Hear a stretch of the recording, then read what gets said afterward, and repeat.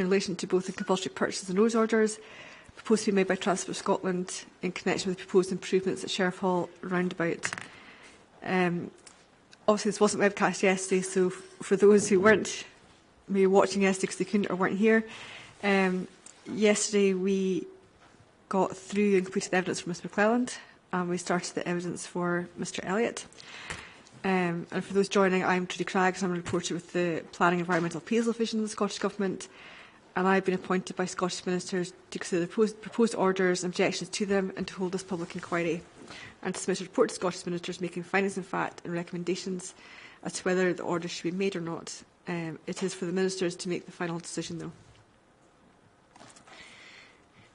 Callum was back today. There were no issues yesterday. Any issues today, Callum will step in. The inquiry is being webcast live again today. So the usual caveat that by being here today, you are consenting to being filmed, and for those images to be used for various purposes, including webcasting, training, historical records, and making those records available to the public. Just a reminder to switch off mobile phones. Again, no scheduled fire alarm tests. So we exit into the car park. I guess you all know where the toilets are by now, out in the hall to the left and the right. Just before we begin with where we left off, thinking about the scheduling and for next week, we are checking whether we can get this room for the Thursday to add an extra day to next week. Dr Boswell, as regards your evidence, obviously I understand you won't be here next week. We've got a slight issue with part of our kit for doing a remote link to an inquiry, but what we could do is treat it as a virtual inquiry, so we'd all have to sit and do it through our laptops, or you can sit in your office and do it through your laptop with your headphones on, and you can connect in that way. Just we couldn't put it onto a big screen because there's an issue with just a little part of the kit that when it was linked up it didn't quite work. So that is the option for next week. If everyone would be happy with that, maybe the people who want to be here in person, we can all still be here in person. We would need headphones on so there's no feedback from our own laptops, and we would all link in to a webcast meeting or a Teams meeting and do it that way, and people watching out online can do the same thing and watch the meeting that way too. So that would be the solution for next week. For those being here in the room, it means we could do the other witnesses in person after Dr Boswell's finished his evidence for them what that is.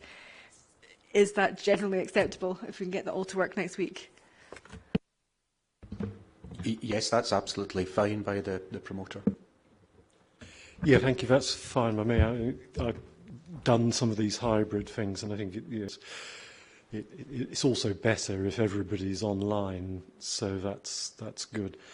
I did wonder whether it might help to sort of try to get as much in by tomorrow night, whether it would be worth moving the air quality evidence, because I'm not sure if we go to Mr.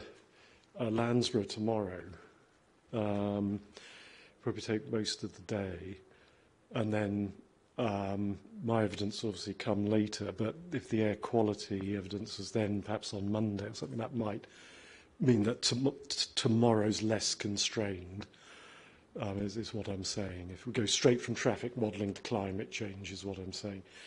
That might help, I think, just to get as much in by tomorrow night.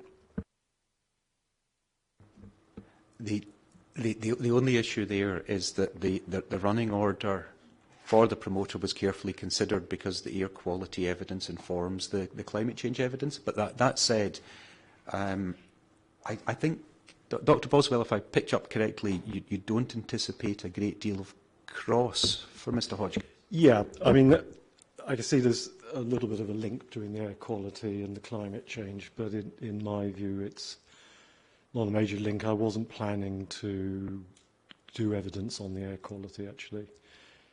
Sure. Well, that may mean that Mr Hodgkins's evidence, I know I keep saying this, could be taken quite quickly, and that would be the promoter's preference. That sounds fine. I mean, it might be we could fit Mr Hodgkin this afternoon, because I don't have a lot of questions for him either. and it might just be able to do that and then move on to tomorrow for the climate change evidence, and then spend, I think it probably will take a day to do that evidence, and that would allow you to keep your order. But we can see where we get to later on. That sounds fine. I just put a sort of caveat there that I do think the traffic modelling cross-examination, Dr. Nash and myself, may take considerable time today. We may be sort of, getting in towards the end of the day, but the air quality could come. I'm not suggesting you please ask questions you need to ask, but it might be even if we started the examination chief for the air quality, and quickly tomorrow morning, because if you don't have much in cross, I don't have many questions, which might come out of the examination chief anyway. So it might be we can do that relatively quickly, move straight on to climate change. We don't have to be out of this room for any particular time tonight, so we could sit until 5:30 to make sure we can get both those witnesses done, and then tomorrow start on climate change. So we can take it by ear a little bit, but that could be the plan to get through the evidence. Sorry, that assumes no one's got any constraints to sit here till 5:30. I'm just assuming you haven't. Any other procedural matters from anyone? Simply, ma'am, that the promoter uploaded the Transport Action Network case, which Dr. Boswell had asked we do yesterday, and so that's been given the reference TS 003.003, and the promoter will prepare an updated promoters document list and upload that today to Objective Connect. Thank you. I saw that had gone on to Objective Connect last night. Yes, and I should apologise. Actually, I had an email from Miss Anderson yesterday about 2 documents, sort of bits to do with the climate change legislation, which is just I didn't upload them properly. They're the first things I uploaded on Objective Connect, and I didn't put the codes on. But I still need to sort that out. So it's an apology for not doing that yesterday.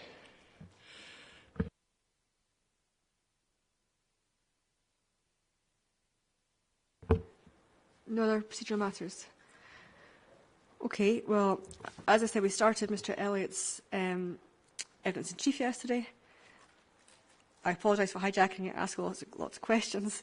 And we ended on the discussion about whether the modelling should allow for traffic growth or should be capped. And you were going to wait to think about it, so we'll just pick up there. You have to pick up there. Thank you, ma'am. Good morning, Mr Elliott. As the reporter has just said, we left matters yesterday in relation to a discussion about the capping of the local model. Now, again, I'll try and take this slowly, but work our way through a number of questions that I have for you to explain the approach that was taken to the modelling, and particularly the capping of growth on the local model. So I think it's helpful to actually repeat a question that I asked you yesterday, so as we have the proper context of this questioning. Your evidence has already looked at transport economic efficiency. So looking at the operational benefits of the scheme, can you remind us of what those are? Good morning. Yes, there are operational benefits of the scheme, and they're long-term benefits. There are benefits in terms of the active travel measures, in terms of removing the severance impacts of the scheme. That's a long-term benefit that will be here for indefinitely.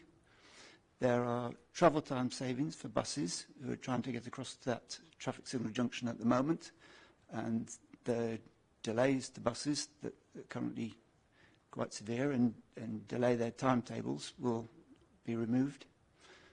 So those bus benefits will endure for a long time.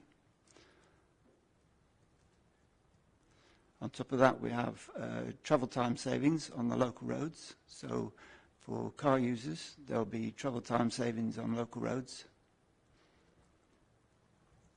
And then also along the trunk road, people travel along the trunk road, which we've been calling strategic trips. They'll be separated from local trips. Now, those strategic trips will also see an improvement in flow as they move across the A720 trunk road. So those trips see a time saving because they're no longer passing through the traffic signals of the Sheriffhall junction that exist at the moment. So there are numerous operational benefits on top of the economic benefits that we discussed yesterday. On top of that, there are road safety benefits because we're generally moving vehicles away from junctions where they intersect with each other and onto link roads which operate much more safely, onto roads and unopposed movements. So there's a net road safety benefit, and that will endure for over the 60-year appraisal period that we've used.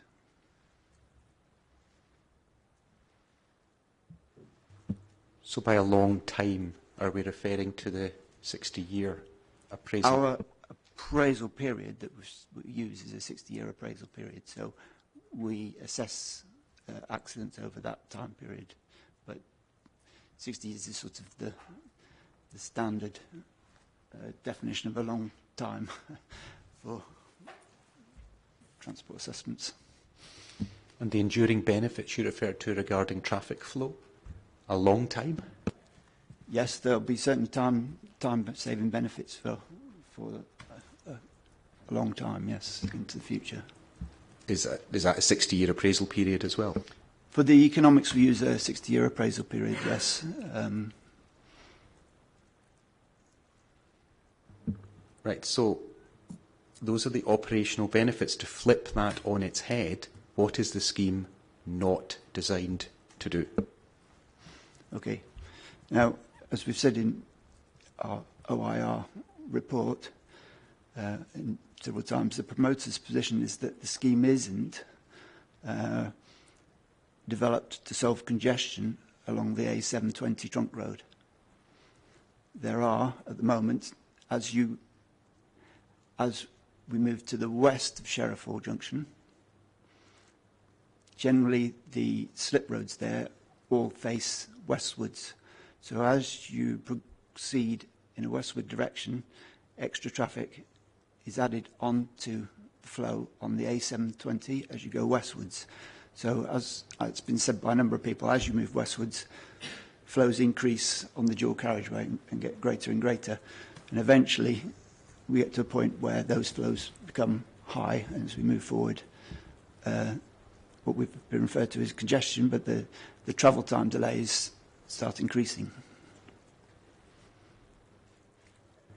The purpose of the scheme is not to address those increasing flows. We're not providing for the increasing flows on the A720 to the west of Sheriffhall Junction. Have those increasing flows been taken into account in the modelling that you've been describing in your evidence? Right. As we look at the forecast year flows, we've started with a base year observed flows in 2017, and then we've projected forward to what we've normally called a 2024 forecast year. Now, the forecast demand for that 2024 forecast year has come from our regional transport model, which is called, is acronym SRM12. So that forecasting regional model tells us what the flows will be in 2024. And that is what we've used to inform the amount of flow to add on to our local traffic model.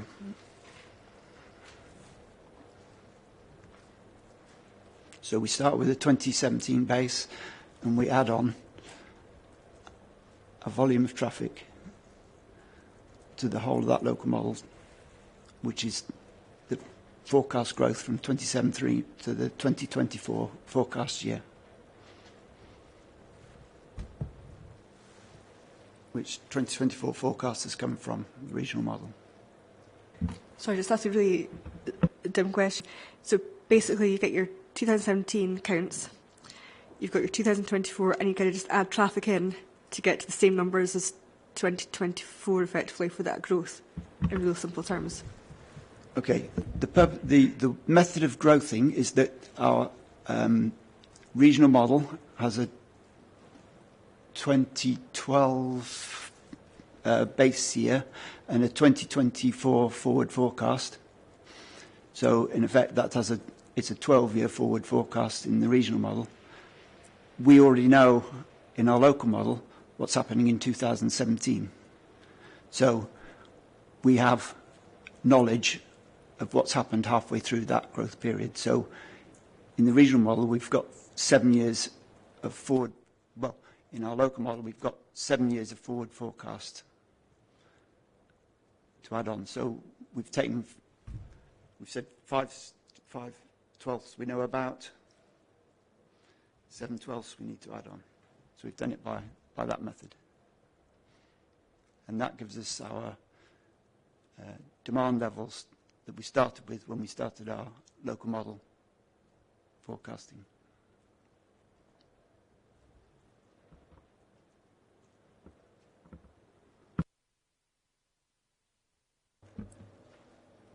Now, just to make sure that we understand how these models work, we're hearing reference to national, regional, local, and just to ensure that no confusion is creeping in regarding how those models relate to each other.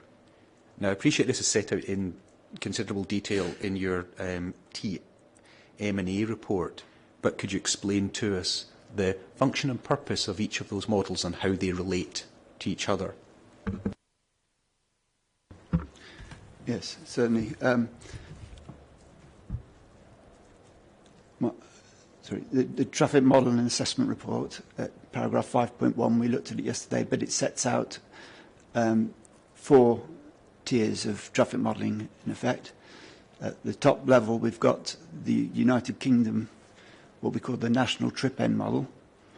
That's from the Department of Transport that we published. That's that national trip end model looks at growth at the top level, in effect. Now, the national trip end model is divided into zones. The outputs we get from the national trip end model are for planning authority districts. So, for example, if we have a unitary authority for a city, then that national trip end model will produce the growth forecasts, the trip forecasts for the city.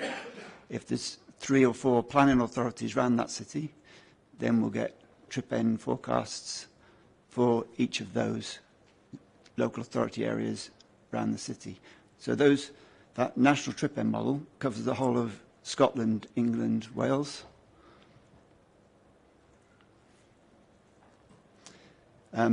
It's based on information on population. It contains information such as what are the working age, what's the population of working age people. So from that we know a level of economic activity, economically active people. That model contains information about car ownership. So from the DVL at Swansea, they've got records of where cars are registered, so we can work out how many cars are available per household and information like this. So that's all collated at this national trip end model level. There's also information about where employment areas are and the number of jobs and employment available.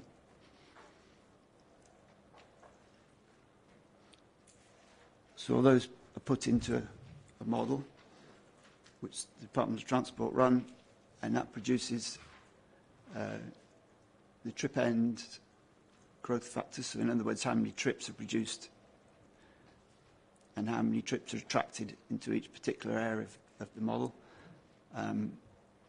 There are some assumptions about how long each trip is made, which comes from the National Travel Survey.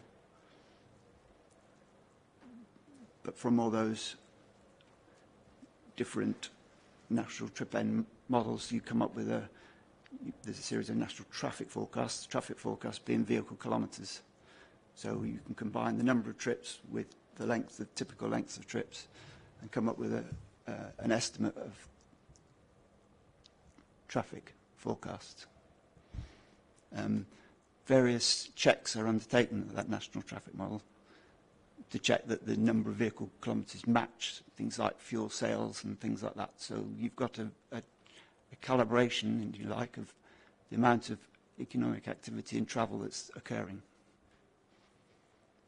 That national travel also splits information down by type of journey as well. So there's employers' trips, for example. There are leisure trips. It makes estimates of education trips, things like this. So all of these types of travel are estimated in the National Trip End model from the demographic data that exists.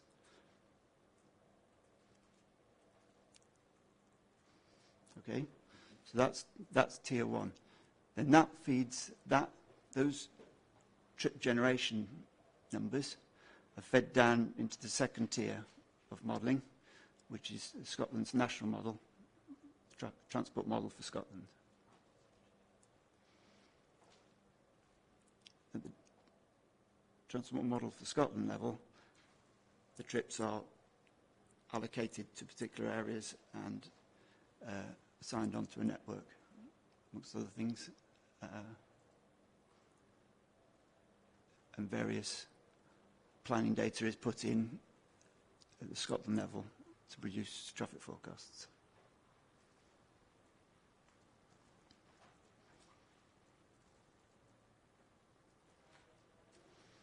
Okay, those outputs are fed into the regional models.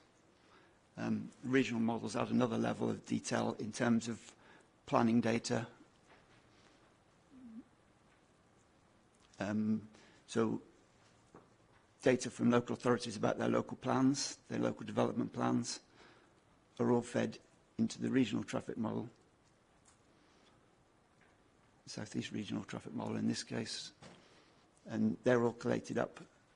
So they're all constrained to what comes from the national model in terms of economic activity, but equally the distribution of trips is controlled by the planning data in terms of where the planning authorities have zoned areas for development, for housing, and the like. Okay, so that takes us to tier 3, and out of that regional model, we get information about it's assigned onto road networks, onto train networks, onto bus networks, so that from that we get one of the outputs from it is car driver trips, which we can use because our local model is a highway model, so we're only interested in those car trips that we load onto the local model. So that's basically what we do. And that's how one model feeds down to the local model.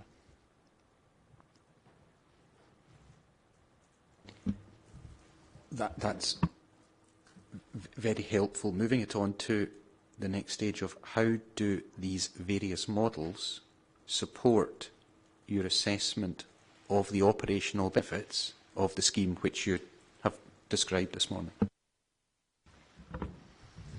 Okay. When we've got to the local model level, the regional model has inaccuracies when it's modelling the A720 itself, because as we move to the west of Sheriffhall, we know there's a capacity issue in that travel times are taking a long time because its traffic grows in some of the busier time periods. The traffic on the A720 to the west of Sheriffhall is started to take a very long time to travel. So when we feed those numbers into our local traffic model, which is a model of that particular part of the corridor, the local model is the correct thing to do because it has a much better representation of how delays on the A720 interact with the nearby junctions.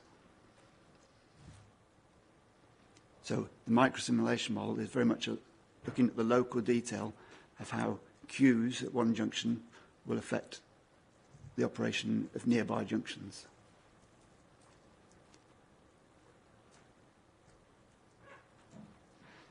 Now, when we take our 2024 demands that we've got from the regional traffic model and put them onto that local model, what we get on that section of the A720 to the west of Sheriffhall is very high flows that at times are very, very close to capacity, to the extent that they call very, very slow-moving traffic to occur and a flow breakdown to occur that starts to cause slow-moving queues that tail back down to nearby junctions. Now, that is a problem for us in terms of assessing the economic benefits, because if we have very, very slow-moving queues in the do minimum case, in the without scheme case, we end up with very, very large delays. And that doesn't reflect what's happening at the junction where we are grade separating the Sheriffhall junction. What we need for our scheme's economic benefit is to know how much time delay savings there are for local trips, for buses on the local road network and on movements close to the junction. Now, the way to assess that is to restrict the traffic growth that's occurring on the A720 to the west of our junction in such a way that those time delays don't interfere with the assessment, the economic assessment of the scheme. So, which is the work that we've... Sorry.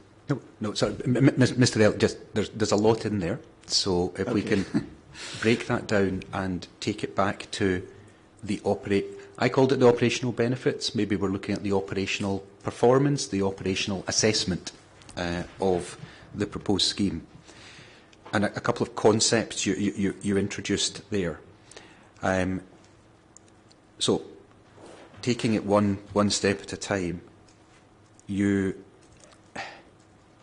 have referred to capping growth, which I understand to mean traffic growth. Now, at which level within the four-layered modelling that you have described does this capping of traffic growth come in? Yes.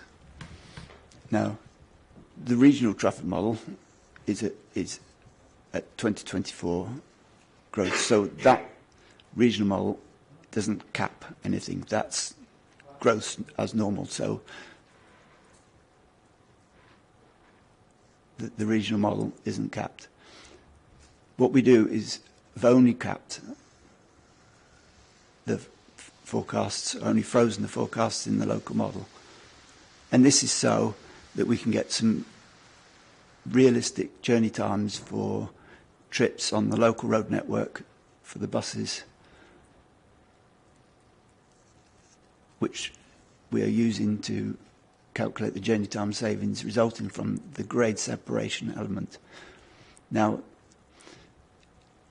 in a future year in which traffic is moving very, very slowly on the A720, there are still other movements occurring at the Sheriffhall junction which aren't affected by the slow-moving traffic on the A720.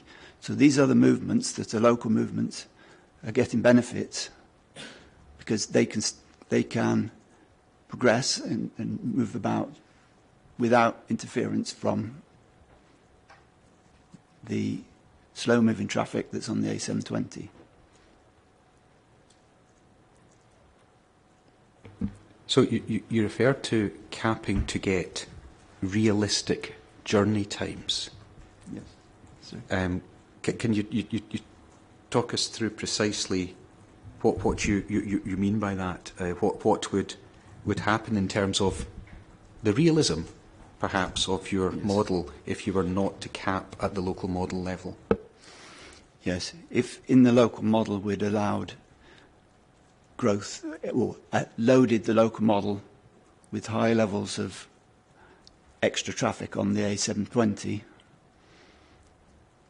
in future years and in peak periods, that causes our local model, because it's a micro-simulation model, to cause, because of the way the micro-simulation model works, it's representing a delay, but it like causes, it's difficult to explain without seeing it, but basically what happens is that the vehicles interfere with each other and stop movement through the whole of the micro-simulation model, which isn't realistic. It doesn't give us a realistic result because those queues that are building up in the regional model basically block the whole model. So we're not getting the real movements that we would get on the local roads. It just stops the whole model.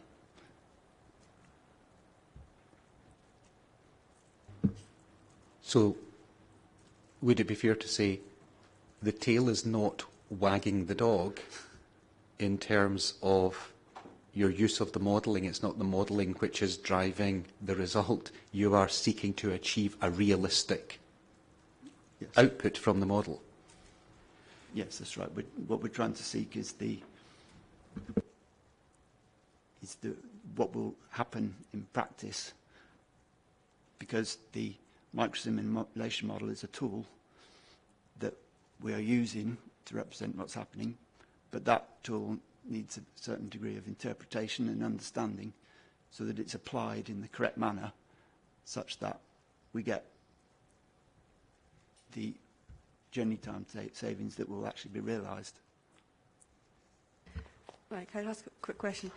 Now, I can get what you're saying, that to know what's happening at the very micro level at Sheriffhall, you need to allow the model to work. So I get that. And accept that those movements at that roundabout are unlikely to be impacted by the delay on the A720 as they're moving around locally. So I get all that.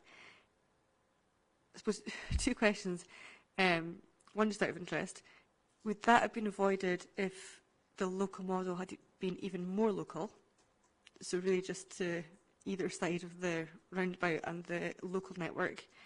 And two, while I can see that what you've done gives you realistic information for the local traffic, what does it mean for the journey benefits for the strategic traffic, and has that got less accuracy and less realism in it? In answer to the first part of your question, which is the local movements, when we did the stage 2 vision models, we did exactly that. We used a much smaller study area.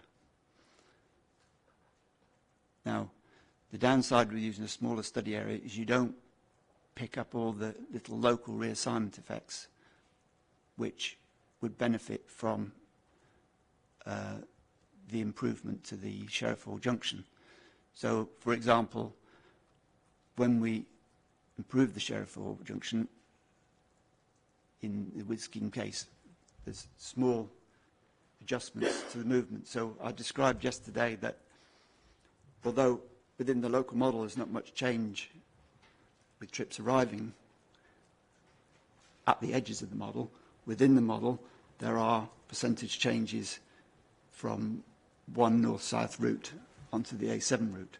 So by increasing the size of the local model, we're able to pick up those local readjustments of route choice and reflect those in the economic benefits and in the environmental assessments and noise impacts and things. So what we're doing is adjusting our local model so that we're able to make it represent what's going to happen on those local roads in reality. Or at least simulate it as best we can, represent it as best we can.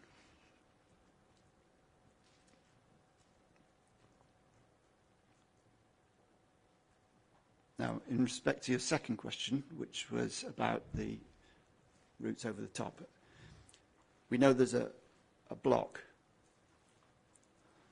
or slow-moving traffic at certain time periods, and it's not at all times of the day, but when it's busy, there'll be a block. Now, what we want to do, there will be time savings to get to the back of that queue, but if we'd allowed growth to continue at a grey, you'd have overestimated the delays in the due minimum.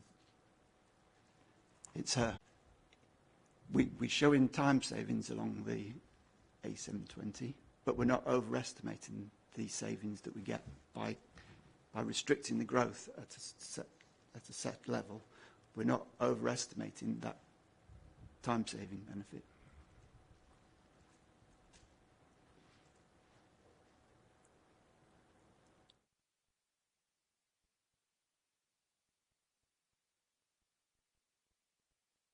That's what we're proving. So in the due minimum case, there's a traffic signal junction there in the middle of the trunk road, which would carry on getting increasingly higher traffic flows. Now, in practice, we know that's not going to happen because there's a bottleneck to the west of the junction that's going to restrict the amount of traffic that comes to Sheriffhall. So if in the due minimum we'd allowed traffic to continue increasing, we'd have got huge delays in our due minimum model, which wouldn't have been realistic. So by reducing the amount of traffic and restricting the amount of traffic, we put a limit on the amount of delays that we're claiming, which are delays that we relieve, and so therefore we're reducing the amount of benefits that we claim from the junction. If we'd allowed unrestrained growth, we'd have had very high delays in the traffic signal case, and then we'd have solved all those delays, so we'd have had massive benefits. We'd have overestimated the benefits. And would we? Because there's no change from beyond Sheriffhall. So that but almost wouldn't change because there's no intervention, say from just south of Gilmerton to Lothian-Burn. There's no intervention at that point. So would there be a difference? Because arguably you can still, at the moment, even I suppose in the worst peak, from my experience, you still go over Sheriffhall. There's a queue before Sheriffhall, except that, and that would potentially be reduced because you're not queuing to go through the signals. But after that, you can tend to join the back of a queue at some point and then slowly move along the bypass. So that bit's not going to change. I accept going through that junction and possibly the lead up to the junction is where you get time saving because you're not having to slow down, wait for the traffic lights, join a queue, get through the junction, move on. But your modelling is going from Old Craig Hall to Lothian-Burn. So if you're assessing the junction improvement between those 2 points and don't have that growth in, which is going to be the reality, does that overstate the benefits for that part of the journey? Albeit I accept there's likely to be benefits from the first bit of getting to Sheriffhall and just over. I think what we first of all, there's two parts to that. I think first of all, what you're seeing is what's happened in 2017.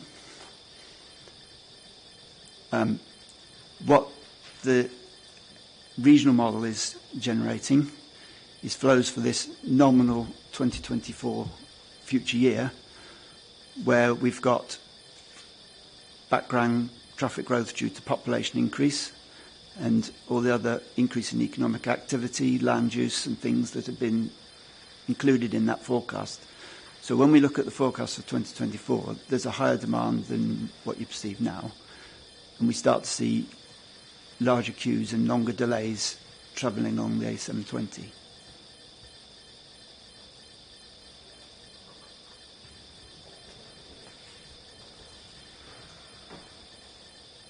That's nothing. We did that yesterday, didn't it?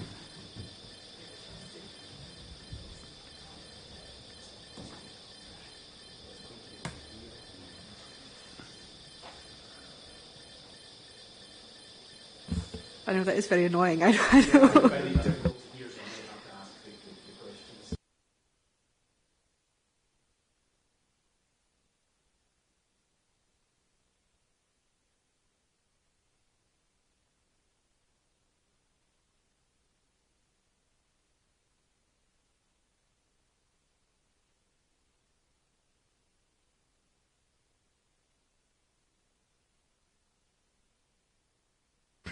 Okay, so the cameras have cut out in the stream. We're obviously totally jinxed this morning. How about we just break till Callum gets the cameras up running. Hopefully we can get that switched off and we'll start again.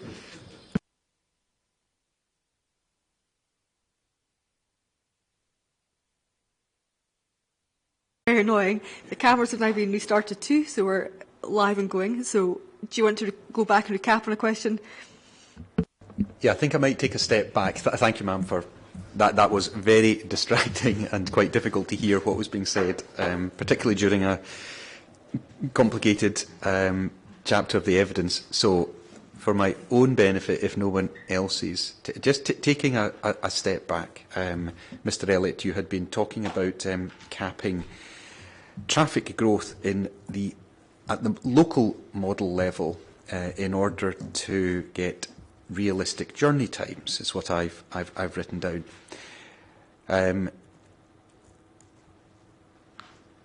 So, just to be clear, what do you mean by capping traffic growth? Okay. The process of capping is applied when we've got this type of local model, which is a micro-simulation model. It's quite commonly used for this type of local model,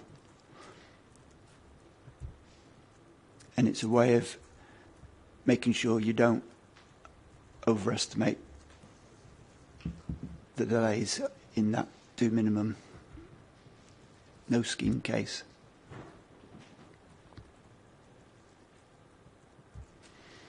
Okay, so by freezing the growth at that level, you make sure your do minimum case is producing the results you want.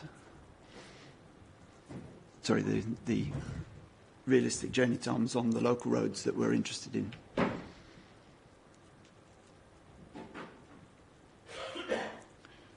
We're giving away, if you like, in terms of claiming the benefits for the scheme, we're giving away the benefits from those movements on the A720 trunk road because we're no longer claiming the benefits for the extra traffic that would be travelling along the A720.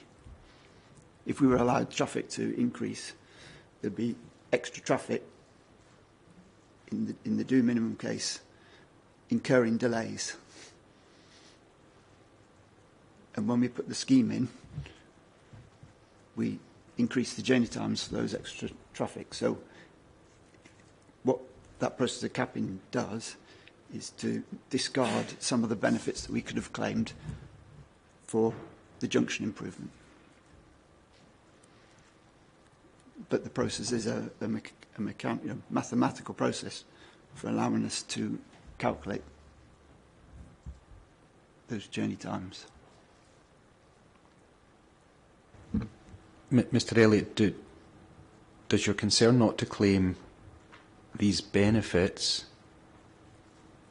give rise to any criticism of you having a less realistic representation of the traffic conditions and the forecast traffic conditions?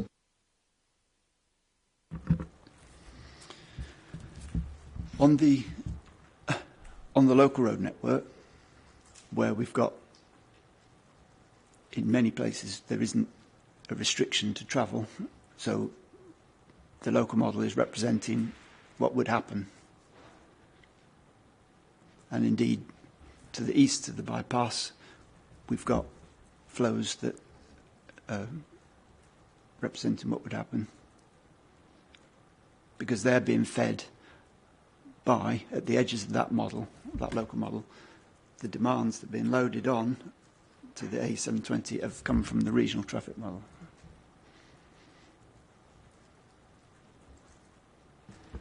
It's purely a way of representing the fact that there's journey time delays on the A720, and if those delays were reflected in people's behavioural choices, they would do something. They would stay at home or do something else, or not make a trip or whatever. So. And what about the realism of your local model, given that it takes us to Lothian-Burn? Does the capping remove the realism of the model westbound?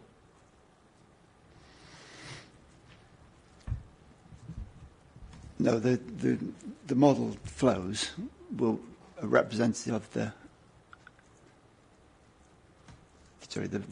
flows that are in the model are representative of what can actually get down that section of the A720.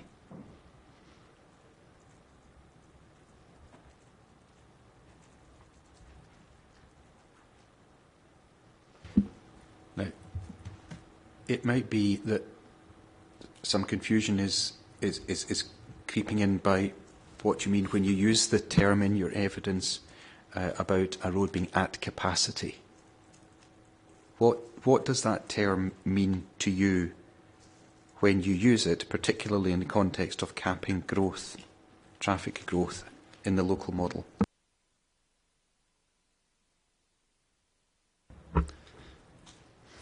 The capacity of a road can be measured in a number of ways, really, but the capacity of a road is the amount of flow you can get down a lane before flow breakdown starts to occur. So when you load a lane full of traffic, vehicles start getting close to each other and they start braking, and you end up with flow breakdown. That starts queuing and blocking back. So what we've got to try and do is limit the onset of that so that we can get some results out of the rest of the model.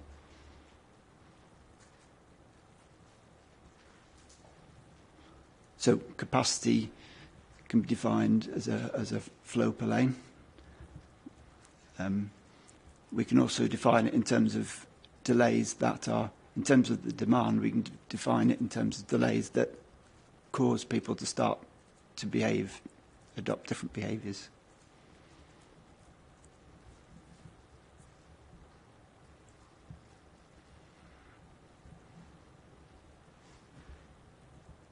And could you relate at capacity in terms of adopting different behaviours, what you've just explained by at capacity, in terms of westbound movements on the city bypass?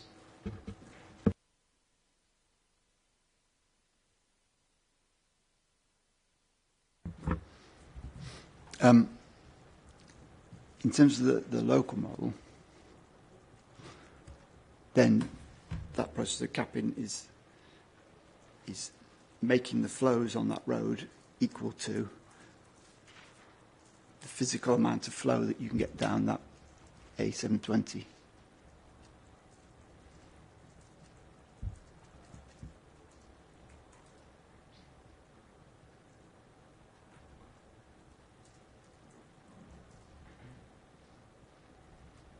Would drivers continue, in your professional opinion, continue to join queues on roads which were at capacity, given how you have just defined a road as being at capacity?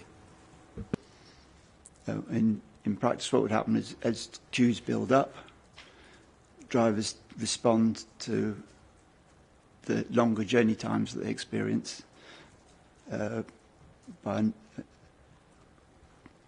a number of different behaviours, one of which is to change the time of which they travel.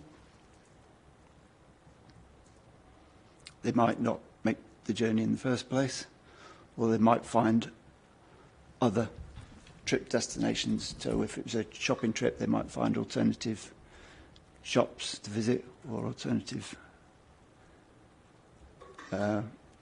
destinations that serve the same purpose but without waiting for the long time in a queue. So when you get to capacity on a network, then what happens is that people change their behaviours. So what you end up with is the flow that comes from the local model that is the capacity flow. So when we're looking at the forecast flow on that link, that is the flow that we would actually get in practice.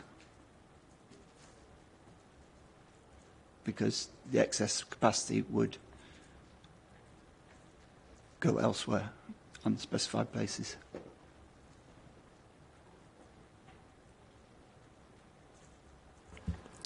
And I suppose that just gets to the question that I can understand why you're doing what you're doing.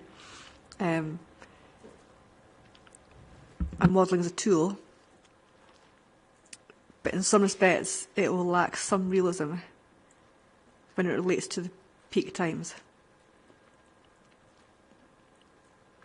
Because we know that bypass operates over capacity beyond Sheriffhall.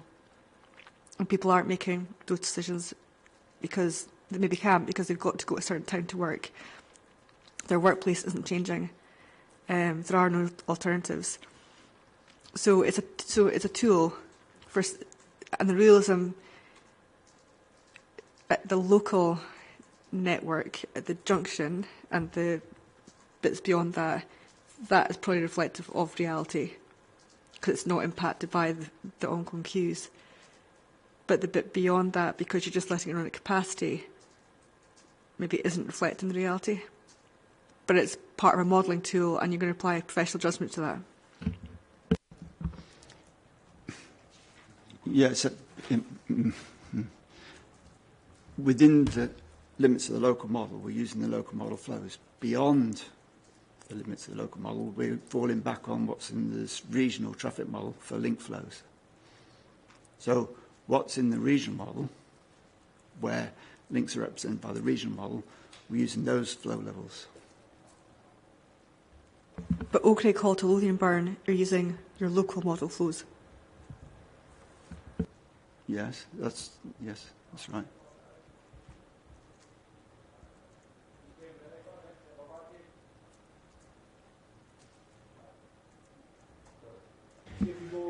Mr. Elliott, is the bypass currently at capacity? At times of the day, they're starting to get close to capacity. We're starting to see some journey times in the 2017 observations. We've got plots of speed flow, and you can see in those plots that there are some times where the speeds are starting to drop. There's various graphs and plots presented in our 2017 observations, which show at the minute there are starting to be slow-moving traffic queues. Now, when we start to look at 2024, with all the extra traffic that comes from the regional model, those queues start to get higher, and more frequent.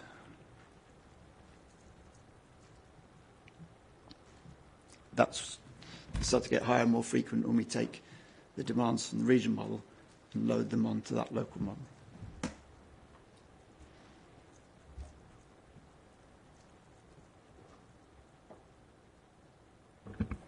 So, would it be fair to suggest that your local model lacked realism because of driver behaviour demonstrated on the bypass west of Sheriffhall, for example, today? As we look at the model today, then in 2017 we're representing the speeds and flows that we see, and indeed the local model is validated, and we have validation statistics to show that we're reproducing the realistic speeds of the model as it stands. And you explained that the bypass is close to capacity. Yes, we're observing reductions in speeds and flows below what's free flow speeds. So we're certainly seeing congestion. If we define congestion as something less than what's free flowing, then we're certainly seeing speeds that are reduced below what a free flow speed in the absence of other traffic would be.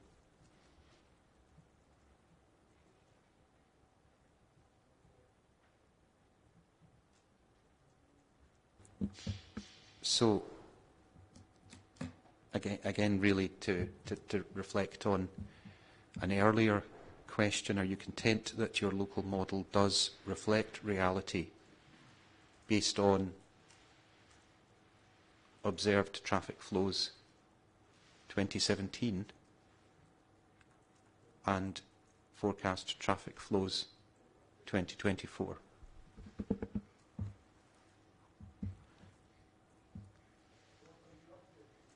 The flows in 2017 are proven to be realistic and reproducing what we see on the ground.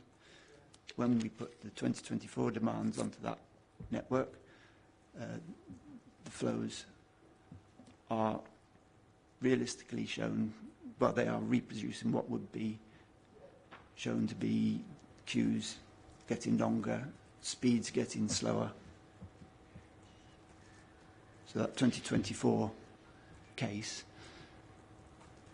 is representing the delays that we would see in 2024 in terms of queues starting to block back.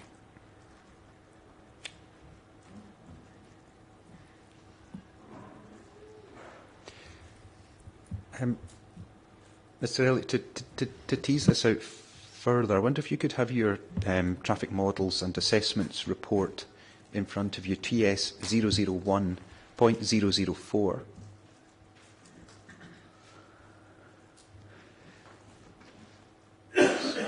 And specifically table 9.3, which is at paragraph 9.5.5, page 29 of the document, page 34 of my PDF.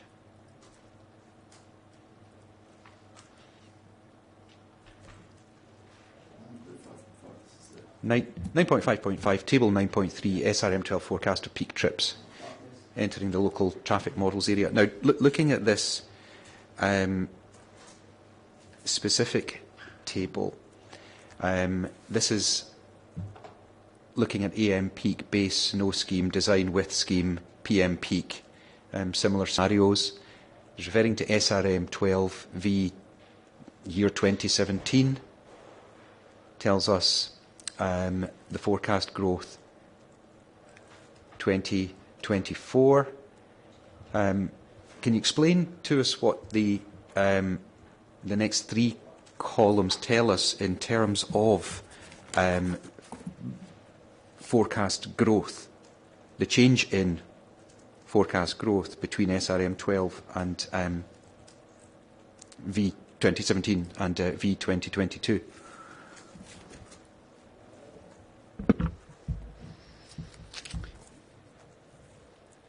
Okay, this table is showing the forecast trips that are transferred from the regional model into the local model.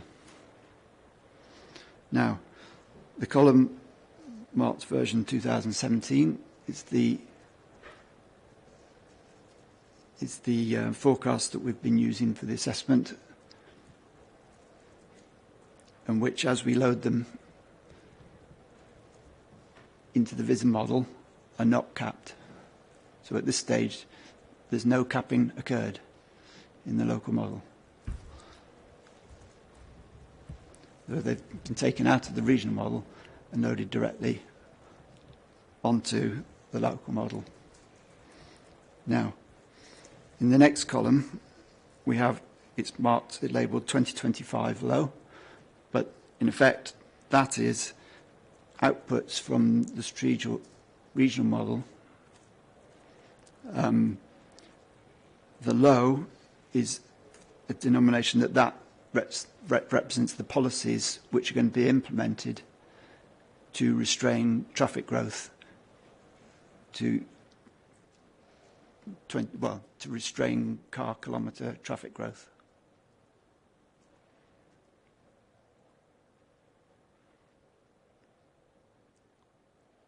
If we look at the next line along, the forecast from the regional model in 2040 is predicting forecast flows that are at the same level, give or take a few vehicles, as they were in the 2024 forecast.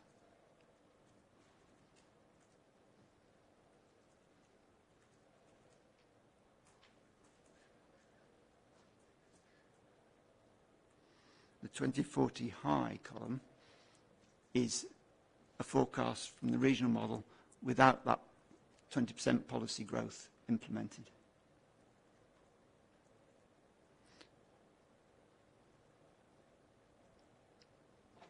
In the case without the policy growth restrictions implemented, without the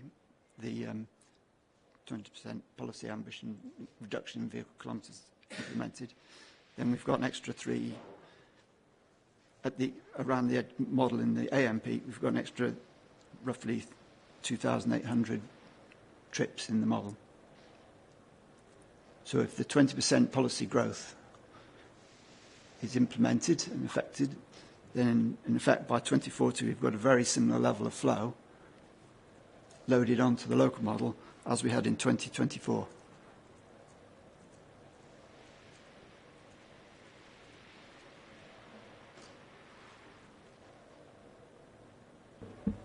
So, Mr. Elliott, what does this tell us about the impact of capping growth in the local model, given that, as you've explained, this output from the regional model has got no cap in traffic growth applied?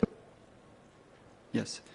In effect, what would happen is that if you had unrestrained growth, what happens is that driver behaviours, because of delays in the model, people adapt their behaviour and change behaviour. What this 20% policy growth vehicle kilometres is doing is a similar process where you're nudging people to change their behaviours, reduce the amount of travel, and that happens to reflect not at the similar level of flow that we're loading into our model as we've already loaded for the 2024 assessment.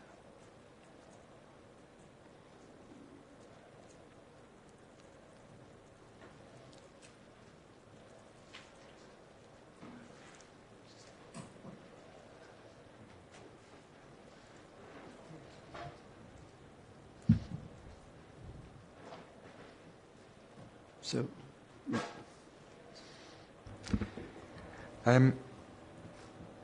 Okay. So, thank you for that. That's me finished with that table.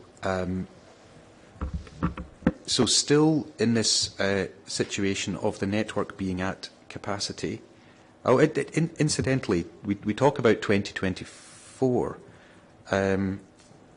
Is that perhaps slightly to miss the point? What would it be fair to say that what we're really talking about is when the development loaded onto the SRM12 is actually built out?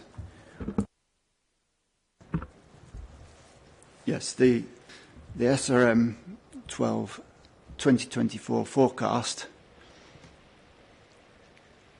has been derived from loading in planning aspirations in that year. And then the SRM12 model has been run for a 2024 forecast year with development included.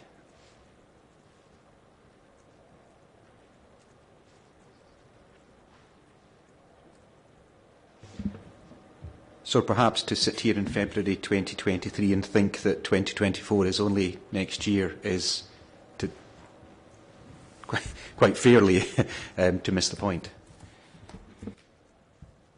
Yeah, obviously the rate of delivery of developments is, what's happened here in SRM12 is that the various development plans have put their development aspirations into the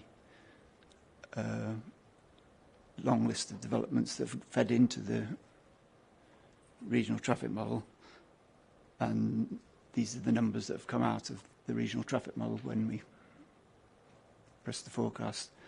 Obviously these, well, not obviously, but quite often you find that developments don't come forward at the same rate as maybe they're allocated in the local plan. So there's possibly a suggestion here that this is an aspirational development scenario, in that maybe the housing development won't be delivered quite as quickly as they've been shown on the developer list, the long list of developments coming forward. And the pandemic may have had an impact on rate of deliverability.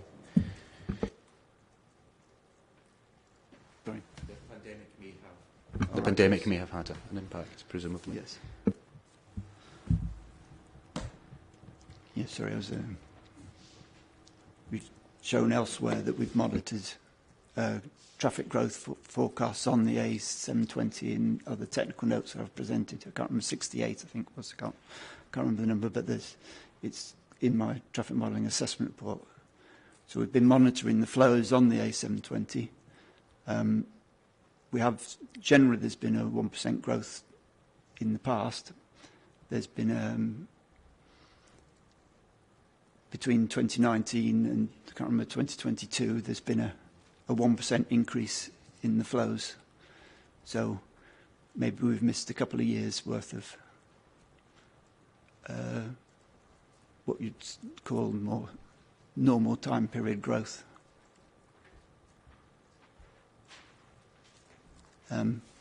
Our forecasts were prepared in 2020. Well, these forecasts were prepared in 2017, as I've mentioned earlier.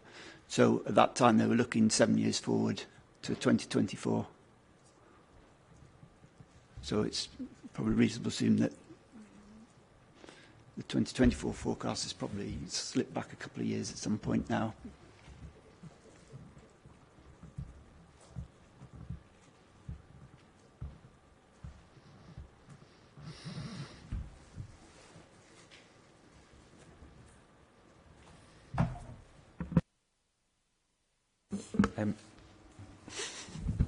Get the reference. Mr. Elliott, again, sorry, hopefully you've not closed your traffic models and assessment report, TS 001.004. Could you please go to one of the charts at the end, which is just disappeared. It is, do you know what page number that is? It's figure 10.4. It's page 88 of the PDF I'm looking at. Now, 10.4, while you're looking that out, it's got the description of distance time charts, A720 mainline. Perhaps taking the bottom right-hand column, A720 mainline westbound PM peak hour, 4 p.m. to 5 p.m. Now, this chart, it might not be obvious to the layperson what this chart is telling us, but could you please talk us through this chart and tell us what your modelling has demonstrated in terms of the increased journey times before scheme and with scheme? Okay, I'm looking at the plot in the bottom right corner, which is basically extracts from the local traffic model. What we've got here is along the x-axis. We've got a distance. It's marked cumulative length in kilometres, but basically it's a distance as you head westbound along the A720, starting from the old Craighall junction and heading west until you get to Lothieburn junction at the right-hand end of the x-axis.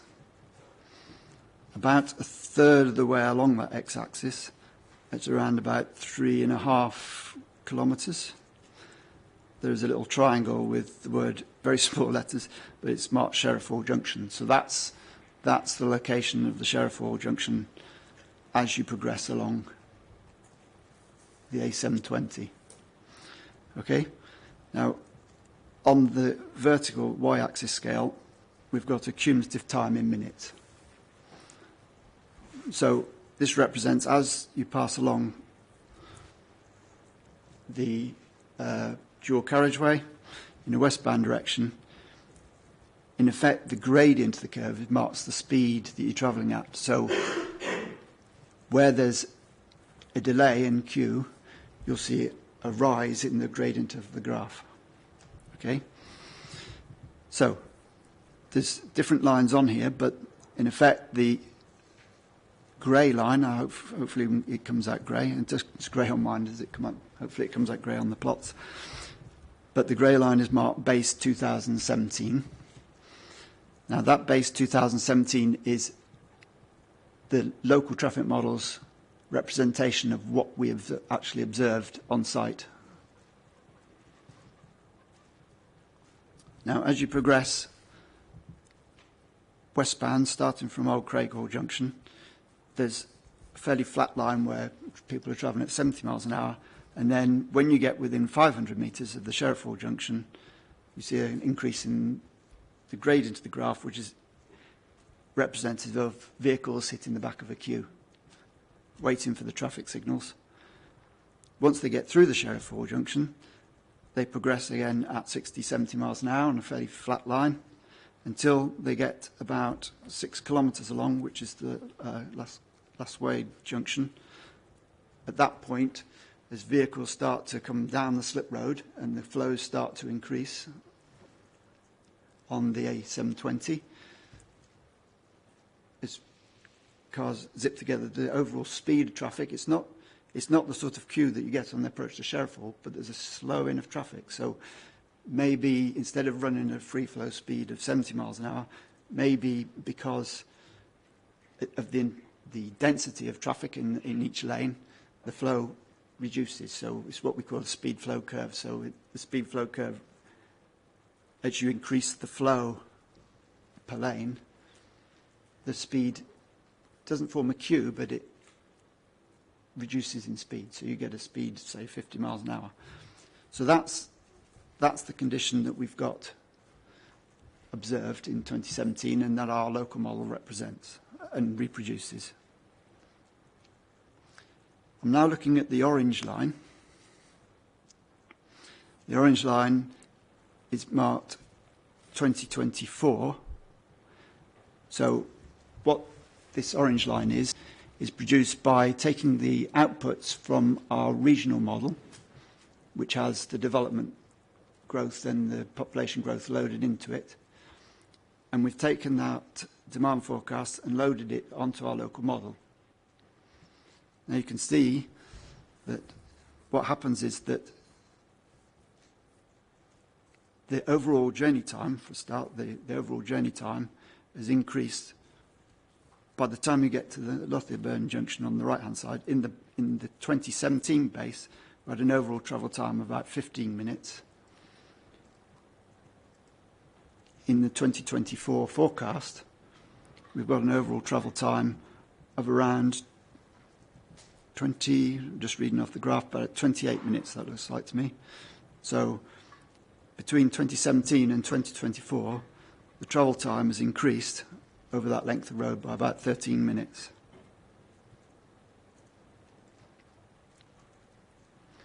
And you can see by the grades of the graph that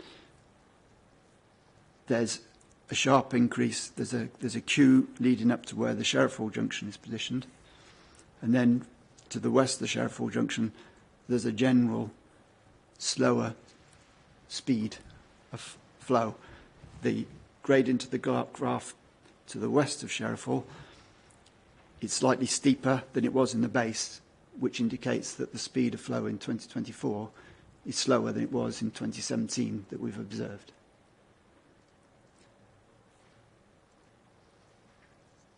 This is our local microsimulation model representing what we're expecting to see in 2024. Okay, the bottom line on this graph is, it's dark blue on mine, but I think it might be purple. I'm not sure. It depends. I'm not sure if it depends on the printer, I think, but it's either dark blue or purple. But it's marked anyway. Design 2024 GS. GS meaning grade separated. So that's a reminder that that's got the grade separated junction in place at Sheriffhall.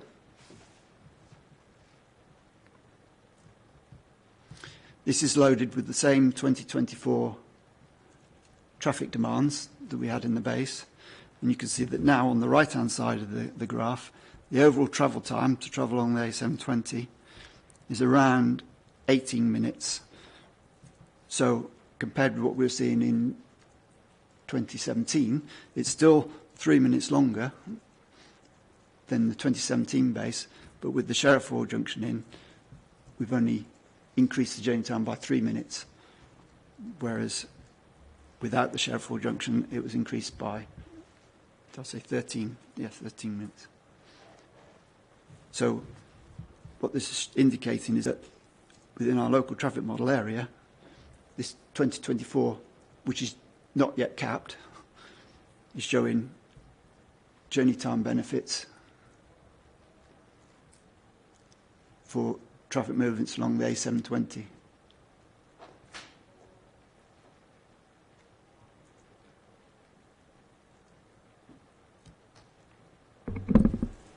So does this chart help us understand in a diagrammatic form the benefit that intervention will bring? Yes, you can see here the direct movement in this. This relates to our objective A as well, where we're saying that the speeds along the A720 are more smoother flowing.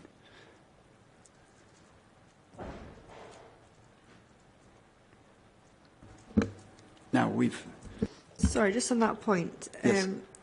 When I look at the graph, and I accept what you're saying so far, there is that reduction in time for the whole journey. Was it not a similar time between Sheriffhall and Lothian-Burn, regardless of the intervention? If I'm reading it right. Yes, because the two lines run roughly along the same line. Well, the same sort of gradients. That's so what you're saying, yes. Once you get through Sheriffhall, that journey time probably doesn't change very much, but the bit before Sheriffhall and through Sheriffhall is the bit where you're getting the benefit. Correct. And that's what the scheme's designed to do? Yes. It's not our, as we started, the promoter's position isn't that the scheme is going to improve the journey times along the A720. It's not going to solve the... Objective one is between Old Creek Hall and The objective was set over a shorter distance, but this is actually plotting it over the longer distance of the A720.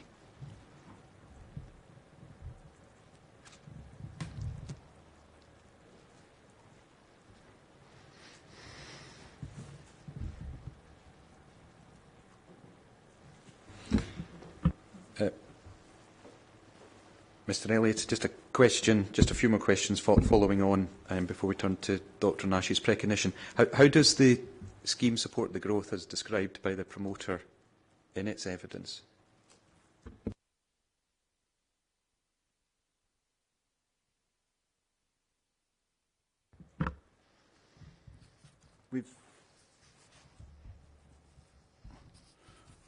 What we've done is taken the outputs from the SRM12 forecasting model. So what we've done is taken those regional forecasts and designed for a level that includes the predicted developments that have gone into the strategic road model, and taken the outputs from that strategic road model and put them into our local traffic model at the 2024 level.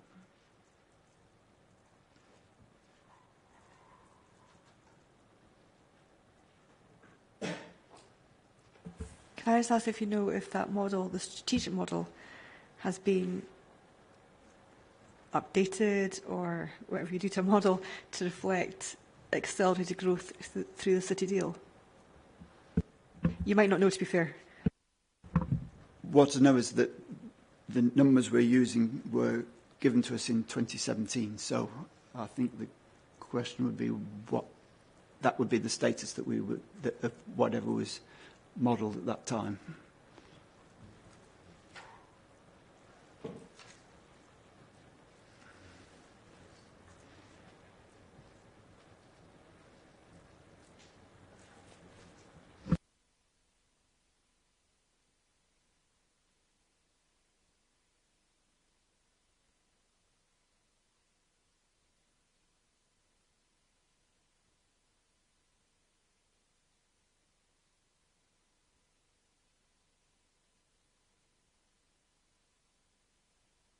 And Mr. Elliott, following on from that, can you explain the sensitivity testing which was undertaken by the promoter for the purposes of the inquiry with reference to your evidence?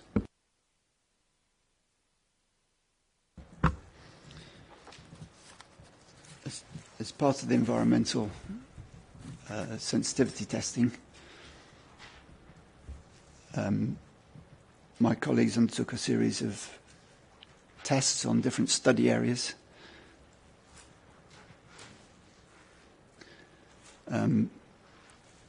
Those tests used this 2024 forecast in the opening year. So those 2024 forecasts are reflecting what came from this 2024 local model and those parts of the strategic, the SRM12 2024 forecasts. That's in the opening year.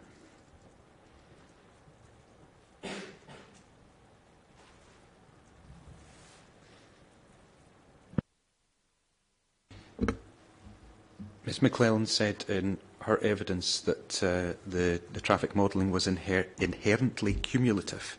Do you have any comment to make on that? You may already have covered that, but just if you wish to add anything.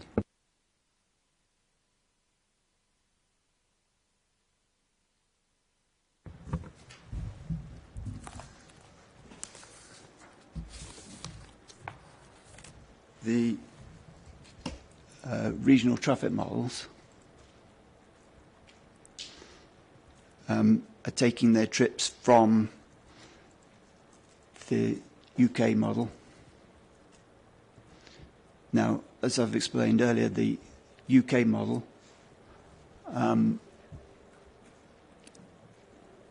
uses at its base population growth figures, the number of people working across industries,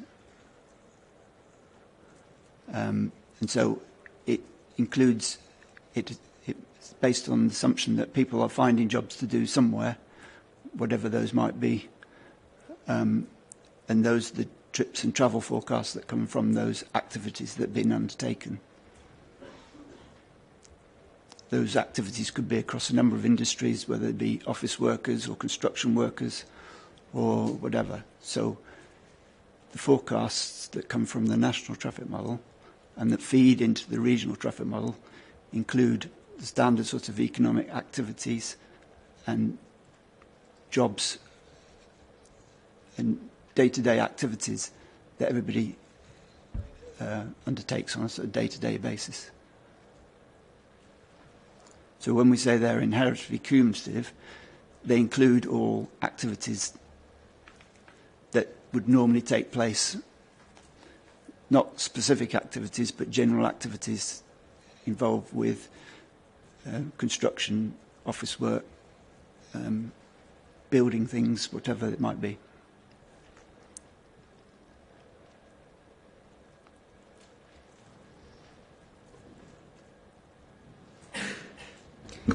Ma'am, I was going to move on now to put some paragraphs from Dr Nash's recognition to Mr Elliott. I wonder if now would be a convenient time to take 5 or 10 minutes. We'll break until 11:15.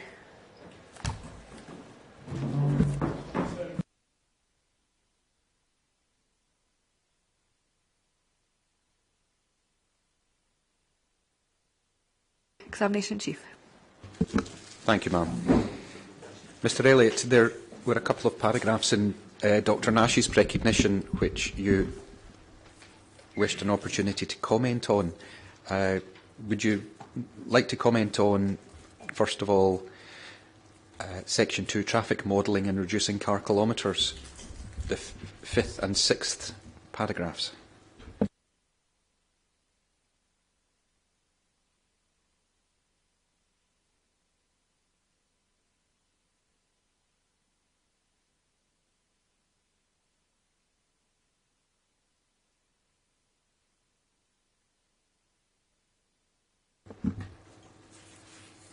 Or don't let me guide you to the specific paragraphs. Please comment on the paragraphs that you wish to comment on.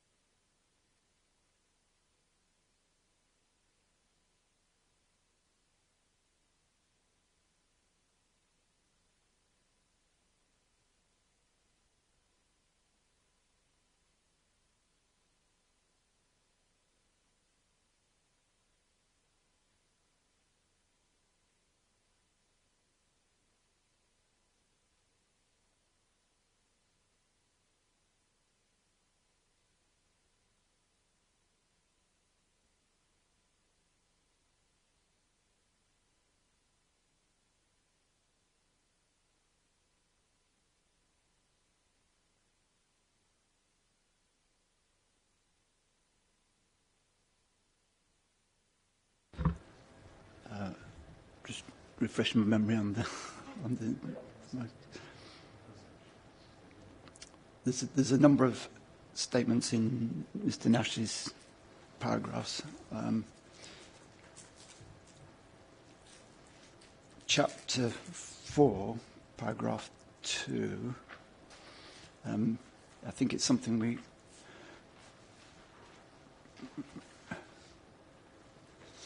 raised yesterday, but it's something about 2027 and 2024, and I described yesterday that we used 2024 because it gives us the headroom to allow for the induced traffic effects.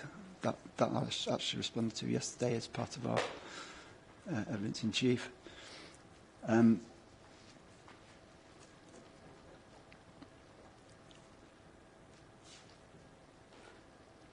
There's a bit in Chapter 4, paragraph 3.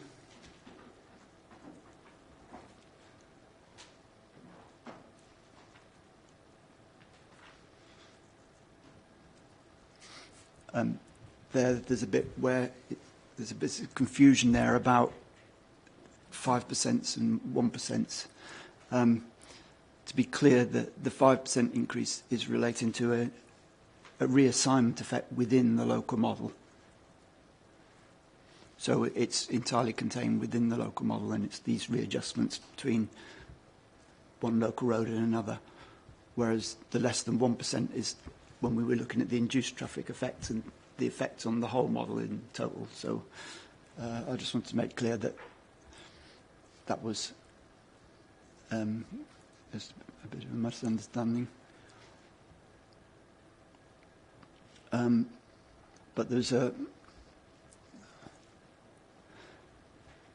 going back up a bit, there's chapter 3 paragraphs. Sorry, it's chapter 3. That's where I was looking at.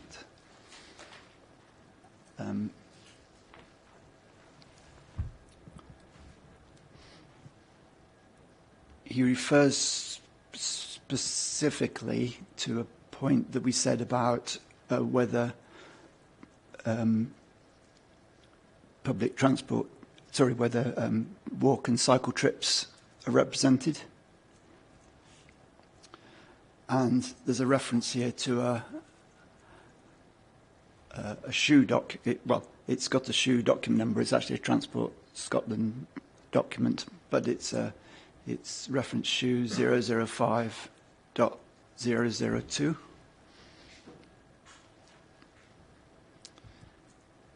It's a document that talks about the transport model for Scotland, 14 demand model.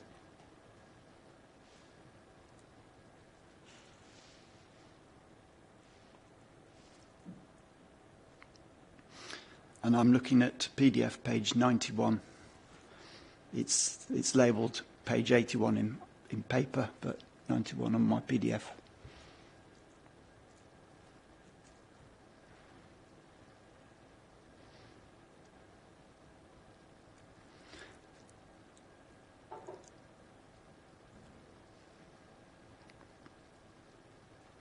This is a Transport Scotland statement. So what's set out on this page is the national trip end model. So this is the top tier of modelling.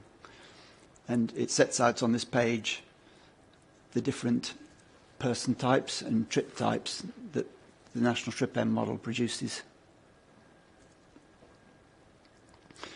So there's various different person types, children, different age groups, working age groups, things. So these are all outputs from the national trip end model I was explaining earlier.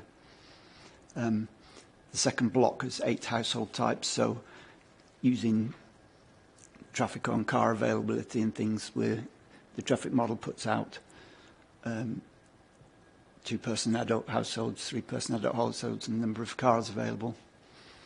But the final part talks about the national trip end model, the specific travel modes. And there it gives the 6 different transport modes that the national trip end model produces, of which 1 is walk,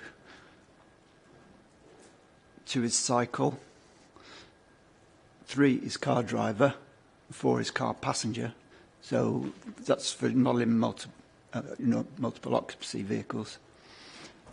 5 is bus passenger, 6 is rail. So these modes are represented. So the national trip end model, when we're talking about mode shift between different mode types, this is being done at the national trip end model tier. Okay? Now, the specific point that Dr. Mash makes is the first sentence at the bottom of the page, which says the walk and cycle modes are not included within the transport model for Scotland trip end model. So what that's saying is that the walk and cycle modes output from the national trip end model have not been carried forward into the national model, the tier 2 model, which I think it's on the record there, so it hasn't been done. That might cut across what we've put elsewhere, but that is the fact as it's recorded there. And then the last part of that sentence says that the car trips and the sum of car drivers and car passengers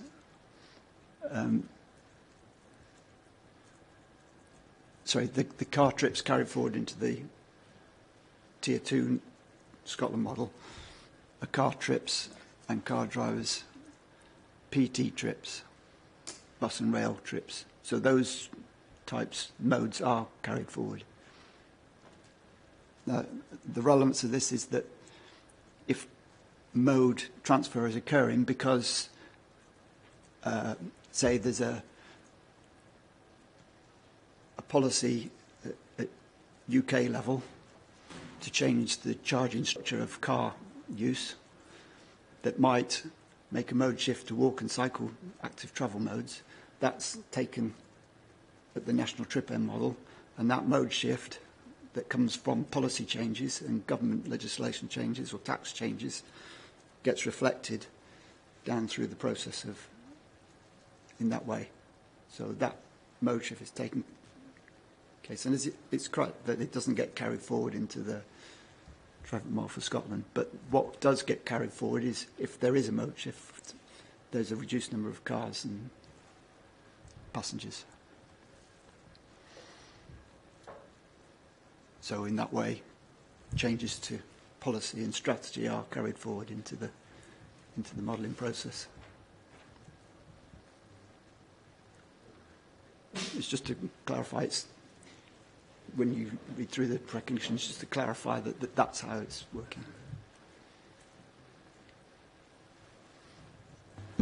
Mr. Elliott, reading that section 3 down to the final paragraph, there's a reference to a fundamental flaw having been identified. That presumably ties back to paragraph 3 under that heading, national and regional modelling. If you'd care to refresh your memory on what that section says and let us know your response to the assertion of a fundamental flaw. Yes, there's a... Sorry, it's a bit of a while since I read this bit. Sorry.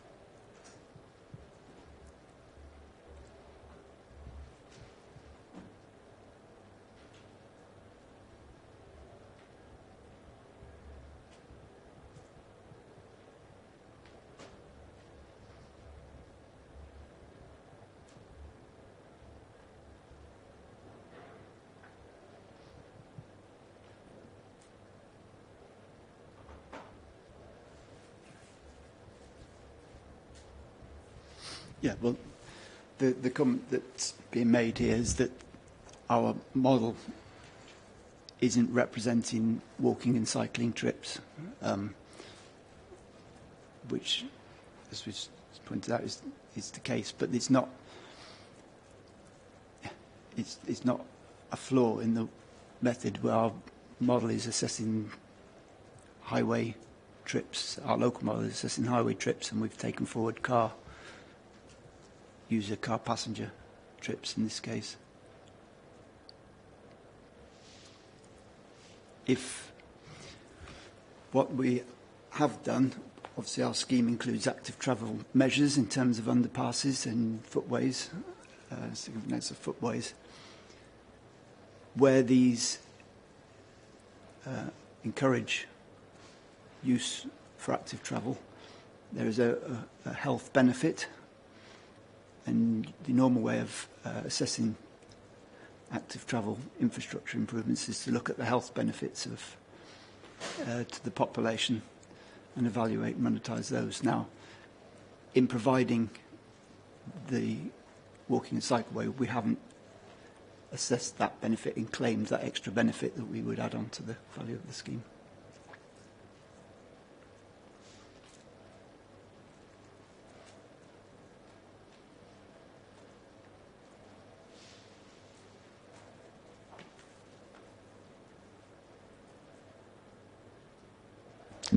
And Mr. Elliott, my apologies taking you back to 4 local modelling. You've already taken the inquiry here, but just to be clear, we have your position on paragraphs 2, 3 and 5 in particular.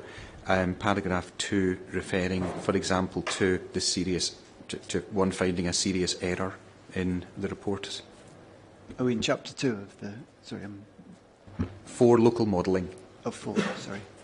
Specifically, paragraphs 2, 3 and 5.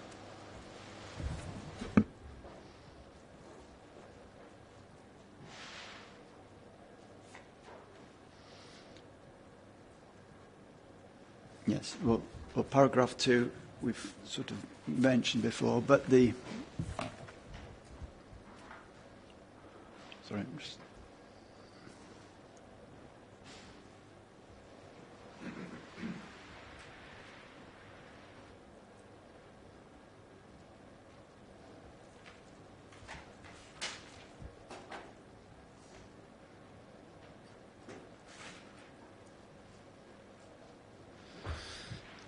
Under chapter 4, paragraph 2 is this issue about being 2027 is the last reliable year, and we've deliberately reduced the model to 2024 to give us some headroom to allow for the possibility of induced trips at the junction, so we make sure we don't underestimate that. It's not that the 3.95% difference is not included. It's included within the regional traffic models and in the forecast process, but we've deliberately retained the forecast at the lower level so that we don't overestimate the benefits.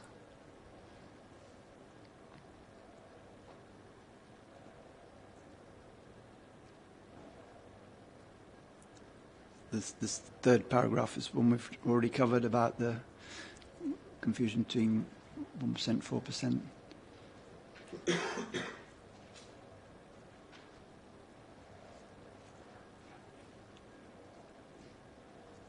Sorry.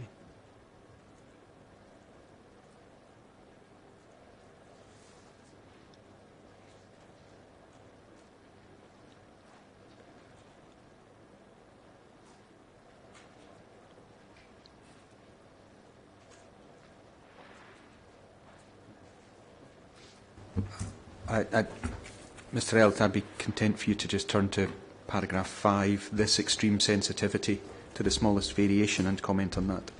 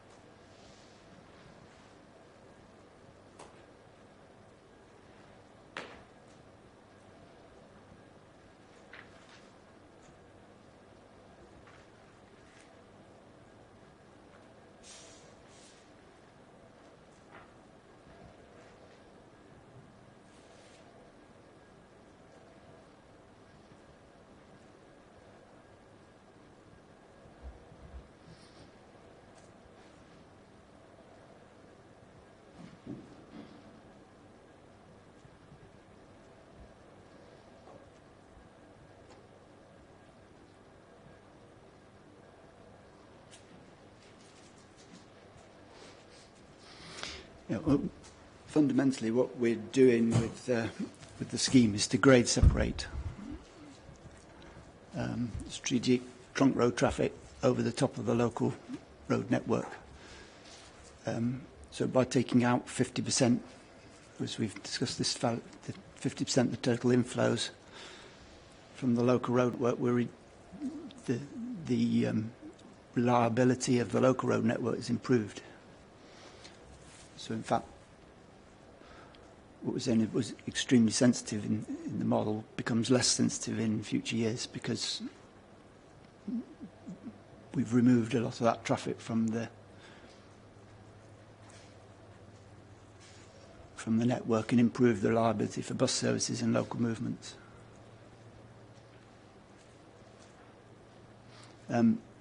Part of the reason that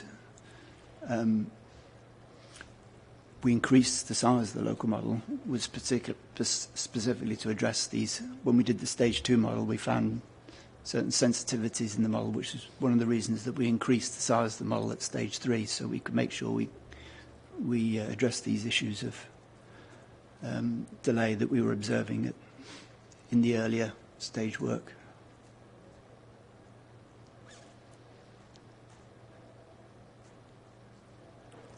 Overall, we've taken a cautious approach to the modelling method to make sure that any sensitivities in the delays and things are taken into account, so we've got a robust assessment.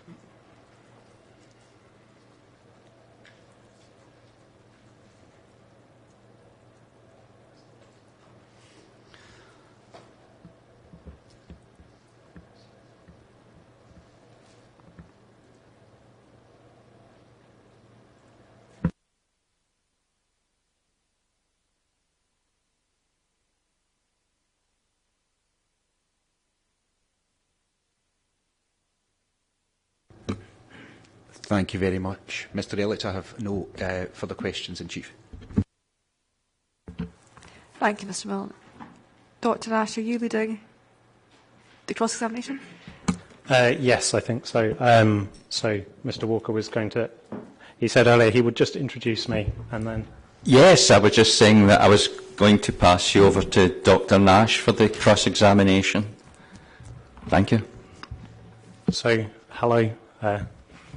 Nice to finally meet you and stuff after reading your reports. And first, I'd just like to say the revised report is a great deal easier to read as a sort of, I'm a computer modeller, but I've not done traffic modelling professionally, and it's so much easier to understand. So thank you for that part of this, and it's really clarified the position of the promoter and all the work you've done.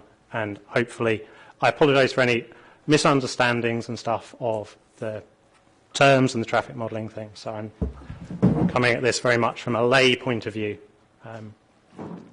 So I had a set of questions sorted out, but you were just talking about my precognition. So, and that last point, I was itching to respond to that. So could we start with that, please? So you just said that your modelling that you were just talking about there shows that the scheme is more reliable in the design case. Is that right?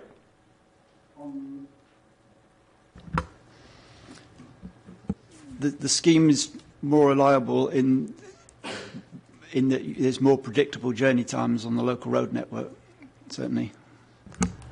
But with the extra demand added, the local network could still only handle 25% of the extra demand in 2024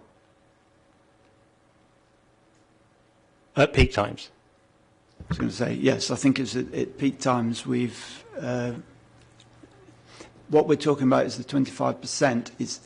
This is of the extra demand that the regional model identifies as being drawn into the local model area during the AM peak. Yeah, so if you put in 30% of the extra demand that would be attracted to the local area, in the design case, in the AM peak, it would be unreliable journeys. Is that correct? What we're showing is that the computer modelling is showing difficulty in assigning the trips onto the network in places, specifically that area of the A720 to the west of Sheriffhall. So yes, if we try and add 25% of or 30% of the extra trips onto that section of the A720, then the microsimulation model started to struggle, basically, to get the flows down the link. Thanks, and I'll have some questions about the microsimulation, but you didn't answer the question I asked if it would be unreliable. You said that the modelling can't tell you, so it's a slightly different question.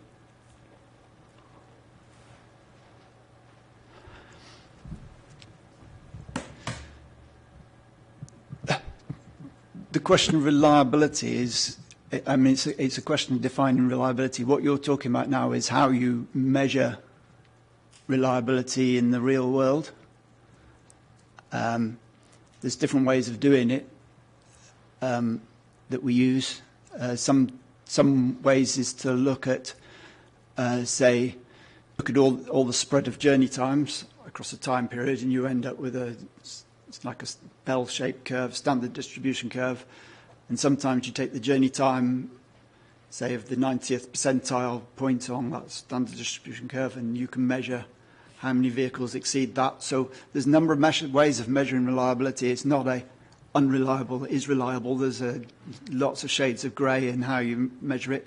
What we're using is the local traffic model. The reason I responded to the question in terms of the local traffic model is because that is one way of measuring reliability, and reliability is whether the traffic model is able to iterate in on a solution or not. But in real world, you would measure it in a completely different way. So I don't know quite how you can say perturbations in the simulation model relates to unreliable in real world. It's not a direct mapping one to the other. Okay, but you just a moment ago said that the modelling showed that it would improve the reliability of the local network.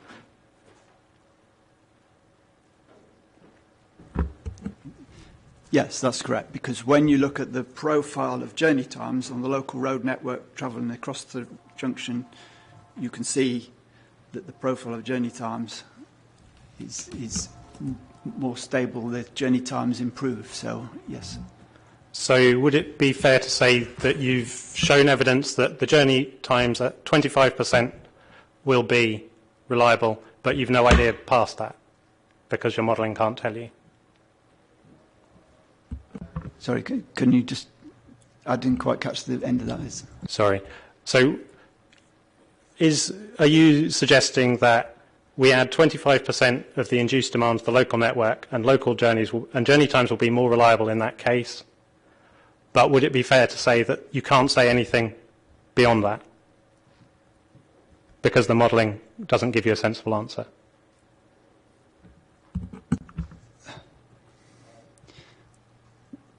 The difficulty with loading the traffic on is related to the flows on the A720 to the west of Sheriffhall. So that's where we have difficulty with making our microsimulation model converge on a solution. In effect, it's a...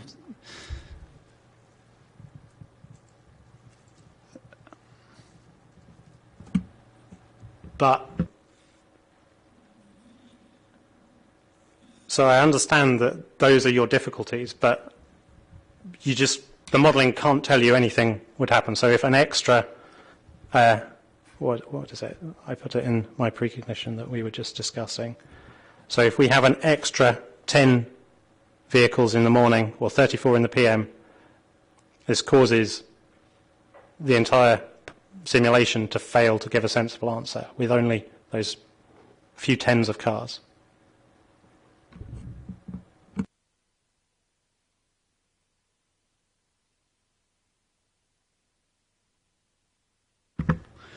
I was just looking to see where these tens of vehicles are. It sort of depends where you add them on.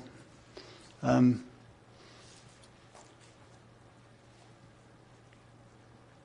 just looking at your precognition to see where the numbers come from. Is this a reference to something I've reported in the... Yeah, it's paragraph 9.4. Sorry, Yes. I've lost the... Yeah. 9411, which is discussing growth beyond 2024 for the design network.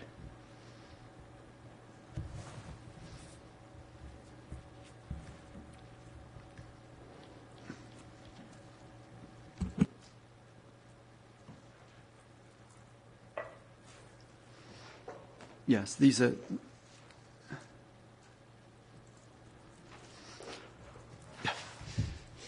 Yes, these are numbers of trips for the whole, so it's for the whole traffic model area. The other thing that comes from the strategic traffic model is there might be changes in where the traffic loads on. So it isn't necessarily just 38 trips. It's that the traffic might be approaching from different directions. So when you put the development into the 2024 model and run the model, that development might approach from different directions. So this, it's a little bit more complicated than just 38 trips, is what I'm saying. There's also trip distribution issues that you have to take into account as well. So it might be that there's a slightly higher loading on that particular part of the model as a result. And without getting into the technical detail and going through it, you'd have to look quite carefully at the outputs to understand what that means. And have you undertaken such an exercise to understand what this means? The model's very complex, and we've done checks on it and looked through it, yes. The outcome was that this is the way we decided was the best way to treat the issue in the simulation models that we ran.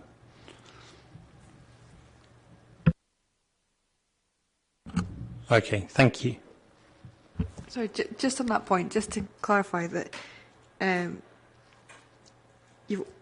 model works where you increase by 25%, and this is what you're getting to, but you don't know what happens beyond that because you haven't run it beyond that because it may not work.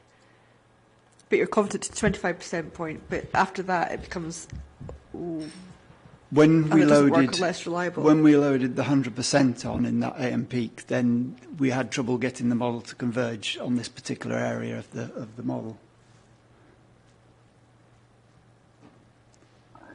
So you know it works at 25%. Yes. But you don't know if it works at 30%, 35%, 50%. I wasn't involved in the process directly myself, but there would have been an incremental. I'm pretty sure they wouldn't have just the modelers wouldn't have just tried 25%. They'd have tried a number of different numbers to try and get as much as they could load it on to get it to work. 25% is probably at the point where there's discussion of trying 30% and finding it fails to converge in the stage 3 report. Okay. I can find the paragraph number if that's useful. Thank you for that. But that makes sense to me. That would be.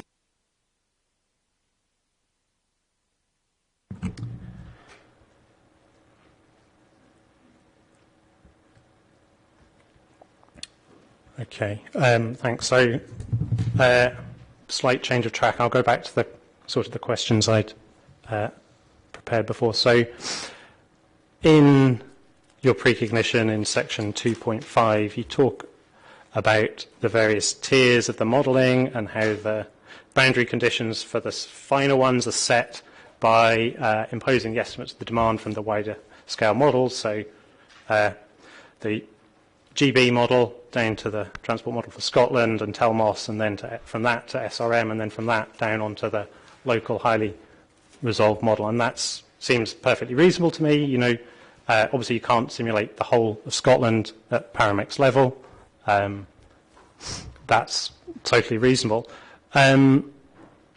So when you make a change like this scheme, and this changes the cost of travelling across the network, right? And then you do the detailed estimation for these changes in your local Paramix model, right? Of what the travel costs will be for moving across the road network. The change in travel costs are represented in the strategic, so the regional traffic model was used as the testing mechanism. So the network was coded, would have been coded into the SRM12 regional traffic model. So when the regional traffic model took the travel costs, the journey times, journey lengths from the finished assignments, it would then use those travel costs to work out in the next iteration of the demand model what the induced using the elasticity, what the induced demand would be if there was any. Great, thanks. And so since the SRM12 model reproduces most of the Paramix model road network, why in the modified design case does it do so badly at estimating what the change of the capacity in the local road network is? I'm sorry, just take me through that the question a bit slower. I didn't quite. So the SRM includes representations of a road network in the regional model area, right? In the regional model, there are a lot of certainly the trunk roads are represented in a lot of, and most the A roads and things, yes. And SRM includes most of the local model as links within its modelling.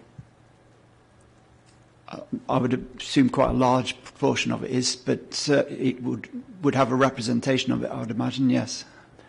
And since it includes all of these, why does it do so poorly at estimating the change in capacity? But such that the changes, you can only accommodate 25% in the more detailed resolve model. Yeah, because the regional model is a regional model. It doesn't have all the detail of the capacity limitations of the A720 coded within it, I would imagine, is the answer. I mean, it's not a model that we use, but we use the outputs from it. It's not a model we're maintaining and running, but there will be inaccuracies in the network that maybe it's not reproducing the full speed flow curve correctly, which is partly the reason why we built the local model, to make sure that we do represent it correctly for looking at the local area and how our junction interacts with the adjacent junctions. That's why we built the local model, to make sure that we had accurately reproduced the conditions that we're seeing in 2017. At the regional model, they'd have built the traffic model in 2012, and they wouldn't have had to, because it's a regional model, you don't look in detail at every single fine issue of where all the lane markings are exactly on the road network at a regional level. It's not that level of accuracy, because to produce it would be very, very expensive, and just if you could technically produce it at all. Thank you. So does the regional model include any modelling of things like changes in where people choose to live or work and travel and about to in response to the changes of these costs of moving around represented through the network? In the regional model, it uses a variable demand modelling process. So that will have a number of different processes included within it, one of which will be feedbacks between travel costs. There are feedbacks to the demand model, so what we call trip distribution can occur. So it depends. I don't know the detail of the setup, but if it's using production attraction trips, then it'll link back. There'll be iterations within the model whereby changes to flows can change the origins and destinations and trips in the regional model. I would guess that would be my assumption anyway. Yes, it's not, as I say, it's not our model, so I don't know the technical details of how it works. I'm reliant upon the reporting requirements and conversations with people that not having pushed the buttons myself personally. Okay, but that was about moving trips around, but I asked about changes in where people live.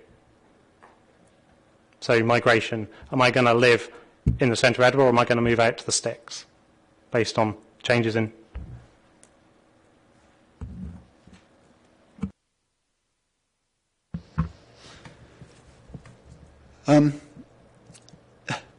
In terms of the model, it'll have zones, so the trips can distribute in a trip distribution model, or the module within that variable demand modelling process. There's probably a mechanism to allow trips to move from one zone to another, I would think. There would be you'd normally expect that to happen.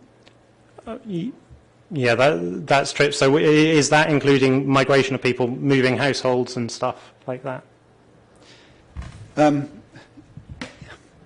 It's representative of that, yeah. So if your production trips move from one zone to another, in effect, that's if your model moves the production trips from one zone to an adjacent zone, then effectively that sort of represents a migration effect from one area to another. I mean, in terms of the model, you've got a number of houses. So if people are, what you'd have to do is have more cars attached to a house, or it could be a result of more cars being. If you've got one car on a driveway, maybe that house has more people in future, and there's another 2 cars on the driveway. So you could get a change in trip ends by just more cars per household. You don't. It's not specifically necessarily knowing people move from here to there. I'm not quite sure what you're getting, if that's what. Well, for example, the Transport Model for Scotland and Telmos system, they include migration of households in response to changes in travel cost and the planning inputs, correct?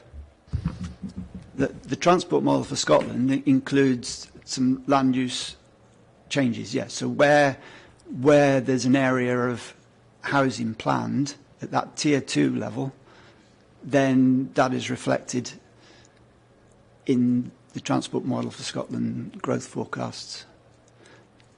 That will produce the outputs from that Transport Model for Scotland are a series of trip ends and trip types which transfer into the regional model zones. So there'll be some transfer process from one into the other. And the Transport Model for Scotland includes the accessibility of these different zones as one of its inputs for controlling migration, correct? I can find you the paragraph number if you want. It would be, I'm just finding it, excuse me.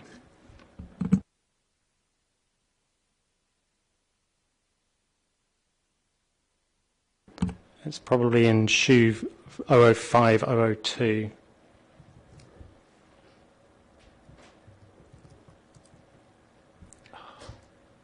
Excuse me, my computer's having a moment.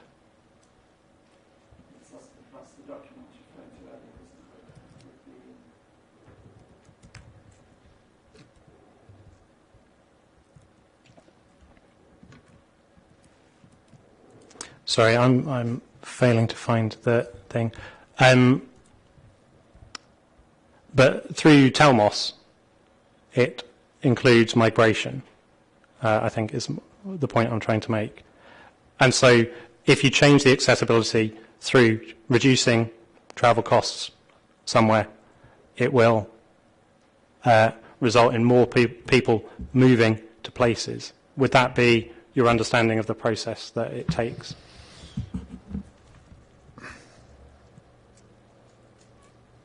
What it's looking at, the Telmos part of the model, is land use transport interaction. So what it does is loads traffic in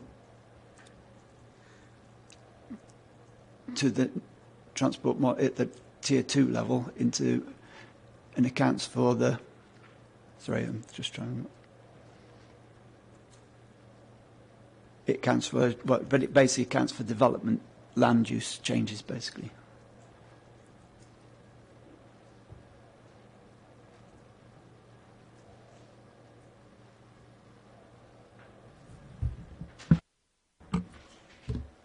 Okay, so thank you for that.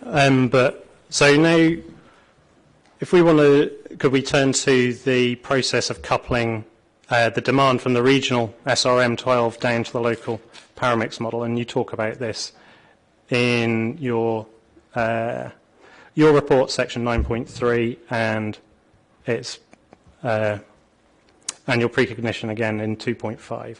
So I'm just going to check my understanding of a few things first. So the basic process is that given the SRM's prediction of what the demand for travel will be,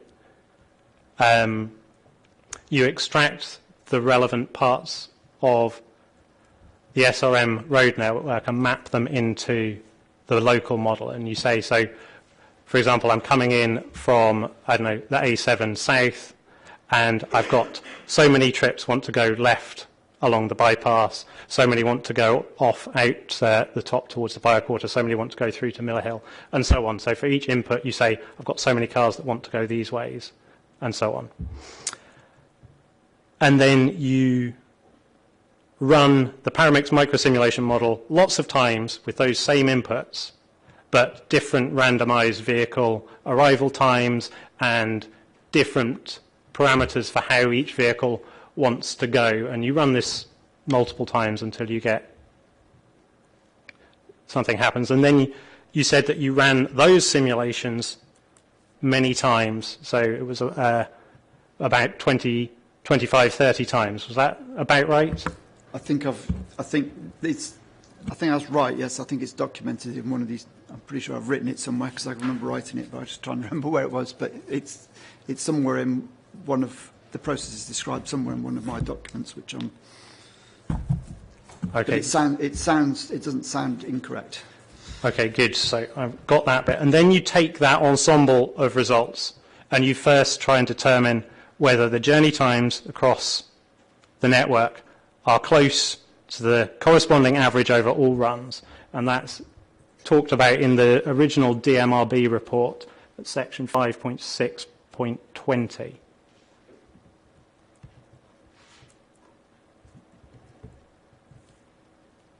Sorry, is that the DMRB 3 report? Yes, ma'am.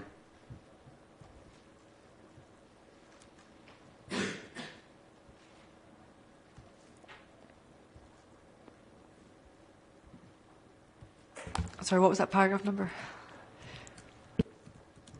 The paragraph was 5.6.20.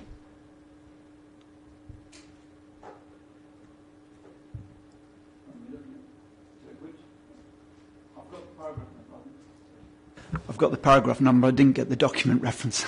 Oh, sorry, that's core document number. It's the DMRB stage report, the core document number I am failing to find. I'll have to look at. Is that 008? 001? Is that the one I'm looking at?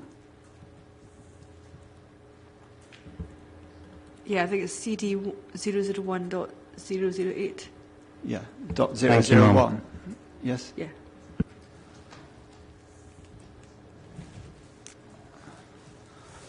Right, okay.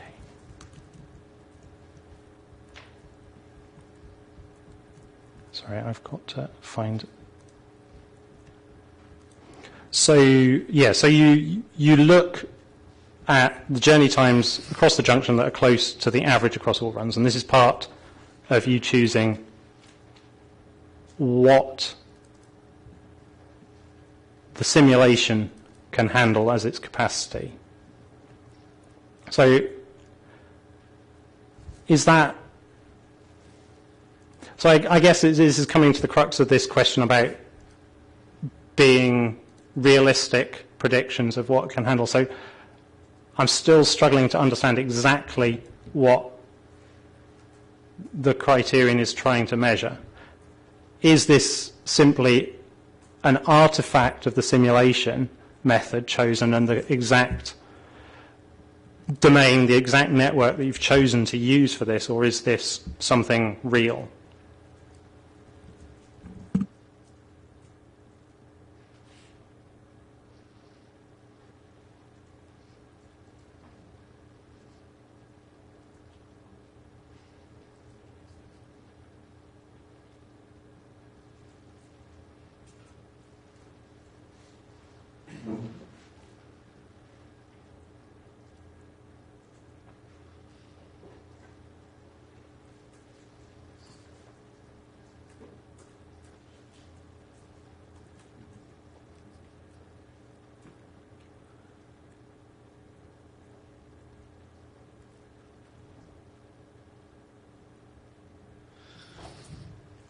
Yeah, sorry, what's reported in these paragraphs here is a statistical analysis of the outputs of the model. So it says here that, as reported in the paragraphs, 12 of the 15 runs were able to drive match journey times, so you had stable journey times within plus or minus 5% over 95% of those runs. So it's a statistical measure of whether your journey times have stabilized. So it's in effect, it's a measure of convergence of the model. So it's purely a computational measure? Yes, it's a computational measure that your model is converging on a solution. So it's purely computational, not much to do with reality? No, I mean that. Well, yes, it is. It's a computational calculation. You know, you usually find that you have difficulty converging when the demands are higher, if you see what I mean. But yes, it's a computational, statistical. It's a statistical measure of the convergence of the model, is what it's doing. Yeah, and I think it seems like a perfectly reasonable statistical measure of the convergence of the model. But the fact that the model doesn't converge after that doesn't mean that it doesn't tell you anything about what conditions will be after that point. Your model just can't say anything. Is that correct? Anything statistically significant? If your model is not converging sufficiently, then it puts some uncertainty on the results you're getting out of it. So it puts less confidence in the numbers. So if you don't achieve the convergence targets, then the results that come out of the model have less level of confidence on them. Okay, so we look for, when we're doing a model, we're iterating between demand assignment and running it through, as it says here, 30 times or 15 times. And you look to make sure that you have sufficient convergence in the model so that when you average up the journey times through the model, you have confidence that the model is reproducing the journey times correctly to a sufficient accuracy. It's a computation. You're right. It's a computational analysis, a statistical analysis that there's confidence in what the model's doing. So you could have run models at higher loading, but got a lower confidence in them. We could have done, yes, we could have done. Each individual run in the ensemble is independent, right?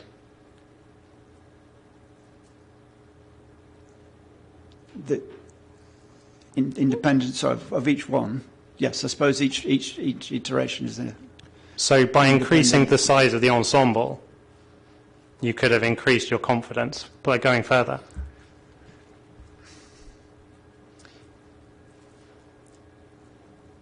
Possibly. It depends. It depends on just naively, you would expect... If your model's not converging, you can do 100 runs and it still won't converge. Do you know what I mean? It doesn't always work that way. Yeah, but just a moment ago you said it was a statistical measure of confidence, not whether it was converging or not. They're slightly different things.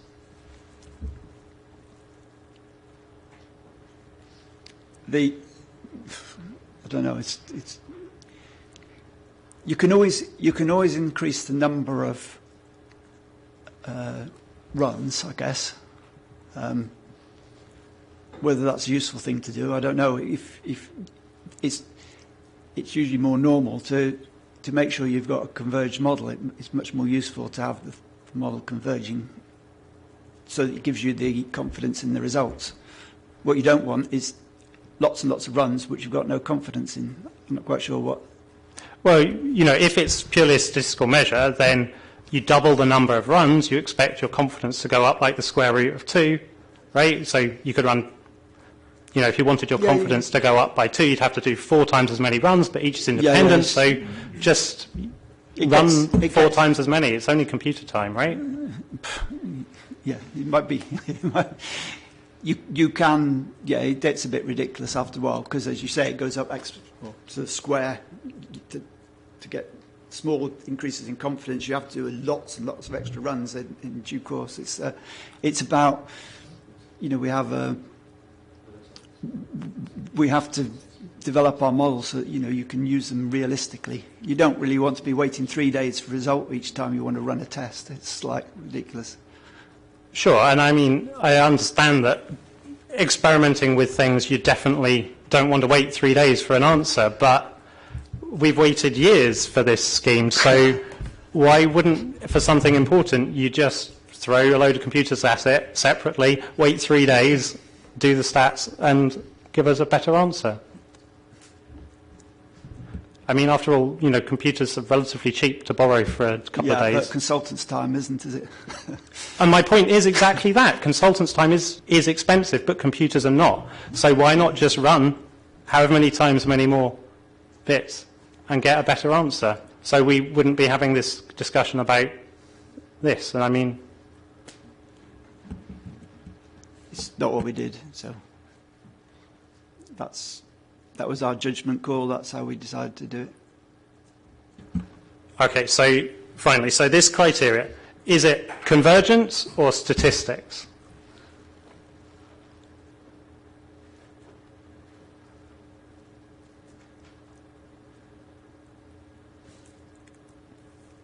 It's a way of measuring the convergence.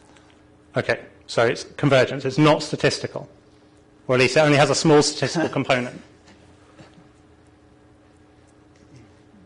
Sorry, I apologise for the academic pedantry, but this kind of matters for simulation.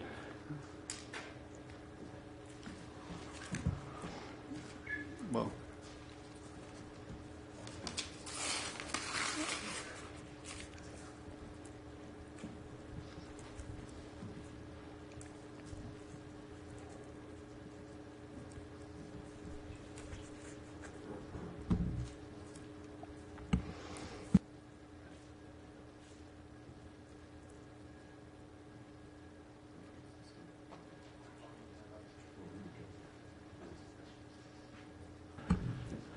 Okay, so you also, as part of that... Sorry, Mum, did you have a question? Oh. No, it's just Mr. Daly to put his microphone off. But did you want to respond to that last point? I wasn't sure you got a response to your question. No, I didn't really. I wasn't clear if there was a question there. It sounded like a statement. I wasn't quite Well, clear. I was asking you, was it... You said it was important for the answer, but I didn't know. I didn't understand. So, I mean, the the choice of saying you can't go past a certain level for the local model, is it because the model just produces... it's harder to produce statistically relevant results, or is it the model just just cannot do... it fails to converge? It fails to converge. If you put too much demand on it, it fails to converge, yes. And so what about the 15 runs that got thrown away? Why were those 15 runs thrown away?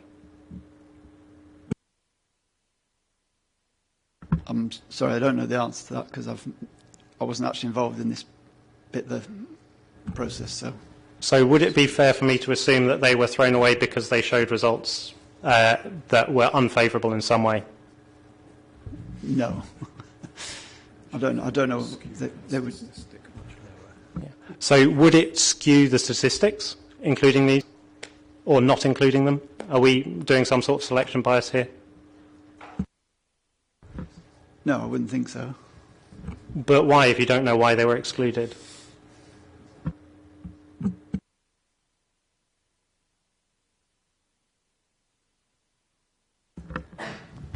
I wasn't, as I say, I wasn't involved in this process, so the actual detail of how that was done, I don't know.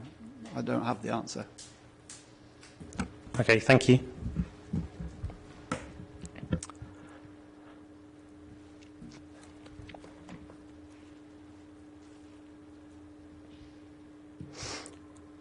So you gradually increased the demand from a level that you knew worked according to this criteria, and you repeated this until it failed to meet this criteria.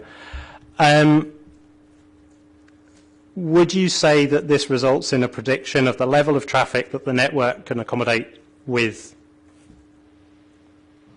I guess, reliable journey times?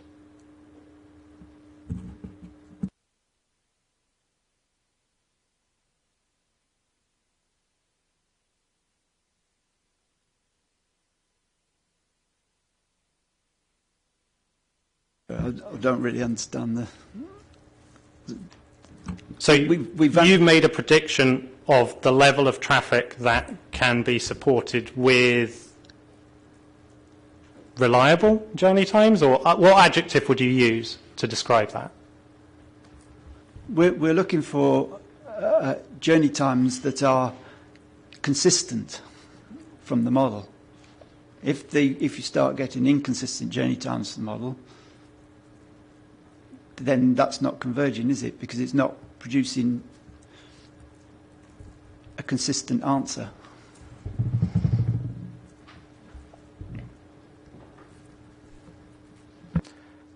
Okay, so let's try a different one. Would you say it's a description of the level of traffic that the model can accommodate, its capacity?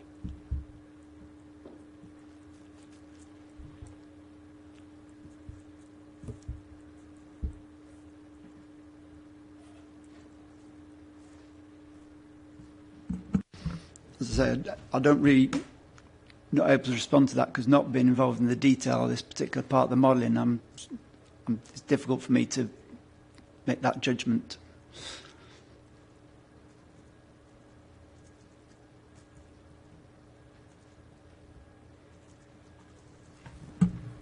So,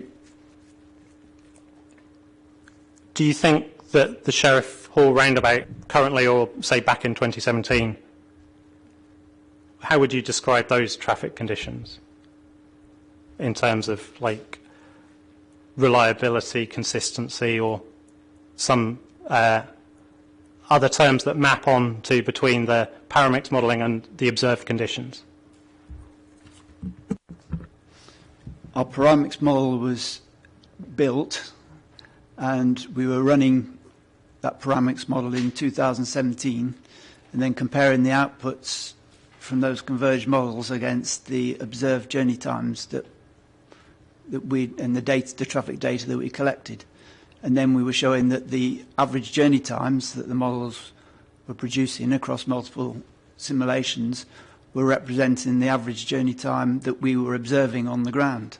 So from that point of view, we considered that the 2015 model was producing average journey times from its simulation process that matched the observed average times that we were observing on the ground.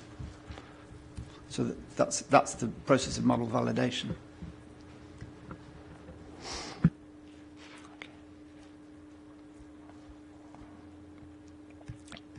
Thank you. Sorry, I've lost my place.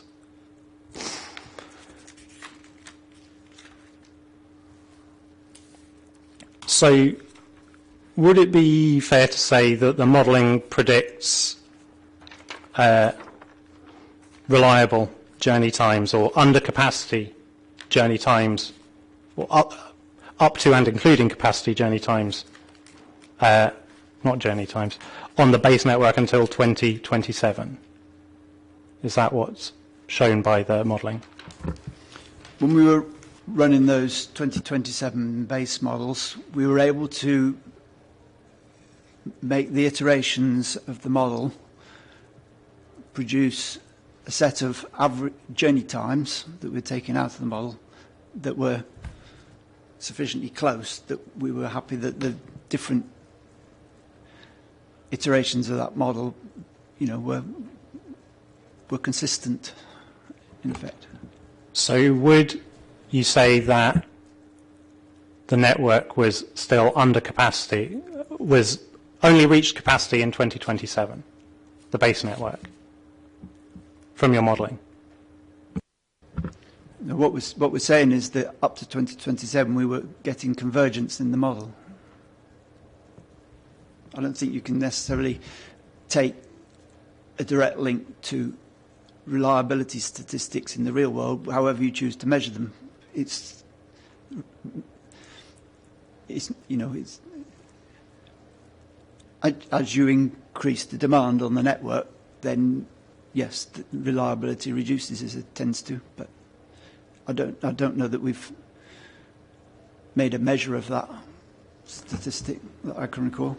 Okay, thanks. So I think perhaps this simulation criteria has relatively little bearing on real traffic conditions, because, you know, you're saying that it was unreliable and at capacity even though simulations were converging. And kind of, it's not one happens and then the other. They're probably roughly, they're perhaps around the same ballpark, but you can't say which of these conditions, unreliability, however defined, or failure to converge in a simulation, happen at the order in which they happen as you ramp up traffic isn't obvious. You can't just say one will happen first, because of all the different details about where the routes can go.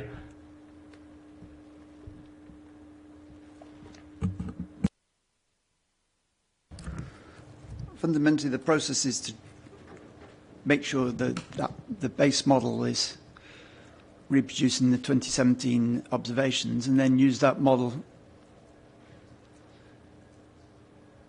to forecast what's going to happen in the future year when you put the extra demand on it. If, when you're doing those forecasts, you've got to make sure that your convergence, the model is converging on a set of average travel times which you can be confident in. Yeah, I guess I'm still trying to understand how you go from the paramix to making predictions about what will really happen in reality, the conditions on the road. You know, and I appreciate it's difficult and professional judgment and all the rest of it, but at some point in the original DMRB report, paragraph 5.6.30, you said that based on the incremental loading, it was concluded the base paramix model could accommodate traffic up to the 27 demand level. So you are making a prediction about the world there based on this convergence criteria. So you're adding, you're giving it weight in one point, and now you're telling me that it actually doesn't have a great deal of reflection on what's going to happen in reality. So I think this is an important point to try and understand what's going on around the capping issue, which we've had extensive discussion about.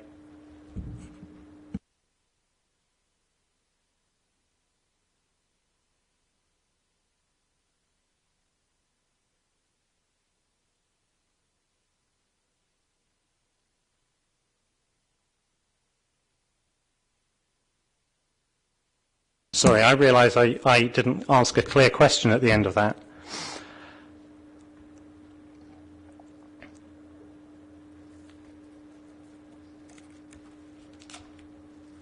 Okay, so first, would you say that...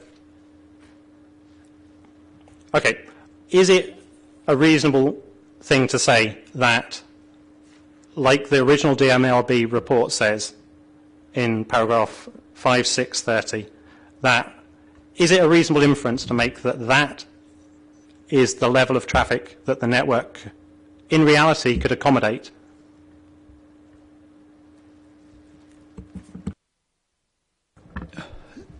This statement is looking at what it says it's based on network performance, doesn't it? So what the author of that's saying is that based on that network based on the performance of the network and how it's converging, that was the amount of extra traffic that they loaded in. And at that point, they lost confidence in the model beyond that point. Yes, but I asked about reality, not about confidence in the model, because you then use these figures to make predictions about what will happen in the real world. So I understand from a modelling point of view that's all you can do, but then you're saying that that criteria maps onto the real world in a way that you can then use in all the downstream assessments. So is that reasonable?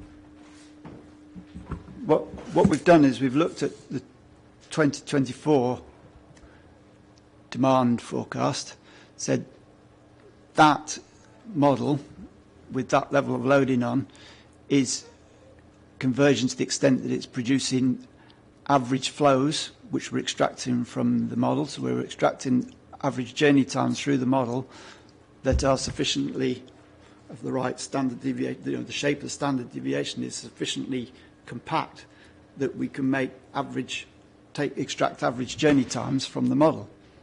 And those average journey times are what we use in our assessments.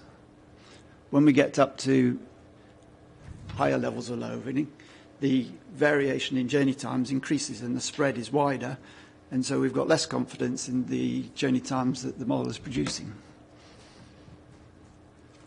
I don't think you can map that onto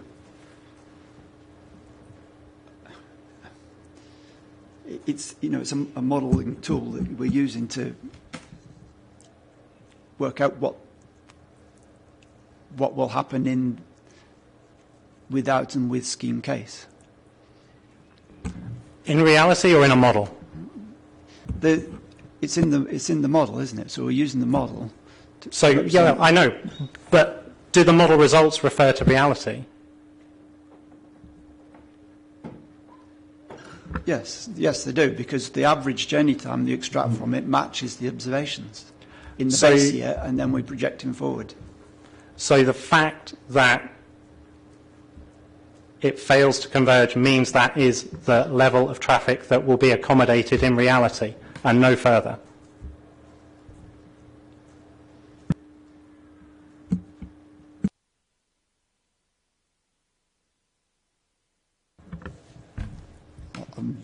Don't really follow the argument there. Well, you just said that the modelling results refer to reality. And so setting the limit to give you some headroom for the base network to grow at 27 because it cannot accommodate any more. So that is a prediction that refers to reality. And of course it's a prediction, so there's going to be some wiggle room, but your best honest estimate based on the data from 2017 was that in 2027 the base network cannot accommodate any more cars. That's the prediction for reality, right? No, that's the point at which we lose confidence in their assessment results, isn't it? So that prediction about what the level of traffic that can be accommodated doesn't refer to reality, it refers purely to the terms of the model. Yeah. So it's totally unrelated to reality that we can't go past 2027. No. What is Put a confidence limit on me, roughly speaking. Is it going to be, plus or minus 1 year, plus or minus 5 years, or plus or minus a couple of weeks?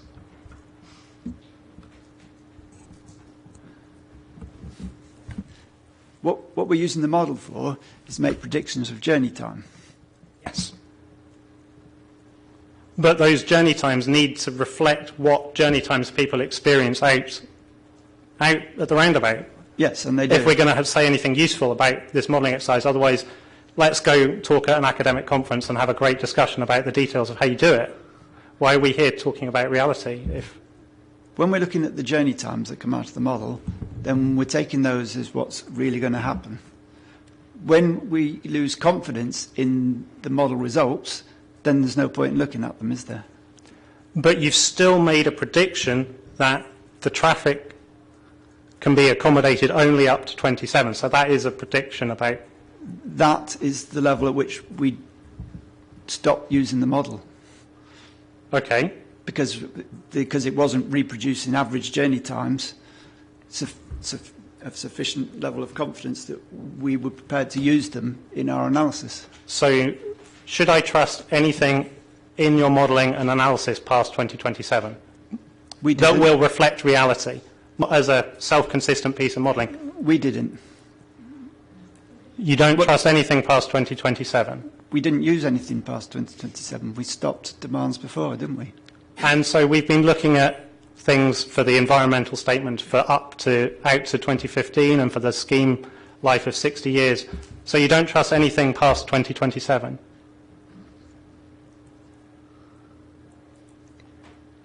In the local model, which you're using to estimate journey times, emissions, and all the rest of it. We're using them to estimate journey times up to 2024, aren't we? Yeah, but you wouldn't trust any of the results from it past 2027 because you've given yourself the headroom to grow until then, but nothing past then. That's what we've said we've done, isn't it? We've stopped. Thank you.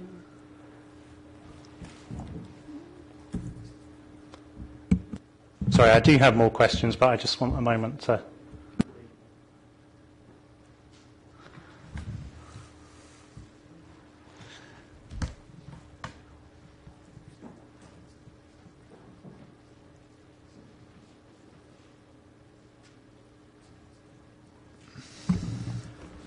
Okay, thanks. Sorry, I'm just trying to find the exact paragraph.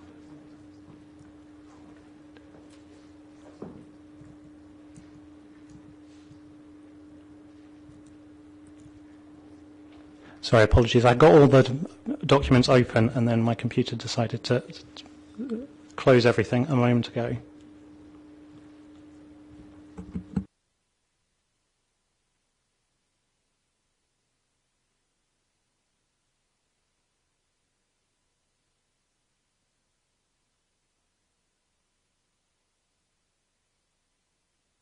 Sorry, can I just ask a question just related to that, just while you're looking at your questions? So you're saying you're using the information up to 2024 because that's the point where your confidence in the model, that the runs were consistent and the output was acceptable at that point? Yes. So from my perspective, I can look at the reports and see that model benefit in 2024. So that was the day of scheme opening, so we'll just keep it 2024. But there's nothing to say that those benefits would last more than a year. It's just that the scheme opening date, that's the benefit. But we've no idea in 2025 if you still get a benefit, 26, 27. Yes. No, we do. How do I know that? Because in 2025, you'll get more benefits. If you know in 2024 the level of benefits, in 2025 with more traffic growth, the do minimum will be even more overloaded. And in 2026, the model will be even more, the network will be more overloaded after that. And then we come along with a scheme and solve the delays at the Sheriffhall junction.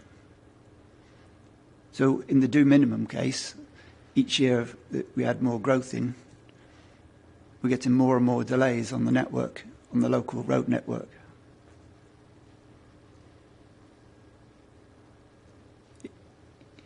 If we had a model that was capable of representing that to our level of assurance, what we'd end up with is in 2030, 2033, whatever, would end up with very, very high delays in the Sheriffhall roundabout, which we then grade separate with a free flow over the top.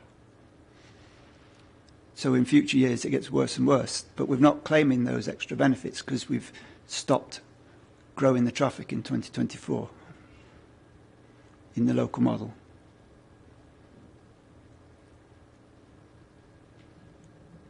So we're only claiming a 2024 level of benefits. We're not projecting forward beyond that to the extra delays we get in later years.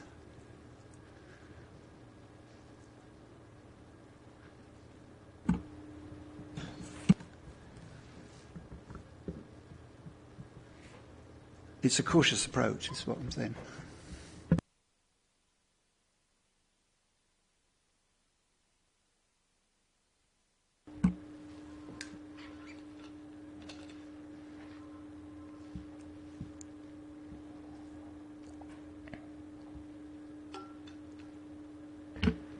But I guess it comes back to my point yesterday, and I'm sorry I'm being such a layperson. If by 2030, actually Sheriffhall is neither here nor there because the queues are going from Oakcraig to Lothianburn, how do I know there's a benefit? Because we don't know what the traffic conditions are at that point because the model doesn't work. There's no confidence past 2027. So how do I know that? Because we know traffic is continuing to increase in the bypass, just as a user. So I know that you can be queued back to Gilmerton right through to Lothianburn. What's to say that in 5 years' time I don't come off the A1 at Old Craig Hall, and that's where the queue starts, regardless of the fact you can free flow at Sheriffhall? Like, how do I know there's that continuing benefit? Because I don't have that evidence. I'm right. Because the benefits come in from the local roads on the A7 on the A6106. But how do we know that? The scheme isn't a scheme to solve congestion on the A720. The scheme is to look at local traffic. You said that, but your benefits are journey time reduction from Old Craig Hall to Lothianburn. So 2024, we've seen that there's that reduction in journey time, but I don't know, unless it is here, whether that journey time continues to be a benefit because we don't know traffic conditions in 2030, when in reality you can't free flow because there's such a queue back. In the Doom-In we've got traffic signals, and if those traffic signals had, I don't know, 20% more traffic on it, there would be more delay on the existing junction. But if we're not moving anyway, is it more delay? Yeah.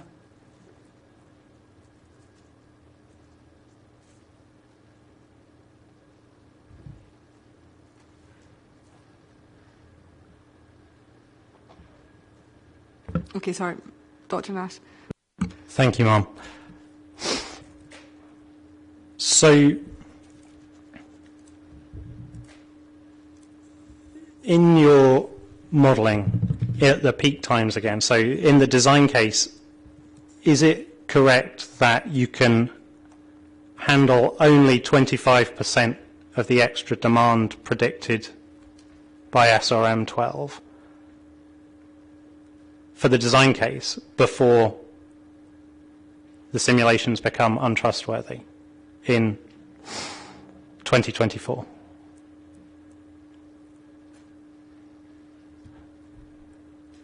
Yeah, that's what we've done, yes. So even the slightest extra increase in traffic is going to cause even the slightest, because these are only tens of cars extra, the slightest increase in these flows will cause your predictions for the opening year, as was 24, to be unreliable.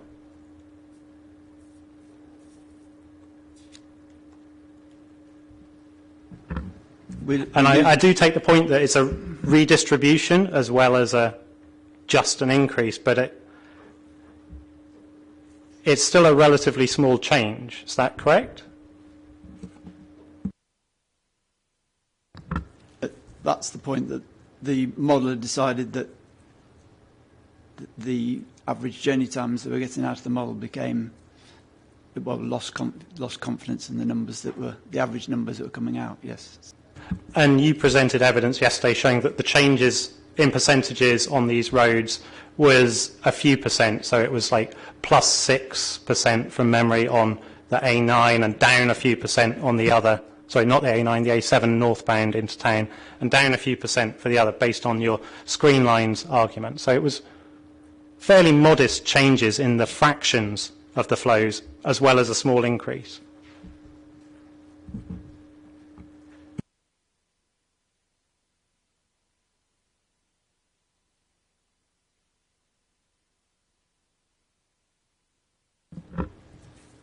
This is table 9.1 of your recent report. I've got it, yes.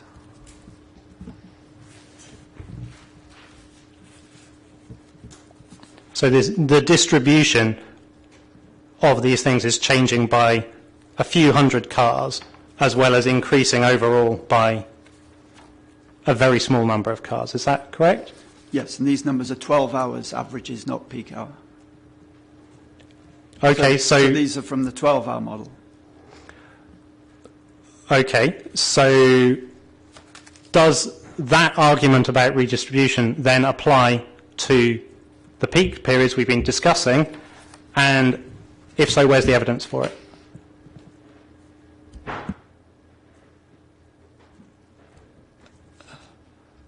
I haven't presented that peak hour numbers, but they'll be there somewhere. So that you've not presented evidence that the peak hours will be significantly redistributed? Or insignificantly, yeah, whatever. Okay, so I take the point you've not shown either way, but so then you've not shown any evidence to counter my argument that 10 extra cars into Sheriffhall causes your simulation to break down and become totally unreliable.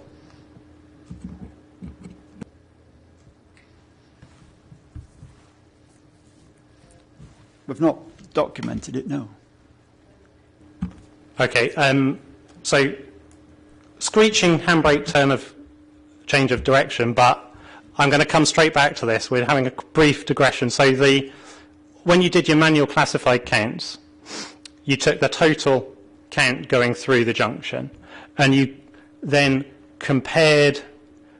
looked at the automated traffic counter data, and you said, okay, on this day it was so many thousand vehicles, and on the annual average it was so many thousand average. And you got a factor between those two, which was 0.97, 97%. And basically that meant that the day that you did the traffic counts, there was 3% more traffic than normal on the road network, compared to an average day. We've used a conversion factor, yes. Yeah, but would it be, say, that day in particular was 3% busier than the average that you've been using for all your analysis? If that's the factor we've used, yes, I need to find that, but that sounds about right. And would a 3% variation from the average flow be typical for this sort of road junction? Would that be your average difference from its average, you know, the standard deviation of the distributions, say? Sorry. When we're doing traffic modelling, there's usually a factor to work from a weekday to an annual average. It's usually about 0.97. That would be the normal factor you'd expect to see to correct for weekends. Yeah, so just talking about weekdays, because we're talking about the peaks. But is that sort of difference from the annual average thing about what you'd expect? Yeah. So the fact that we're going to get 3%, give or take, variations day to day coming into the Sheriffhall, real, actual out there on the ground conditions, is that the sort of the scale of variation that you'd expect? Yes, you'll get day-to-day variations on a road, and they can be 5-10%, but you'll get day-to-day variations. That's sure. So the fact that your modelling can't deal with these fractions of a percent extra increases in the opening year, does that not reduce your confidence in your predictions, given that we would expect, half the days to have a variation up in traffic, and therefore you can't make a meaningful prediction about them? No, I think we're getting two things confused here. What we're modelling is the observed flow on the day. What we're using is using the model and the outputs of the model. That's representative of a 2017 or a 2024 condition. I'm not quite sure. I think we're possibly confusing two things here. Sure. So you gave evidence before that, you were saying before that the small increases in traffic kind of don't matter. My point is that, because they were so small, but my point is that it is a very, very small change, and yet it causes your simulation to become untrustworthy. And the typical scale of variation you've just gave evidence was 5–10%. And the chain redistributions you were talking about in this table are up to 6% on the local network, the redistributions. So you would naturally expect the day-to-day traffic fluctuation size to be bigger than your redistribution of the averages. And I'm not saying you're not right about these averages, but they are averages. But day-to-day, you're going to get this noise. And this noise is larger, much larger than the extra contribution that you can add onto your network to get a reasonable simulation, a reliable simulation, sorry. Is that true? On a day there'll be a variation, yes, there will. But what we're modelling is an average condition, and what we're using the model for is to test the impact of the scheme. I'm sure, I understand that, but... So, yes. Please let Mr. Elliott answer the question. Yes. So in any data, there will be variations in the observed data from day to day. That's always the case. So that is why we generate an average weekday model. So we take an average. The reason for using an average is so that we can use that as the basis for a test. Because at the end of the day, what we're looking for is what the scheme impacts are. So when we test options, such as the preferred proposed scheme, we can see what the trend in the results are. So if you take an average weekday and you build your model for an average weekday, when you put your grade separation in, you'll see what the trend is in terms of the impacts that scheme has. So we're always looking for the difference. It's a comparable difference between the do minimum and the do something.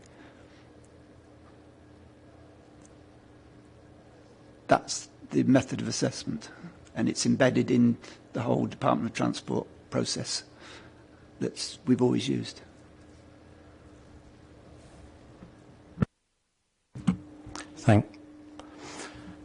And don't get me wrong, I agree averages are important for saying this, but oh dear.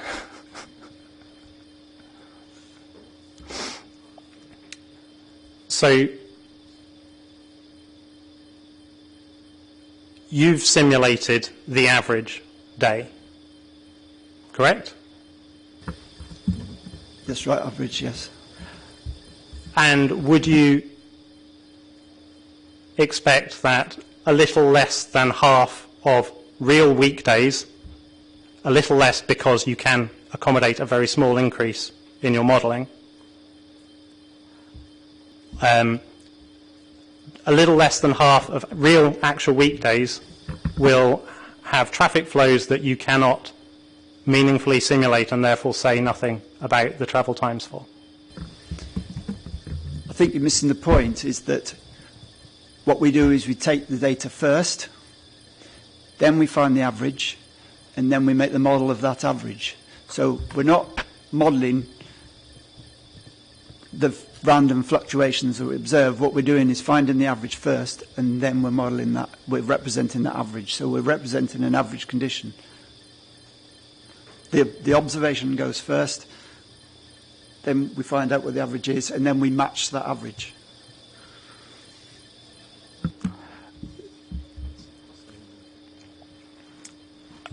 Yes, but that wasn't quite the question I asked. I mean, that's a reasonable first approach, but would around half of the real days, if you put that actual demand into your microsimulation model, would they fail to converge? If you'd want to do it, but you wouldn't want to do it. It's not the way we do it. It's not the way you do it, but perhaps I do want to do it because I want to know what the average journey time will be on a real world with variations that happen in the real world. You might want to know as an academic exercise, what we're trying to do here is appraise a real scheme. So we have a process that we use.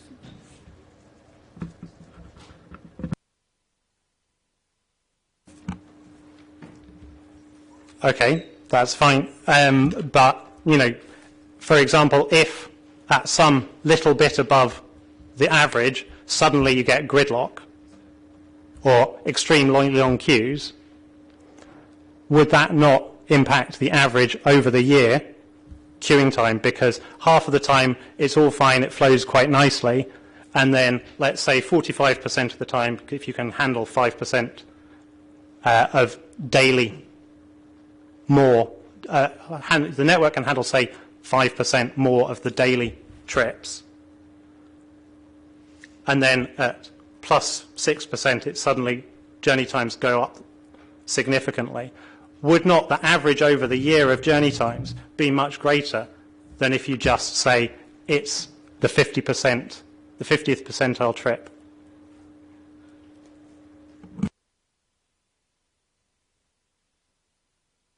We're sort of moving now into an assessment of reliability, which is a different assessment criteria. Which what the process that was in the standard process that we use in guidance is to model the average. This is sort of the standard method we always use on every project. So would the standard method not give a true prediction of the average time based on that sort of network that's close to capacity? When we appraise transport schemes, particularly road schemes, then reliability is an impact that we take into account in the assessment process. But the standard process for appraising schemes is to work with average daily flows, and that's what the transport modelling guidance is, and that's the process that we always use.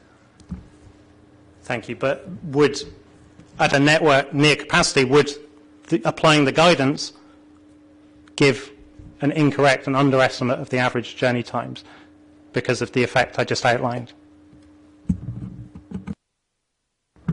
Well, we're getting into the realms of whether the guidance, the standard guidance, is correct or needs modifying, but we're sort of getting into theoretical arguments about how we write our guidance notes.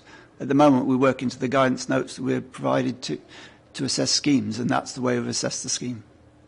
If we're questioning the methodology and the standards that we're applying, then that's a different discussion. But would it not be relevant to deciding whether this scheme's gone ahead, whether it's based on predictions that reflect reality?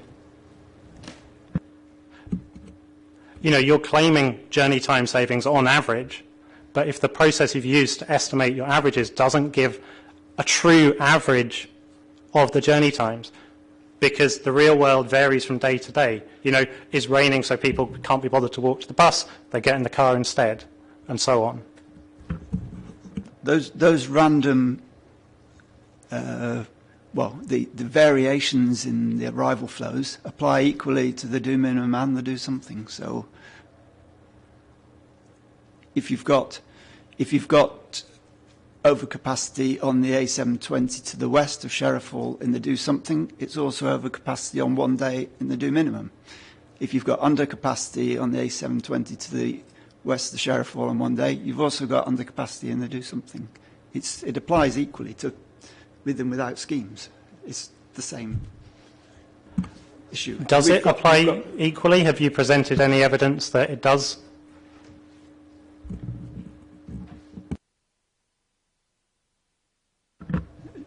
No, we've not looked at the variations on flow.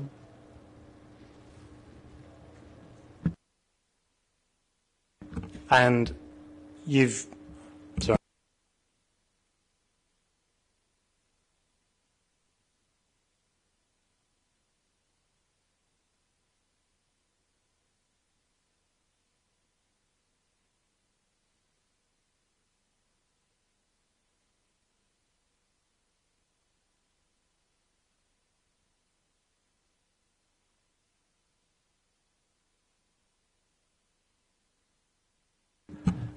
Mum, I pretty much reached the end of this part of the questions I want to ask you, so I wondered if perhaps this would be a convenient moment to break. I don't know if everyone else would appreciate a moment at least. I was going to ask you if you were coming up to convenient break, so if this is it now, then I'm happy to break for lunch. Can we come back here for 1:45? Ma'am, could I just add that Dr Boswell will want to question Mr Elliott as well? Yeah, I think you mentioned that yesterday. I assumed they were both doing some cross-examination today. Yes. So if we come back for 1:45, I will reconvene then. Okay, thank you. Thank you. Dr Nash, you want to carry on with your cross-examination? Yes, thank you, Mum. Unless you want to comment on any of the issues we've done before. Are you saving it for your bit at the end?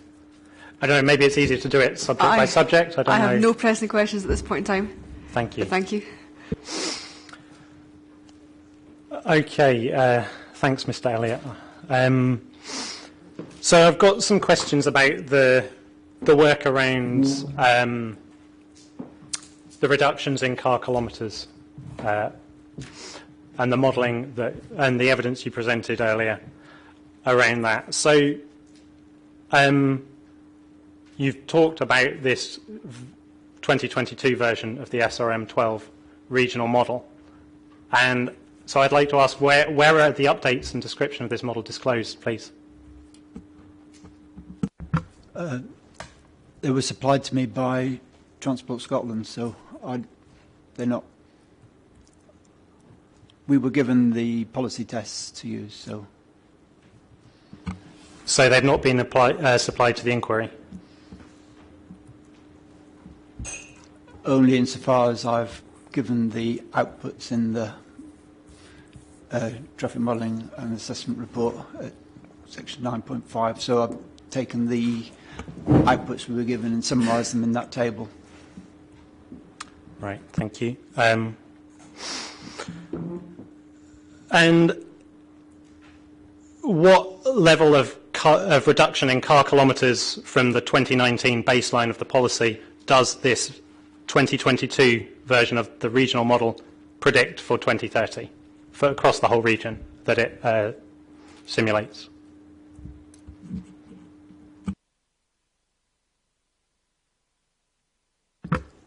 Sorry, I'll just bear with me. I'm just looking at the chapter 9.5 to remind me what of my TM&A report, just to remind me what the process was.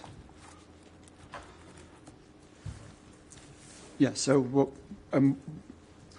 we've got is 3 scenarios that were tested, which was the 2025, labelled 2025 low, 2040 low and 2040 high, where high means without the policy applied. So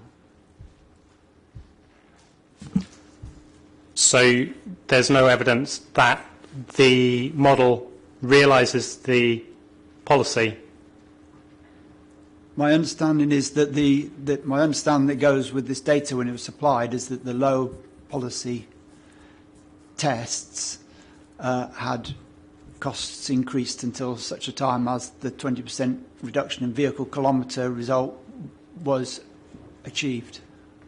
So it achieves a 20% reduction in car kilometres across the region, is that correct? Car vehicle kilometres, yes. 20%, yes. Okay, so traffic in your terminology from before, Yes. traffic versus trips, great.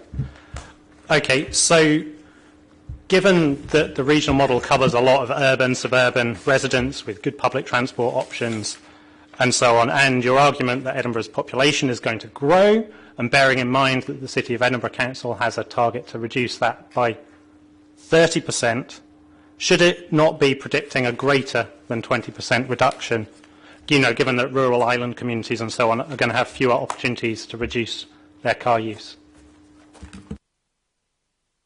In response to that, I'd say that the 30% target for Edinburgh is for residents.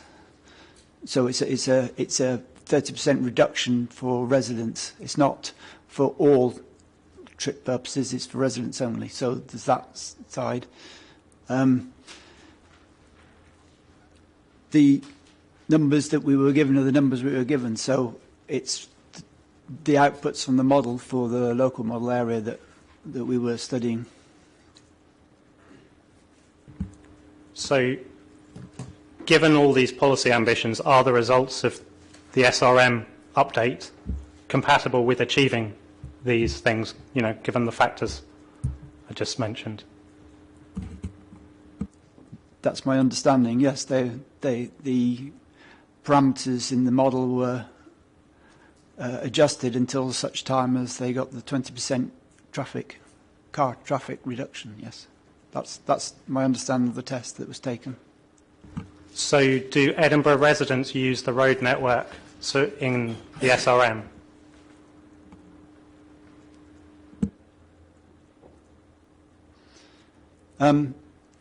Presumably they'll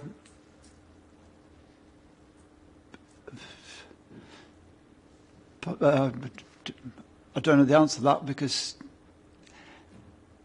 not knowing the detail of how the model was put together, it's a bit difficult to answer that one. Well, could I just give an example? When I used to live in Edinburgh, I think, Mr. Elliott was in the middle of providing some further response. If you're finished, Mr. Elliott, that's fair enough. Yeah, I was just musing on how I can think that one through in terms of the way the model works and how it would have responded, but I was trying to be helpful. Could Transport Scotland please disclose these matters if they've not been provided to the inquiry? I mean, I think given the claims about whether the traffic modelling is compatible with these policies, I think it's important to know whether they've been... And I mean... Sorry, it's not a question for you, Mr. Elliott. Sorry, it's really more for Mr. Milne, the promoter. What would you want them to disclose in particular? Well, I think I'd like these questions answered about whether it does actually satisfy the policy that have been, set in place. Because if it doesn't, then how can it be used to make predictions about how different road schemes and so on will fit in with these?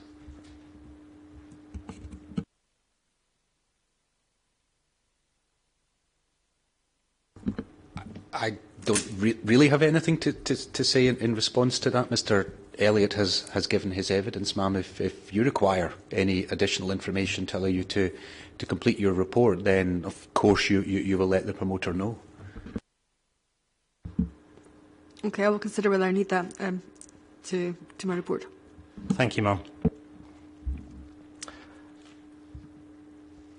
Okay, so I mean, I would naively expect that Edinburgh residents would use the road network around Edinburgh, perhaps even the majority of it within the city bypass, and perhaps even, let's say, a third of the traffic coming through the scheme local area.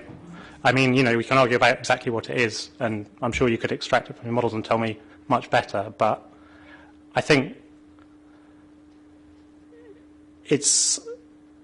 would it not be fair to expect a somewhat greater than 20% reduction in the car kilometres in the SRM model that's going to satisfy this policy in 2030?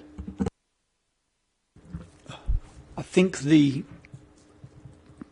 car traffic in Edinburgh would be, I mean, there's a 30% target there, so in terms of the car kilometres in Edinburgh, there should be within the city, there should be a reduction, because that's the policy, isn't it, in that the target is to set up these neighbourhoods such that trips are reduced in length, and once you've reduced the trips in length, then you have an opportunity to make those mode transfers.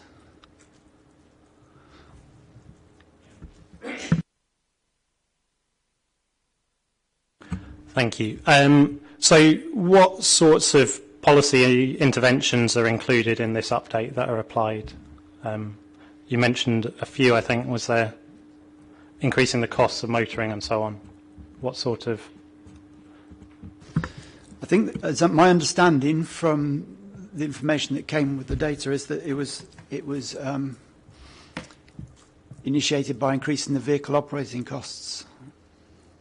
So in terms of the modelling process, we work out travel by cost by a combination of journey time and vehicle operating costs. So the vehicle operating cost of that modelling process was increased by some means. The details I'm not aware of. Okay, thank you. That makes my next question difficult. I was going to ask, if these policies are actually being applied, but that's thing. Can I ask a quick question here, though? If you were going to model that, not Transport Scotland, what would you have done to try and get that decrease of traffic? Would you have assumed alternatives, or would it all have been about increasing the operating cost, or is that the only way you can actually model it? That's the realistic way to model it, yes, is to increase vehicle operating costs, because the policies would have to be that the route, the route map that's been published talks about things like workplace parking levy. Well, that's basically a cost to the road user. So that would increase vehicle operating costs. The route map talks about car parking charges, so that's the sort of policy that would need to be implemented to initiate these sort of changes. That route map that has been, it's in, I think that is in the core documents, I'm sure I've seen it, is the document that people will be using to implement these policies, and then that would have need to have been represented by the modellers that were working with SRM12, and the way that I would do it would be to increase vehicle operating costs, yes. I might apply different costs to different trip purposes, but fundamentally that's the process I would use.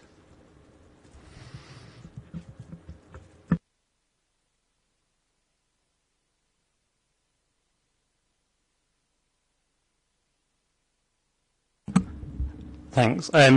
So in the overarching report, that's was it core document? No, Transport Scotland document 0123 at section 6.1.6.2.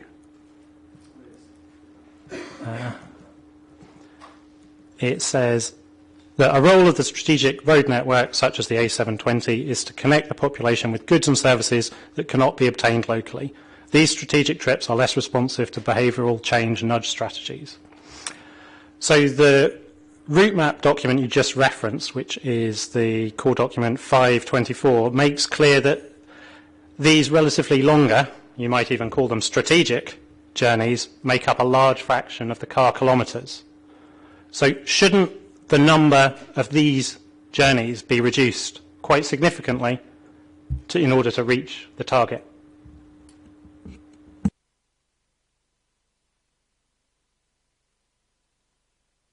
I do wonder if that's a question appropriately put to Mr Elliott, given that it's delivery by Scottish ministers on their 20-kilometre reduction policy.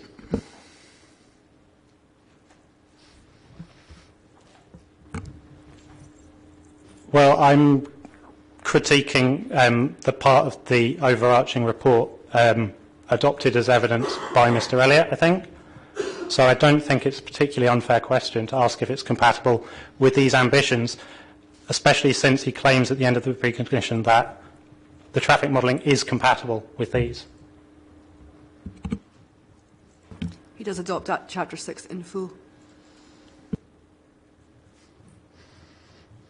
Yes, and this particular paragraph is my suggestion as to why we might be getting the results from the SRM-12 model that we are finding. And what I'm thinking is that if we're going to have a policy of neighbourhoods, if you're going to have a series of cores, those cores need to be supplied with goods, materials, doctor services, educational services. Otherwise, people will travel long distances to find them. So fundamentally, these, if they're going to be core hubs for communities, they need to be adequately supplied with food and goods and clothing and clothes shops or whatever it is that the local population needs. So somehow or another, these hubs need to be connected together, and those connections need to be supplied and trafficked. So that was in this paragraph that we're referring to, that's my thought process as to why, as a suggestion, why the SRM-12 model is producing the results that it's producing. Okay, thank you. So what those goods will be provided by passenger cars or goods vehicles? They'll be provided by multiple means. When we go internet shopping, quite often they turn up in cars, yes. But some turn up by delivered small vehicle vans, some are delivered by large HGVs. You know, if they're supplying a supermarket, obviously they're bigger deliveries. But if they're internet shopping, they could be much smaller vehicles. You know, the last few miles are delivered by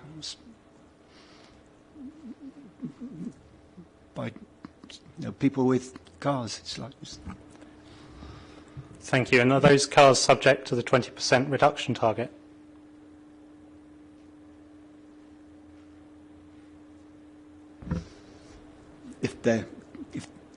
I don't know the answer to that. I'll have to read the policy and see what the details are. But if it's cars, they come into the car vehicle kilometre, I assume. So I still think my question stands. Would it not be fair to assume that the number of strategic trips, acknowledging the fact that the route map you referenced does make clear that the longer journeys make up a large fraction of this, should they not also be reduced quite significantly? Maybe not by 20%, because I do take the point that a certain fraction of these will be, unnudgeable, but should we not expect a fairly significant fraction? It's difficult to say. I wasn't involved in the evolution of the policy, so I'm not aware of what testing would have done to underpin the policy and support the policy before it was made. I mean, I'm not familiar with what modelling might have been undertaken before the policy was made.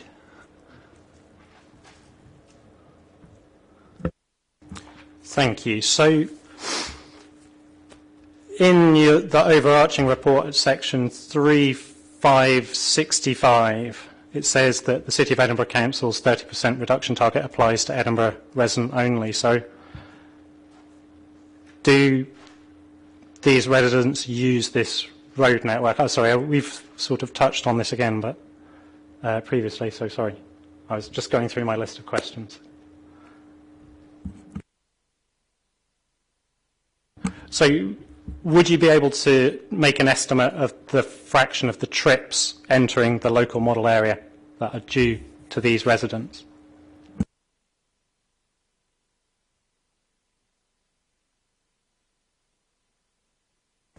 From the information that was supplied to me, no, because it's provided as what we call a coordinate matrix extracted from the bigger SRM-12 model. So all I can see is the types of vehicles that are passing through the cordon. What I can't see is the end destinations of those, not from the information I've been given, no. Thank you. But Transport Scotland could have, for example, broken down the SRM demand matrices by zone of origin, so that you could have estimated the total demand passing into the local model from Edinburgh, and you could have made sure that that was reduced appropriately. I suppose it's possible to go and interrogate that model. I mean, that's all subsequent to the appraisal process that we've already undertaken and reported in the ES. So it's a sort of a retrospective analysis from our scheme's point of view to see, investigate what's happening. Thank you. I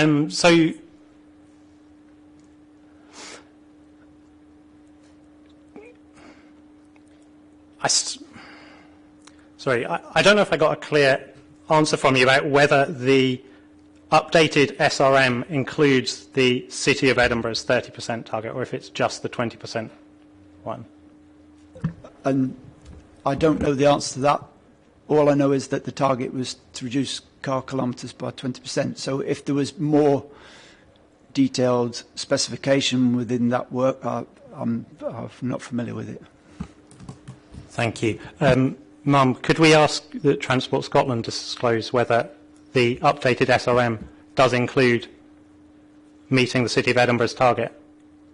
Because I think without knowing that, there's no way to support the assertion that the scheme is compatible with that target. I don't know if Transport are able just to confirm. I don't know if there's anyone here that would know that.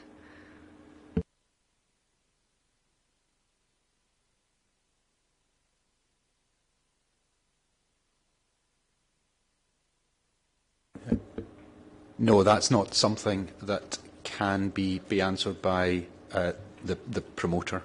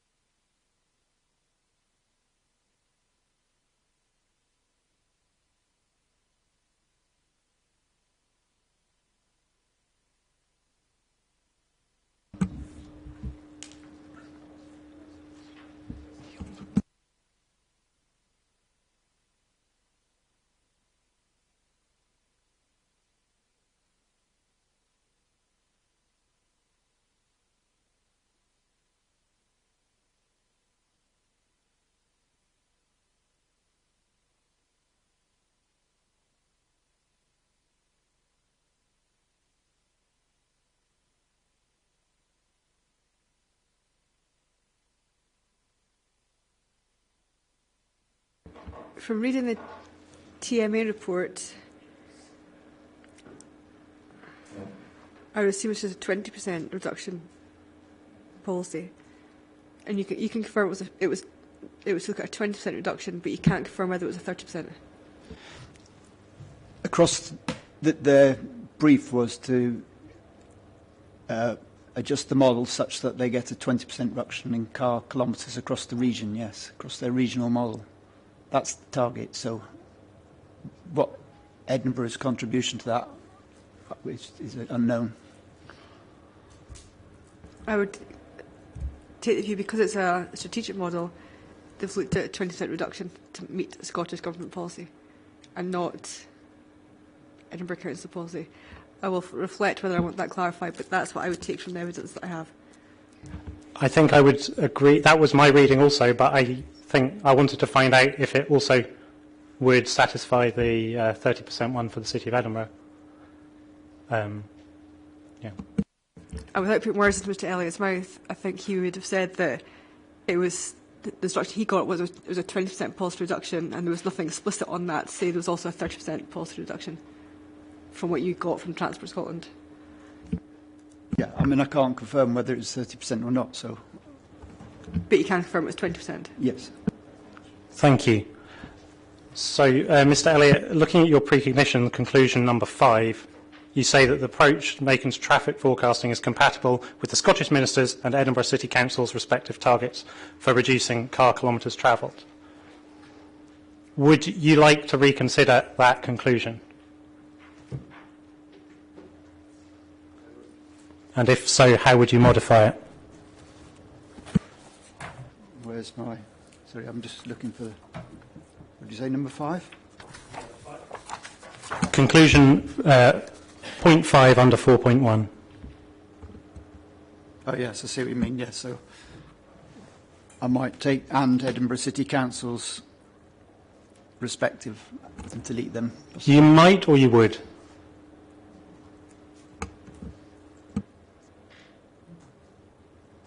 Yes, I would, yeah. Thank you.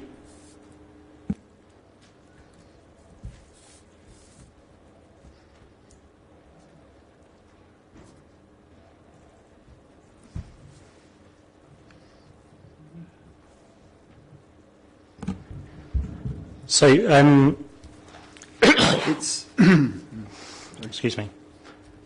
So, Mr. Elliott, Sorry, I think Mr. Elliott was going to add something. Oh, you were adding, sorry. Or maybe not. But let's give him an opportunity if he I wants to. Yes, I was just musing the compatibility in that statement, because I've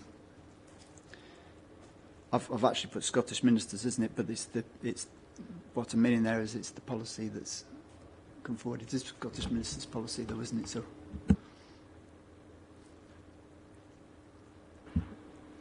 Well, I guess one way of asking the question is, in relation to that conclusion, do you think the approach taken is compatible with Edinburgh City Council's respective targets? And I wouldn't say that you're saying it's going to meet, but is it compatible? I think there's a different wording there. Yeah, Mum, I think maybe just for the conversation, it's 2 conclusions.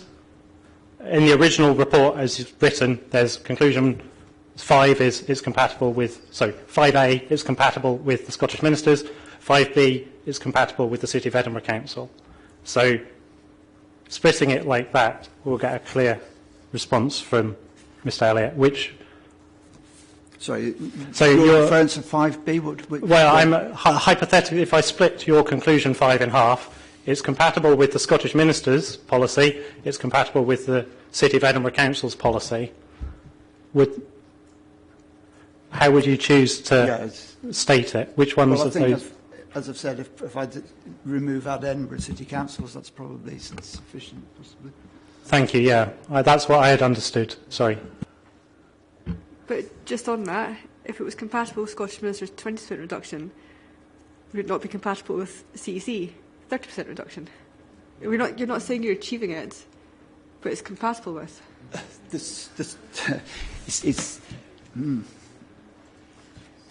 Ma'am, I wonder if it might, please tell me if this is inappropriate, but help to cut through this, because Mr.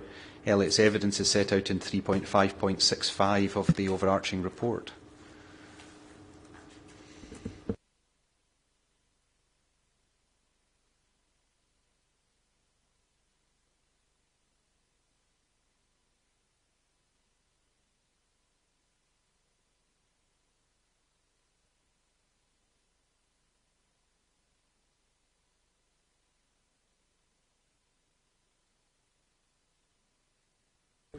Yes, of course.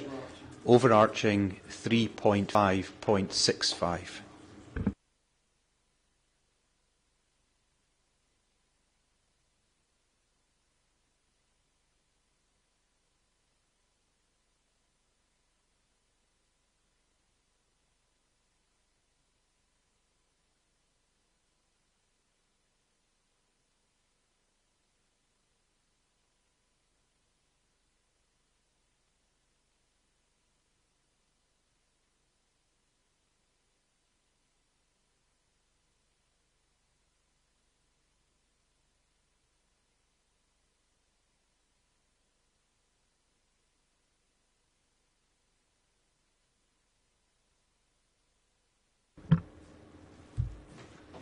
The 30%, and this says, doesn't it, and the 30% target is for residents commuting into the centre of the city only. So in that we're on outside of the, we're a bypass outside of the city. What happens inside the city is largely... I don't believe that's correct, Mr. Elliott. I don't think the target only applies to Edinburgh residents commuting into the city. I think it applies to all travel by City of Edinburgh residents in a car, does it not?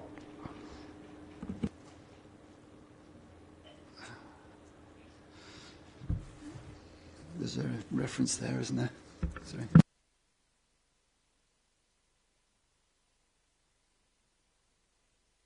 And that's perhaps it is worth turning to the report that Mr. Elliott refers to. CD 005.25.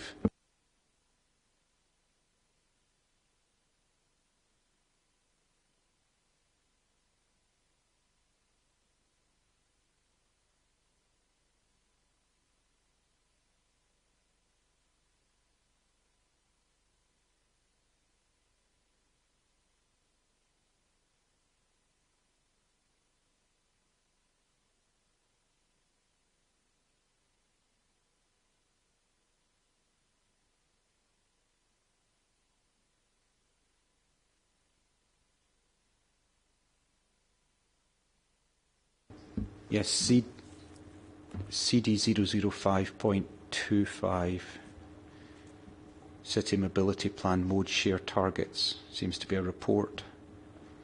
Thursday, 11th November 2021, and paragraph 4.6 was referenced in the evidence, presumably the sentence, the mode share targets relate to Edinburgh residents only and not to those commuting into the city from the wider region.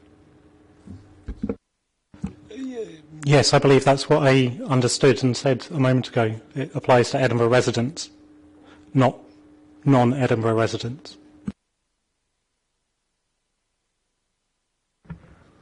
Yeah, well, technically that leads to residents leaving the city, but not not returning, not people that live outside the bypass, isn't it? So.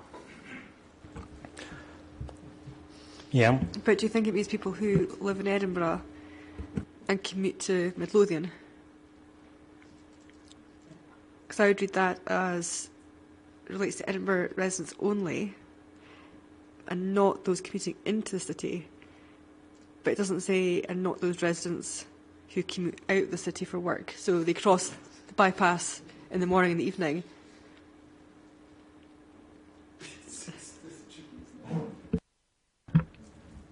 It's a bit difficult to know how to interpret that. It's clear to me, but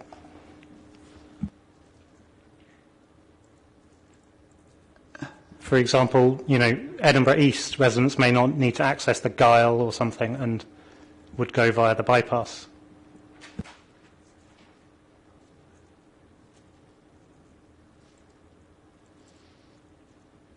Yeah, I mean,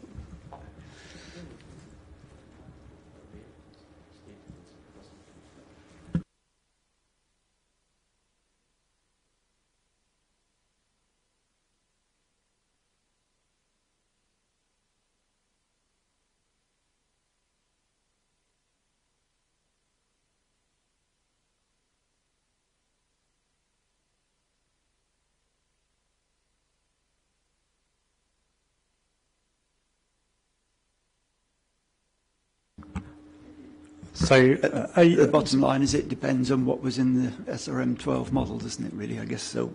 But based on... As to whether it's compatible or not, but that is... What we're doing is replicating what was in the SRM-12 test, so that's what we are reproducing in our 2024.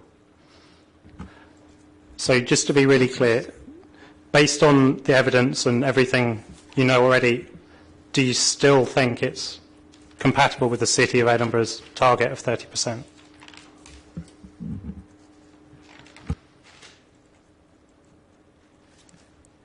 I'm not clear if it does or doesn't, so... So do you still stand by your conclusion that you withdrew briefly about the and City of Edinburgh part of?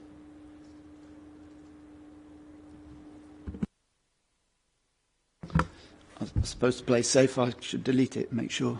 But thank you. It would be helpful if Transport Scotland could clarify. Not at this precise moment. I can clarify Transport Scotland's position. is that the proposed scheme does not conflict with the City of Edinburgh Council's commitment to reduce car kilometres by 30%.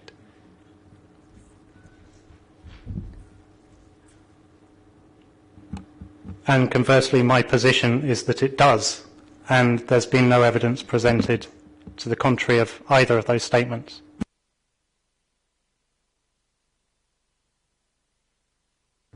The City of Edinburgh Council approved the mode share target for a 30% reduction in kilometres travelled by car by Edinburgh residents to contribute to the Scottish Government's national reduction of 20% in car kilometres by 2030.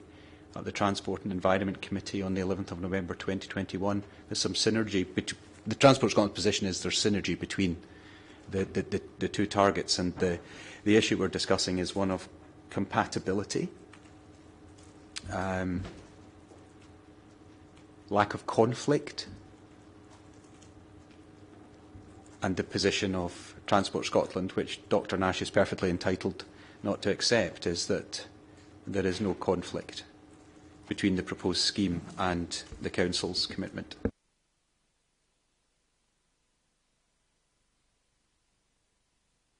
Playing devil's advocate. Is that right if you can come out of, I don't know, it's not a good example because of SIMD, but you can come out onto the A720 at Sheriffhall a lot easier than you could before, and you can scoot round to the Gyle in less time, and you're opening up those opportunities. Would that be a conflict between the scheme and CEC's aspirations? Fear is that I'm giving evidence. I know, I'm just thinking that. I'm asking you evidence. I'm not sure I'm the best qualified person in the room to express a view. Maybe I'll ask Mr Elliott then, just from a professional point of view, from your professional experience, if what I've just said is a possibility. I'm not saying you've modelled it, I'm not saying you know for sure, but in your expertise as a transport modeller, is there a potential that the scheme does conflict and that it allows people from Edinburgh more easily to get onto the A720 and round to the Gyle or down to East Lothian and back again across to Midlothian for work? It's creating that ease and opportunity that may persuade them to jump into the car rather than getting a bus because it's quicker.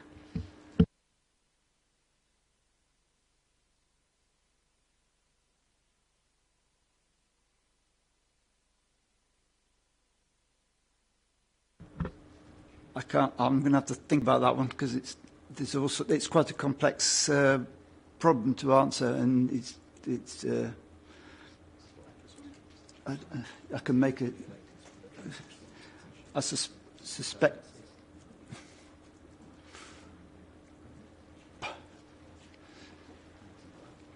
I mean, the evidence we've got is that there isn't the junction doesn't induce many trips in total. So, from that point of view, the suggestion is that no, it wouldn't. Okay, no, that's absolutely fine. I can note that evidence, and I note you disagree with that. And you'll know come on for more questions on that. The hypothetical extra induction. So, I do have some more questions around induced demand and stuff, but I wasn't going to tackle them right now, but Just carry on with your questions. Thank you. But I'm just saying that I've noted Mr Elliott's response to that. I note Transport Scotland's position, and I note you disagree. So I've noted all that. So just carry on with your cross. Thank you. So, if we, just for the sake of argument, accept that these predictions are fairly accurate reflection of future demand. So, for example, the morning peak period for the 2040 in the low case that you've set out, in the base network case, there will be slightly lower demand than in 2024. So that's in your... What's the table number? Table 9.3? Yes, that sounds right. So, would it not be reasonable to expect a reduction in journey times through the base network case, the Sheriffhall as is in that case. Sorry, I didn't quite follow your argument there. So you're looking at which line, sorry? This is for the AM peak hour. Yep. And so that's the first row of the table. I'm comparing the 2040 low to the 2024 or the 2025 equally case. The demand for trips is lower in that future year. So would it not be reasonable to expect reduced congestion, improved journey times through Sheriffhall in that case?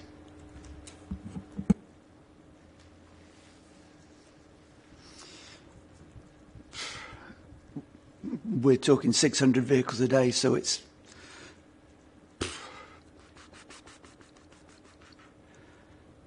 Excuse me, that's 600 vehicles an hour. Sorry, sorry, yes, beg pardon, yes, 600 vehicles an hour. But that doesn't necessarily relate to a change of journey time. Thinking that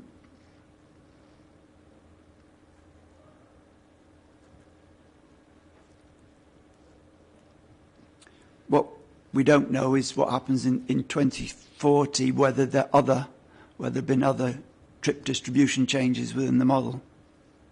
As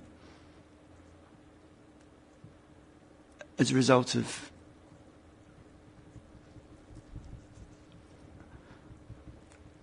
other parameters that are changing within the trip zone loading process. But we've talked before about capacity being reached at relatively small increases, and then suddenly it's it's unbearably bad. So wouldn't it back off somewhat from the current medium congestion case?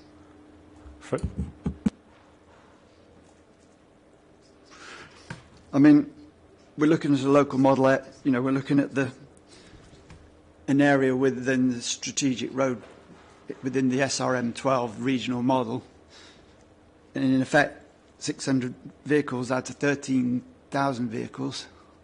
We're talking an hour. I realise it's an hour, 13,000 vehicles an hour over that area. It's very little change, isn't it? I mean, it's 4.6%. Oh, you worked it out. Thank you.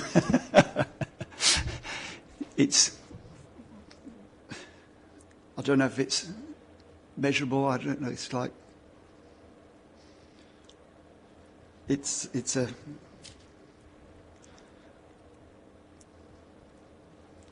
we've seen it's producing a reduction, and the reason why it's producing a reduction is difficult to know.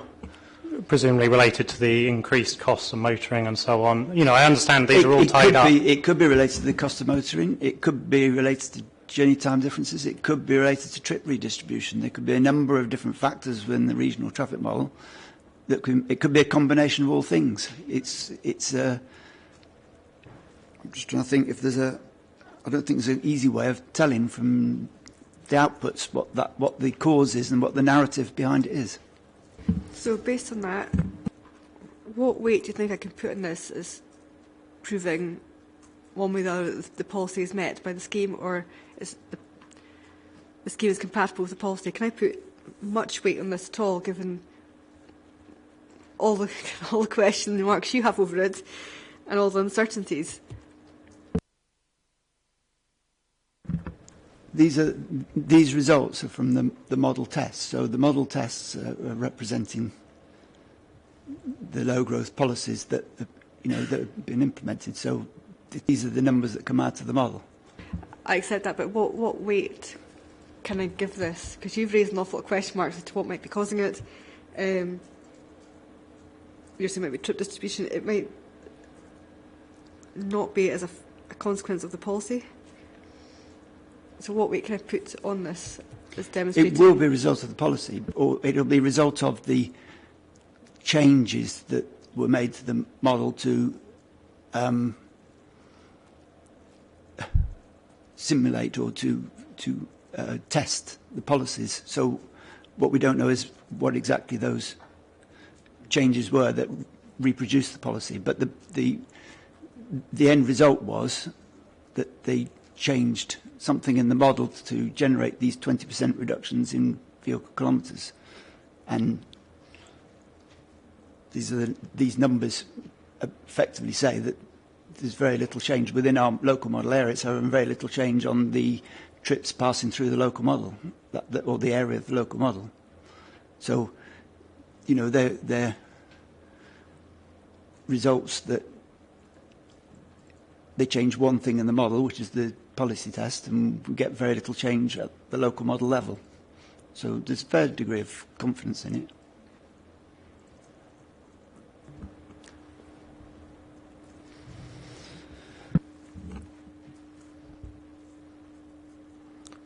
So I think, I don't disagree with you on those points about what's the cause of the reduction, but so speaking as an experienced traffic modeller and traffic engineer, wouldn't you normally expect that if you reduce the number of vehicles coming into a small piece of road network, that journey times would reduce, congestion would be reduced, journey times would reduce and congestion would be reduced inside that, as a general principle?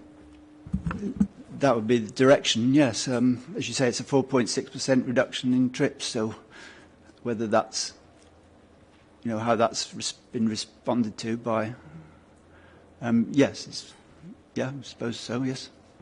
And, you've sort of given, to roughly summarise some of the points you made, these networks, they work really well up to a certain point and then they gradually clog up as you mentioned about the speed flow curves, and they reach a point where the flow starts slowing down as you get more and more vehicles onto it. So if it's close to that point already, wouldn't you naturally expect to get quite a good improvement in congestion as you back away from that seriously congested point as a general rule? I understand you've not done the detailed modelling. If the area of the model is, the different parts of the model will be at different points in the speed flow curve, so there will be some response, I suppose, to. I'm just trying to think it through the process, but the general direction would be a reduction. Yeah, the question of how you put a magnitude on it is a bit difficult. No, I wouldn't ask you to put a magnitude on it without, having time to go and do the sums properly, and of course that's not a thing I'm trying to do, but thank you. So, same sort of subject, but a slight subtopic change. So the recent assessment by the Climate Change Committee of the Scottish Government's progress in reducing emissions, so this is core document 005-013, says we're significantly off track on the 20% reduction target, and that interventions that discourage car use must be considered. So based on the modelling, would it be fair to describe this scheme, the grade separation, as the opposite of such an intervention?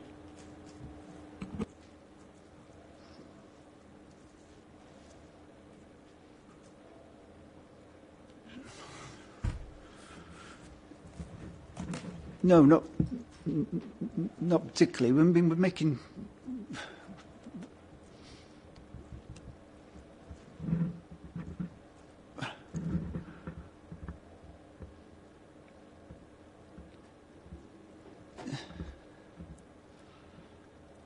What the policy is about is implementing strategies in the roadmap. We're also helping to achieve these policies by making connections between the neighbourhoods. So this is a strategic road network, and for the policies to function, sometimes you need to provide access to goods and services in a certain efficient way. So you wouldn't necessarily follow that you would want to strangle your strategic road network to arbitrarily reduce car vehicle kilometres, because you need those core networks in place to keep the society running. It doesn't follow that you just want to cut everything. You need to.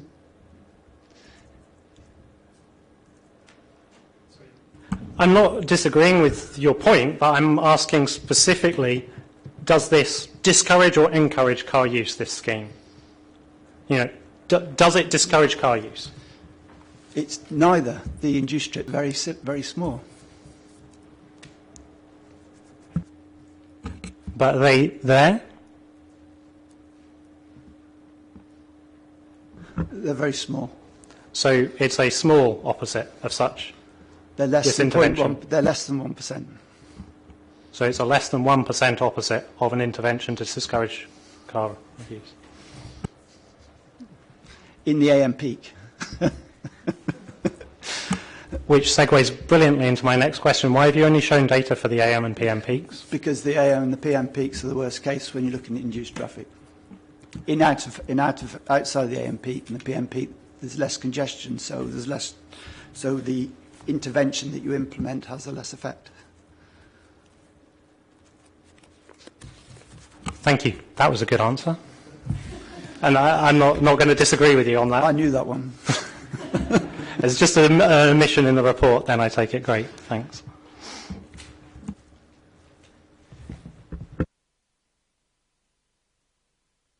So one question I've got is, we've been talking a lot about 2024, which is only just a short way into the realisation of the 20% reduction in car kilometres policy. And, we're aiming for 2030. It's not that long away now. Is there any data about the predictive level of traffic from this model in the scheme's actual anticipated opening year of 2028?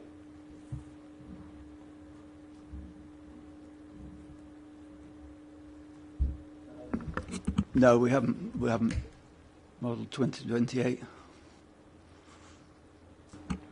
Just trying to think. We've estimated it using the method that we've set out in Appendix A of the environmental information document, which that's where the answer is. I can't remember. And does that use the 2022 model or the 2017 model?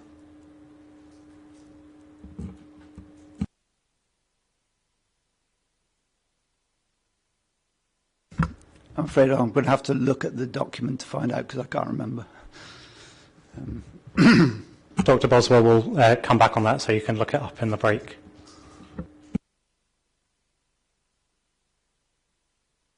So, kind of since there's been so many large changes in terms of government policy and the march of time and changes, shouldn't the inquiry really have an update on the traffic modelling that reflects the best estimates today? Would that not be helpful for the inquiry to make a good decision?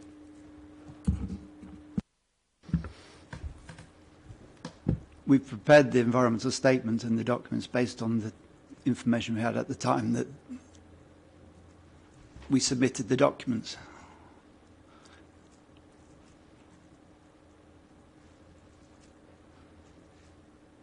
But in terms of making a good assessment of the scheme, would it not be helpful? An adequate assessment. We've made the assessment that we've presented. So.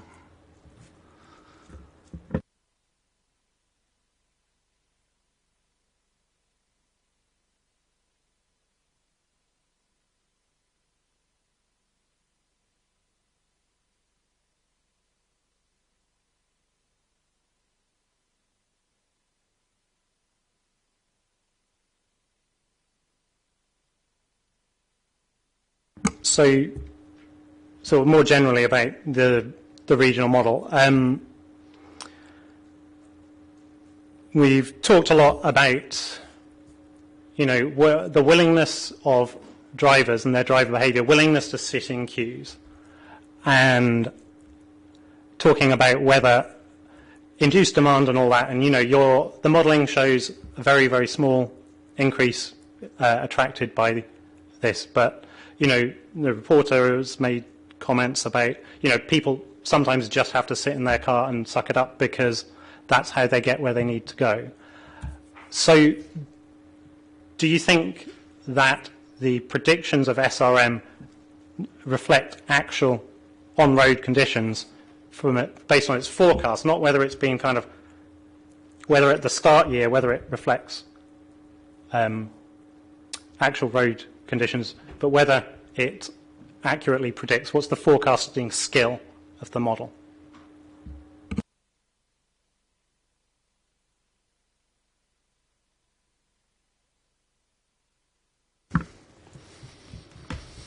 The forecasting model is the tool that we use for assessing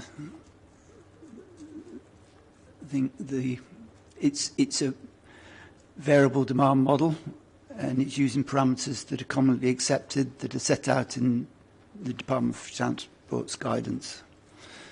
So the procedures that it uses are standard Department of Transport approved processes.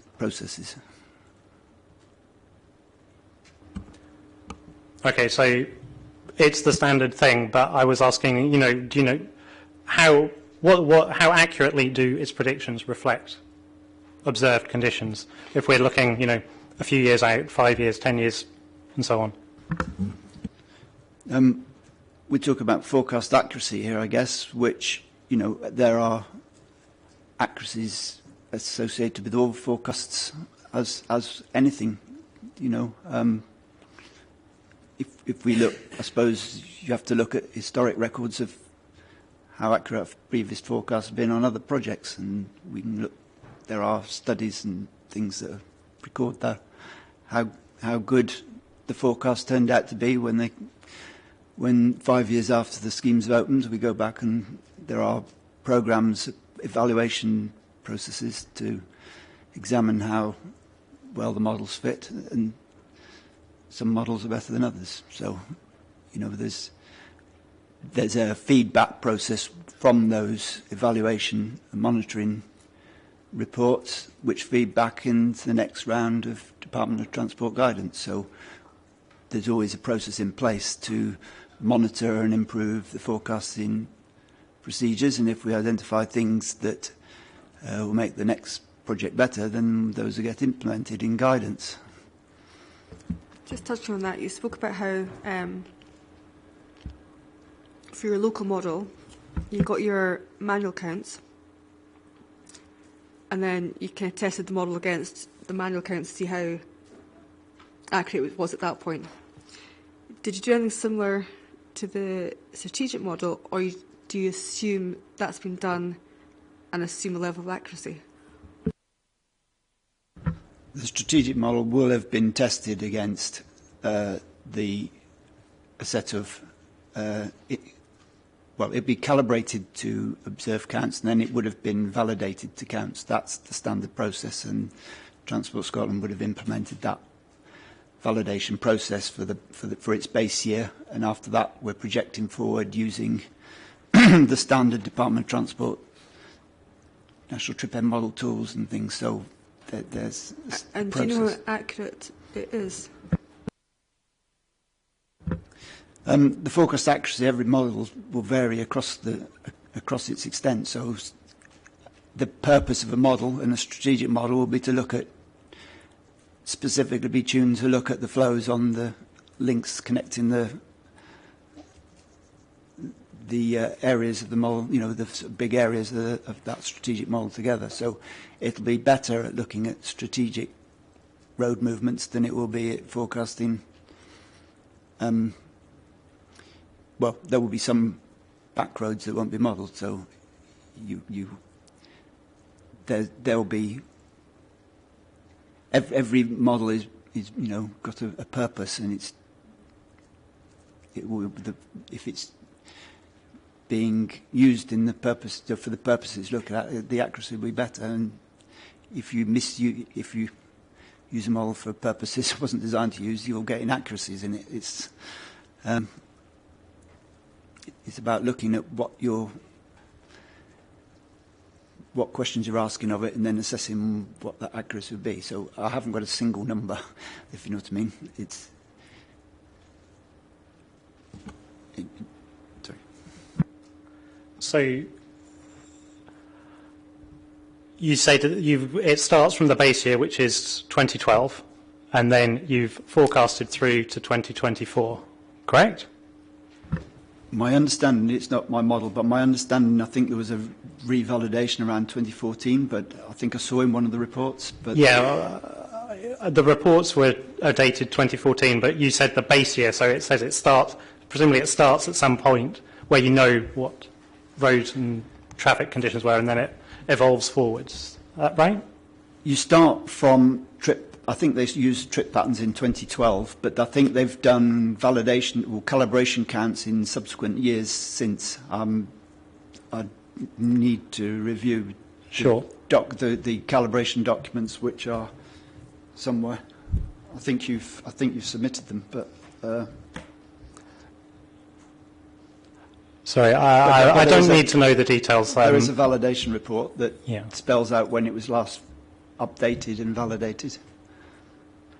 So, well, it must have been before 2014 because that's the date of when the reports were written. I think it was the end of 2014 from memory. So you took this model and you rolled it forwards to 2024, but that must mean that you can estimate what the traffic from the SRM-12 would have been in 2017. And you have detailed automatic traffic counting data from that you discuss in the report. So has SRM's prediction for the count year of 2017 been checked against observed conditions? Not that I'm aware. I'm not. Thank you. I don't know that it has been done. But could you hazard a guess at why it's not been done? I suspect it's not been done because there was probably no forecast for 2017 to compare it against. But that's conjecture. I don't know for sure. I'd have to talk to the consultants that run the model. So since the SRM model works on an annual basis, it advances forwards 1 year at a time according to the reports, it must have calculated this 2017 year at some point in the runs, and therefore this could have easily been looked at and checked to validate that it was getting its prediction in the count year roughly correct. And obviously not, you don't expect it perfect, but you know.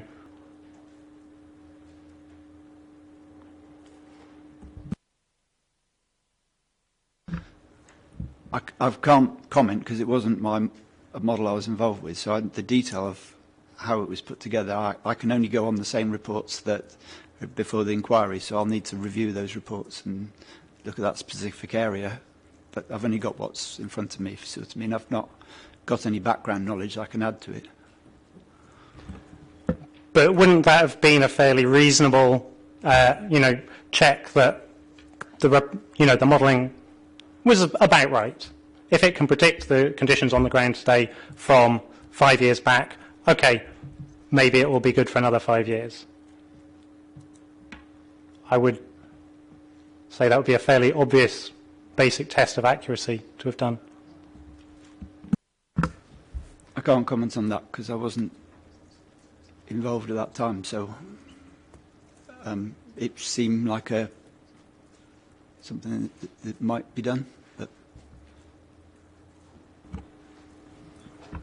okay, thank you. Sorry.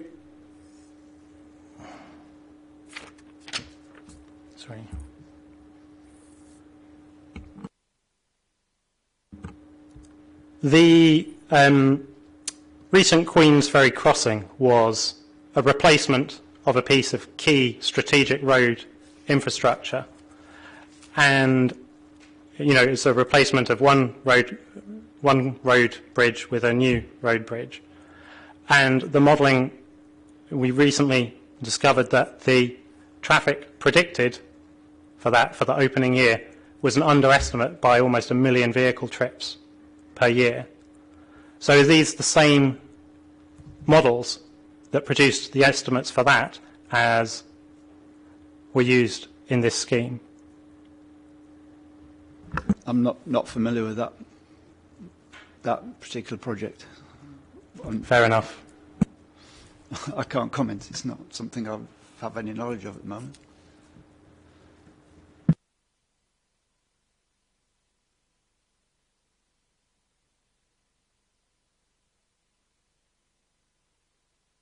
Okay, thank you. So I wanted to talk a bit about, ask a few questions about the active travel things, and you clarified some things this morning about how active travel, so walking and cycling, get included in these models. So you said that the UK-wide, sorry, the Great Britain-wide model, because you didn't mention Northern Ireland, includes the walking and cycling trips, but the transport model for Scotland doesn't. So, except as through, the way that car journeys are reduced by being assigned to that. So, in some sense, it does include some part of the active travel things, but this is not reflected down through the smaller scale models. It's just a subtraction out of the car demand. Is that right?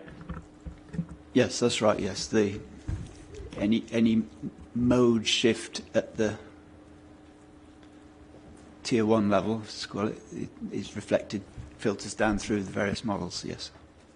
Okay. So thanks for that clarification.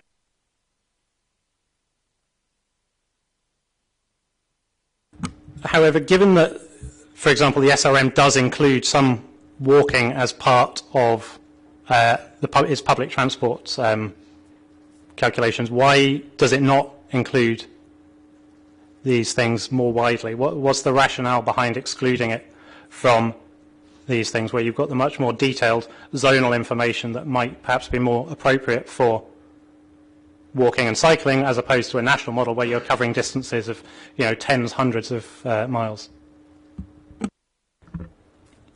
I think if you were to look at active travel intervention, then the way to do that would probably not be to use a regional model, but to build a model specific to that intervention, whereby you would look at local demands, maybe even count local demands, look at perceptions, where there might be demand created, and then you'd build a demand model from that, basically. That's how you set about it if you were looking to build a business case only for active travel. And then once you built up that demand, then you'd look to see what the health benefits are for users. Thanks. So you said that the SRM includes the sort of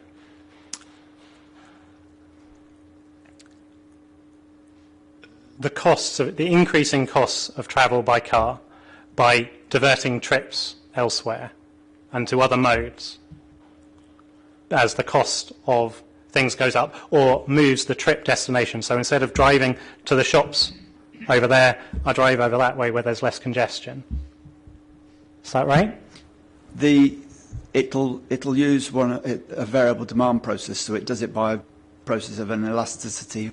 It'll have applied an elasticity factor to it. So the trips, basically, if the cost of travel increases, it uses this elasticity factor to reduce the number of trips in the demand model by a small amount for that particular, for all the origin to destinations that pass through the various lengths. So there's a mechanism in there. It doesn't specifically transfer it to another mode always.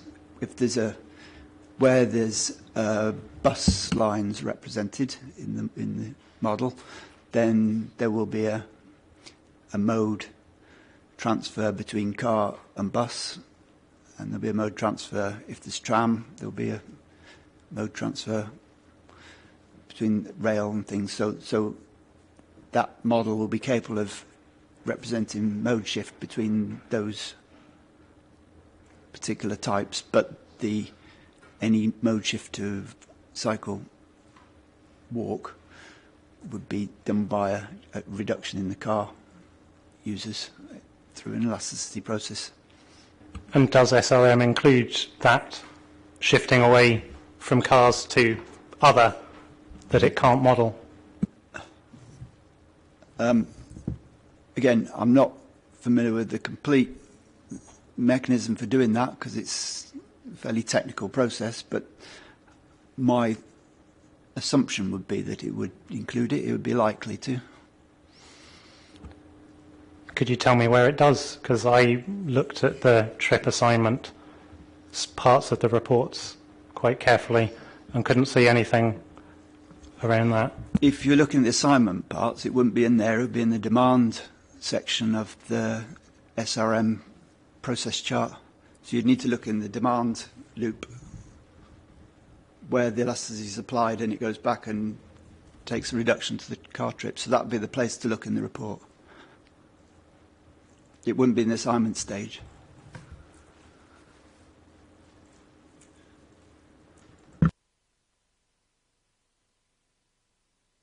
I'll have to come back and ask a question about that in a short while.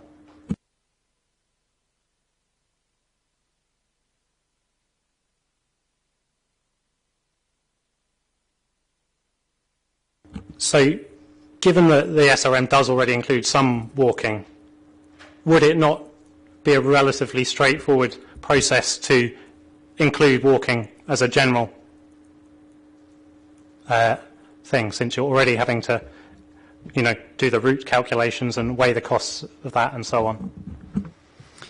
From my recollection of reading the report, I think the pedestrian element of that is part of a walk to bus stop.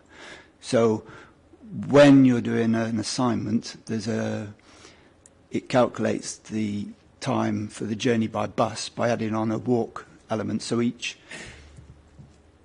zone will have a walk time to the nearest bus stop. So the walking is done as a automatic process within that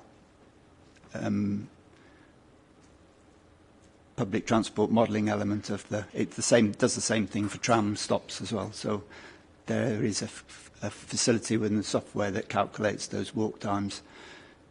It's not set up to run pedestrian only or cycle only models. That's not its purpose. That would be like pushing the model to do something it's not designed to do.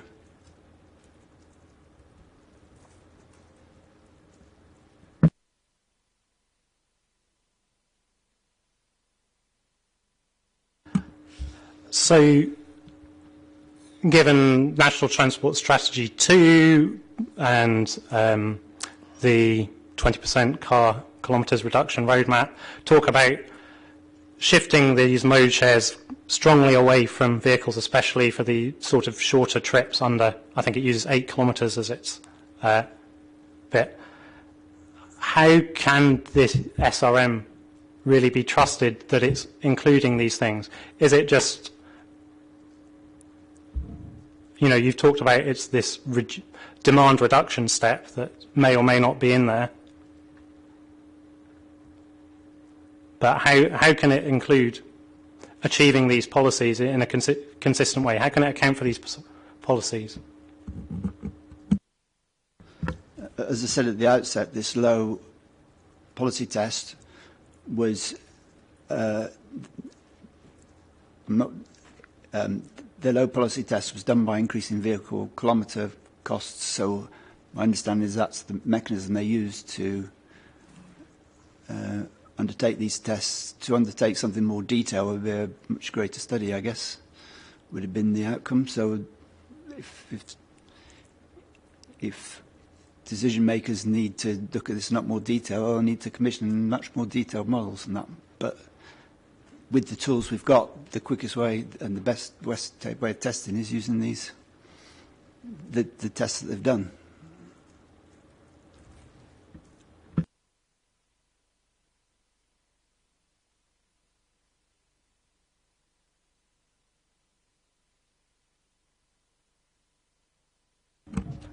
Sorry, you sort of half answered my question. I'm just trying to formulate the bit I want to pick up on.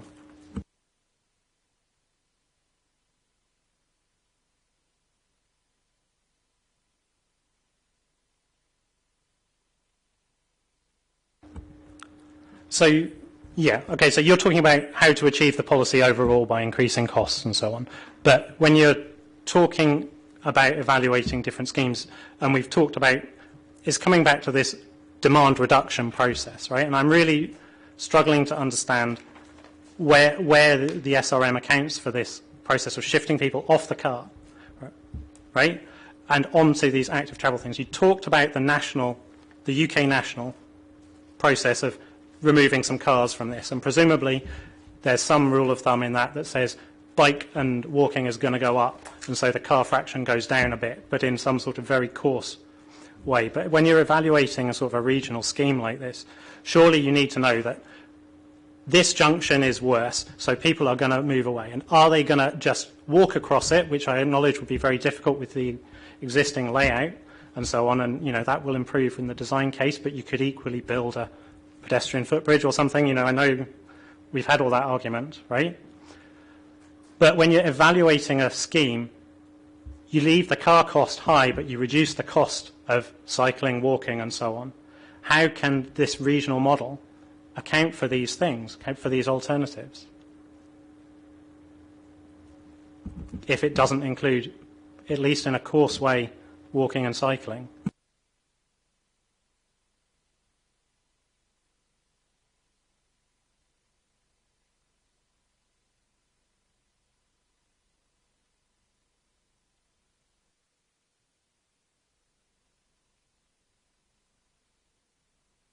These policies are going to be implemented. At the moment, it's a high-level policy that is got to be implemented over the next 5 years. But how that's done, that's not really what... I have no knowledge of that background and what's been done behind it, because I've not been involved in that policy development or formation. So, sure, and I really understand your position. It's just, if we're using these regional models to make decisions about these big schemes, don't we need to account for these things? So, sorry, I guess I don't have any more questions about that. I think you'll all be relieved to know I'm actually done. Thank you very much, Mr. Elliott. I apologise for the grilling.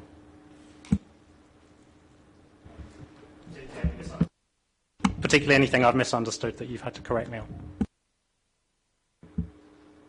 Okay, Mr. Elliott, before we go into Dr. Boswell, would you like a 10-minute break? It's a natural point to break. Okay. Your party's like a 10-minute break. Dr. Boswell, how long do you think you'll take in your questions?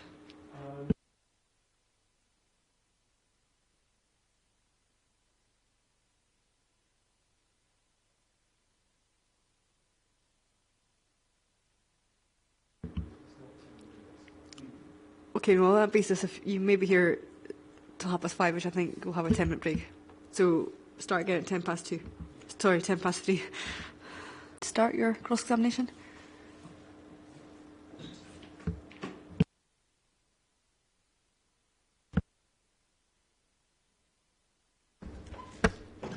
So no.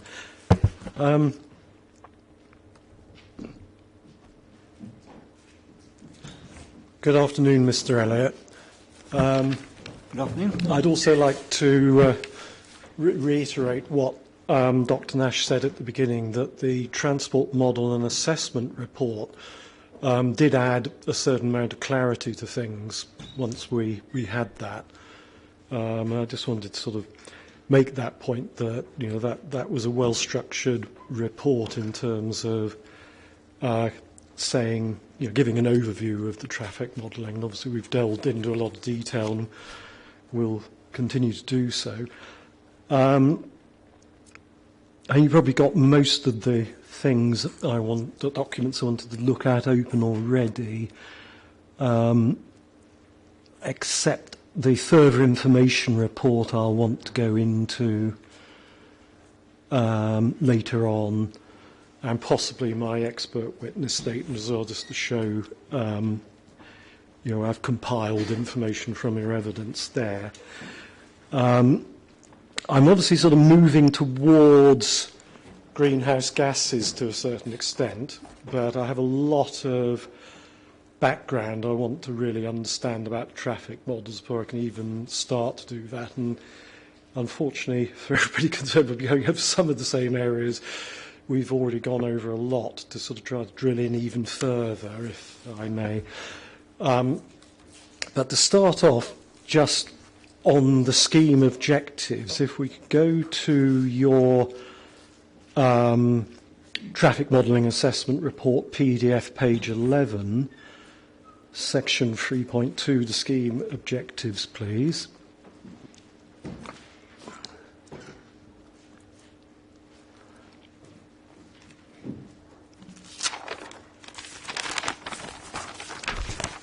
In that, the third bullet point down is minimise traffic impact of local proposed developments in Mid Lothian, East Lothian and City of Edinburgh, so 3 local authority areas, on the A720 between Gilmerton Junction and Old Craighall Junction and approach roads.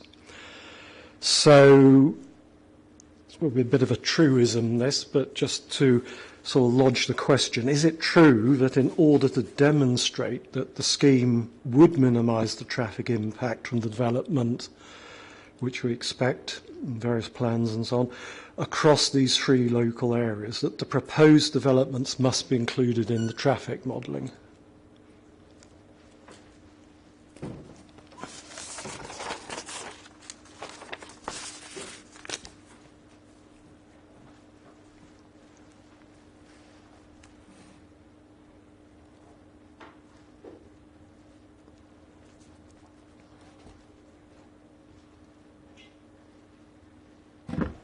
Yes, those developments are.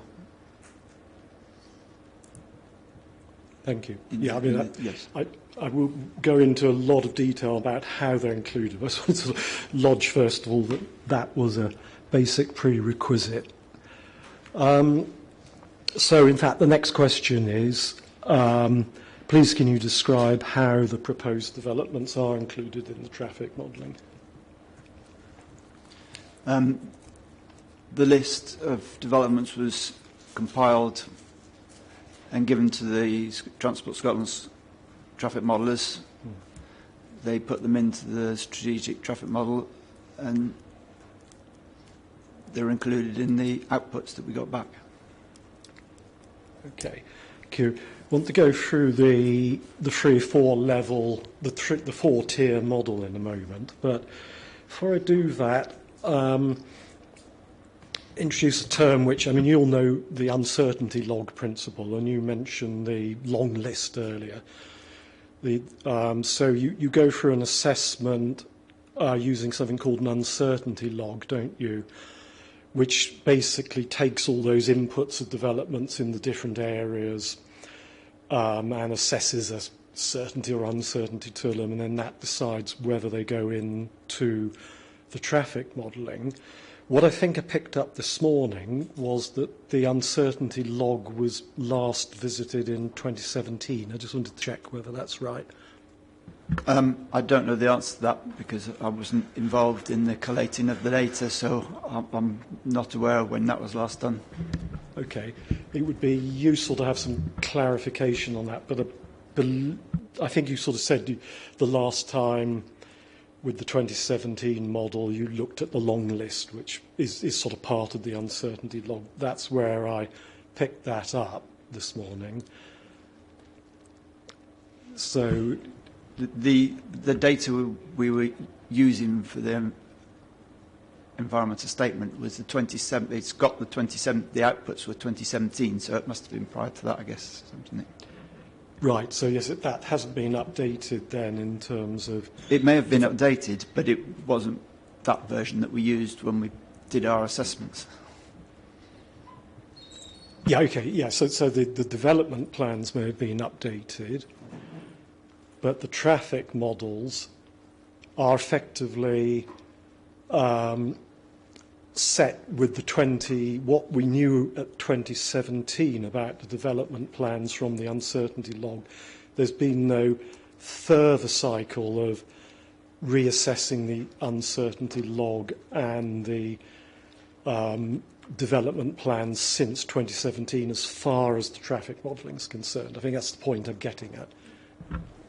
Yeah, we can only use what's available at the time when we do the work. So. Yeah, absolutely. Yeah. Just establishing that's the case.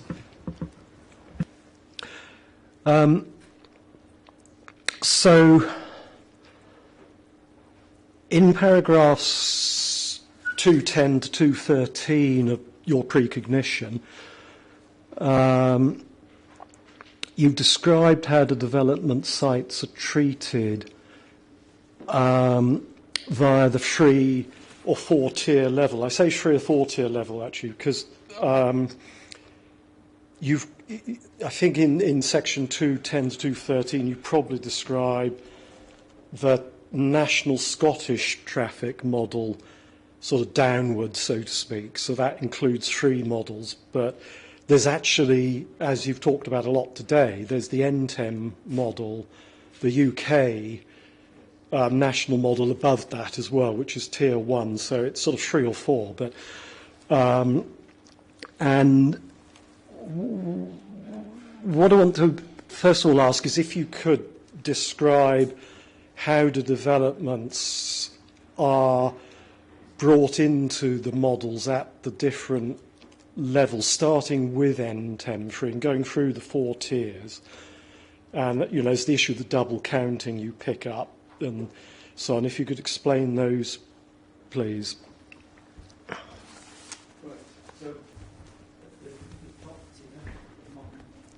This is the national TRIP-M model. Sorry, I'm not coming over very clearly. Let's give it clear. The national TRIP-M model, the trips are generated based on national modelling, such as national data, such as population, such as households, such as car availability. There's data from the planning authorities on jobs available. The number of active workers and generally, employment data.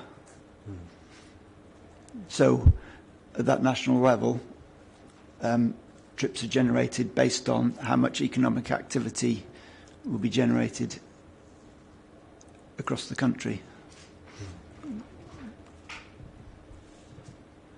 Okay. So, drilling down to the Scottish national model, I think you said this morning that a bit more was sort of context or refinement was added in there. I'm interested to know what that is, please.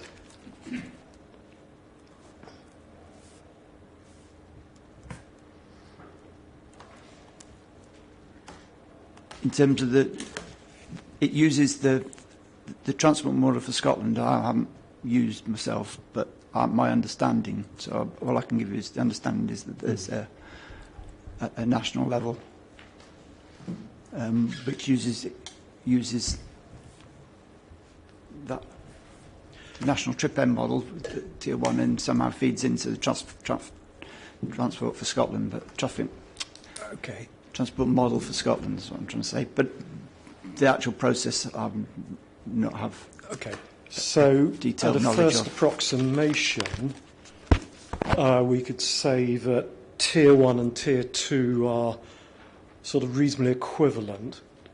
Is that correct, that the national transport model for Scotland is more or less sort of taking the NTEM data from the UK model, expressing that, but there isn't further Scottish national data or anything added in at that point? I can't add any useful knowledge to what I've already documented, so I'm sorry. So if we go on down to the SRM-12, which is the regional model,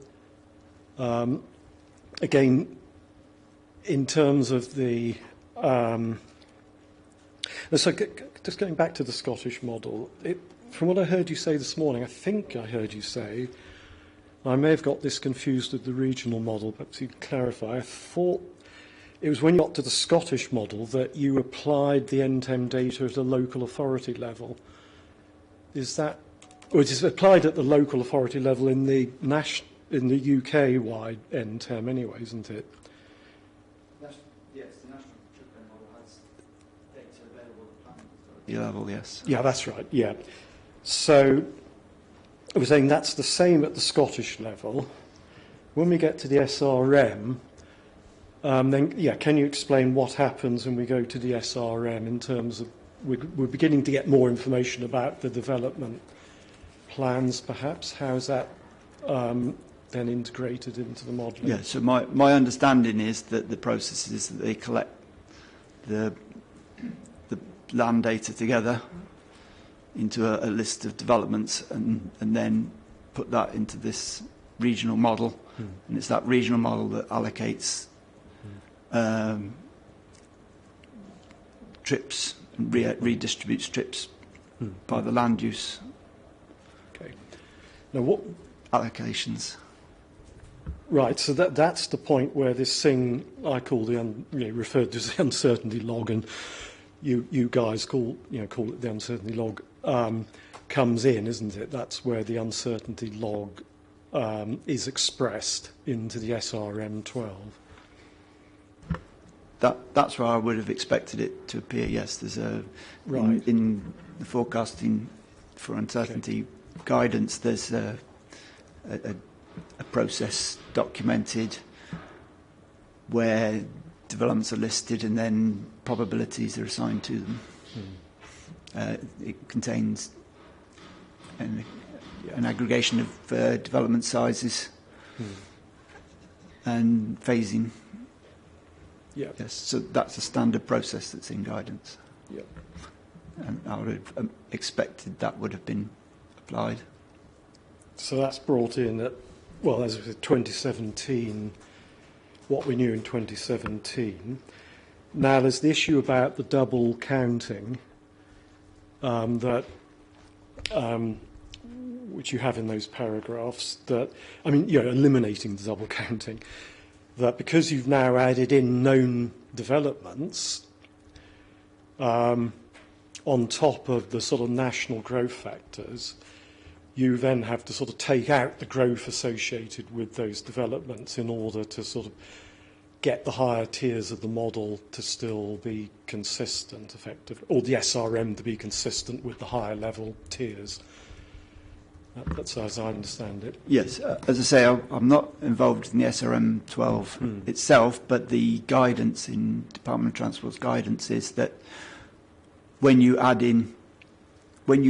model specific sites in your model and load, model specific sites, then there's a process for adjusting the outputs from the national model, the national TRIPM model, the Tier 1 model, to reduce growth across the rest of the region. So the basis is that if you model development and concentrate development as one specific site, then the area around it and the rest of that planning authority gets reduced accordingly, so that a planning development without any development generates the same number of trips as a planning authority area with a specific development model. So that way, by applying that adjustment factors to the growthing process, you end up with a constant value which is set from the national TRIPM model, the higher tier model. Yeah, so if I could sort of re-express that another way too, just to check I've got the understanding. What's happening at that point where you put in the development information to the SRM, is that up to that point you've got a sort of economic growth across the whole of Mid Lothian, East Lothian, Edinburgh, sort of averaged out. But now, then you'll say, now you've got some granularity, you've got development here, and obviously that's focusing traffic trips, as you say, reassigning them around those centres of where something is actually happening. And in the sort of the background, if you like, the traffic trips would be effectively sort of going down because you're getting the granularity now of where the developments actually are. Yes, yeah, I can confirm that's. I'd agree with that description. Yes. Great, that's really helpful. Thank you. So then, when we go to the local traffic model, we're really depending upon the SRM, aren't we, for the development sites? Are we including any developments in the local parametrics model? No, there's no adjustment for developments. We take the outputs directly from the SRM regional model. Yes, the Tier 3 and that's what model. We've been talking about a lot, isn't it? Yeah. Right. Okay. So is it correct that once you've gone through all that process with the development sites, you've got them into the SRM, that then you model those in the base scenario of the model, which hasn't got scheme in it. So that's how you're building your base, what you call your base forecast. In the local model, yes, we've based the local model based on 27 observations. Yes. So that's dependent upon the development sites. I mean, one way of looking at this, this table 9.2 and 9.3 is it's a sort of black box, and that's your local traffic model, and then around it you've got the SRM, and you're saying you're not modelling the development sites in that local traffic model, but they're modelled in the sense of how you're saying that you've got the input to it from the SRM, and that's that data in table 9.2 and 9.3, isn't it? Yeah, that's right. That's correct. Yeah. So that's what we're talking about, right? So you actually, in modelling the development sites,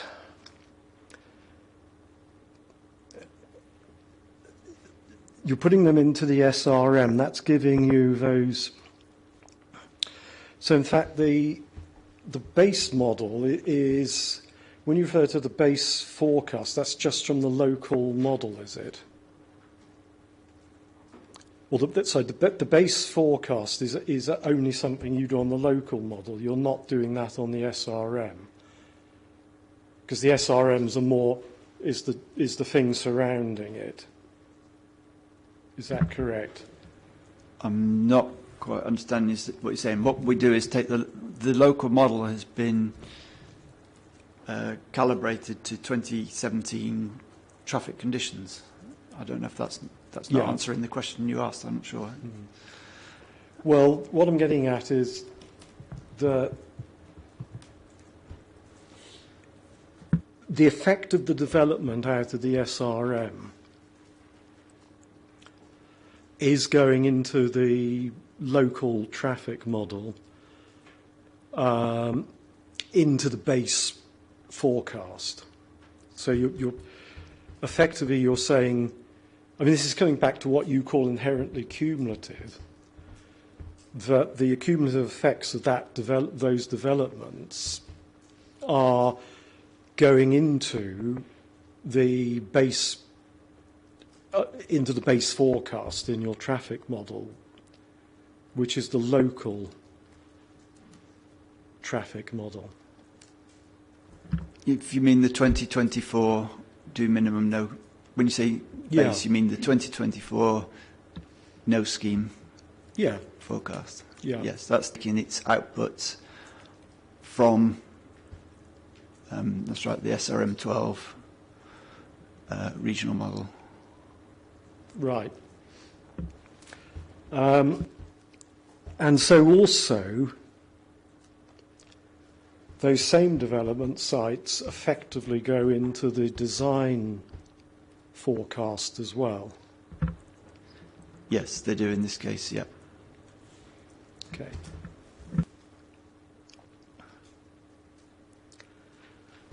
So, I want to understand generally about how the timelines of the development coming forward are handled. So, you've said you've identified developments from the uncertainty log in 2017, and those are what one might call reasonably foreseeable developments. Sorry, you say, just to be clear at this point, before you take to the question, I haven't developed the uncertainty logs for SRM-12. I haven't seen them, so I can't really answer the detail of that. Okay. I do need answers to this, so I hope I can sort of frame it in a way that you'll be able to. That whoever did the traffic modelling back in 2017 then took the uncertainty log into the SRM, and then you have developments which are reasonably foreseeable going into that SRM, and then you're having you've got this coupling point where you're looking at the inputs from the SRM going into the local traffic model. So what I'm interested here is, say you've got 5,000 houses coming on stream in 2028. I know that typically they won't all come on stream at that one point, but the point I'm trying to make is you've got developments coming on in the future. Do we see that those new 5,000 new houses in 2028 appear in the SRM at 2028? They're in the uncertainty log back in 2017. We're forecasting that they're reasonably foreseeable development. Do we first see them come into that SRM and therefore into what's going into the black box, the local model? Do we see that from 2028? Because we're doing every year, aren't we? In terms of what we've done, we've used 2024. So we've used outputs from SRM 2024. Now, my understanding would be that there would be some sort of estimate of what the phasing of each development would be and when it would be applied. So it would be normal for each traffic model forecast year, because it wouldn't normally do every year. Normally when we do it, we just every say opening year, 15 years, maybe a horizon year, and maybe some interim years. So we would normally not do all of them. But when we use an uncertainty log method, we would usually try and establish by talking to the local planning authority at which year they were likely to come into effect. Now, that would be the likely approach that was used, I would think. Okay, so you're using 2024, but on that version 2022 of the SRM, you're also using 2025 and 2040 in table 9.3. So you are using projections forward as well. Now, I think what I've understood what you were saying just now, I sort of tried to paraphrase it, I might get it wrong, but what you typically do, and this is a reasonable approach, is so you have that your foreseeable development coming up, and say, right, by 2024 we have this much in the model as sort of coming forward. And then by something like 2040, we have, a lot more has come forward. We put that in. And then we probably aren't modelling every year. Say the 2028 example I gave, we're probably doing a linear, we're saying between 2024 or whenever we did it to 2040, we've got some linear progression, and then we're forecasting on the basis of that. Would that be a fair way to say that's what is done?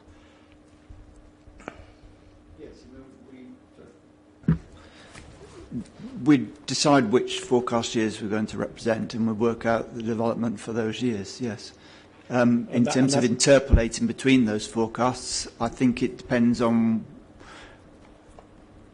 the assessment you're doing.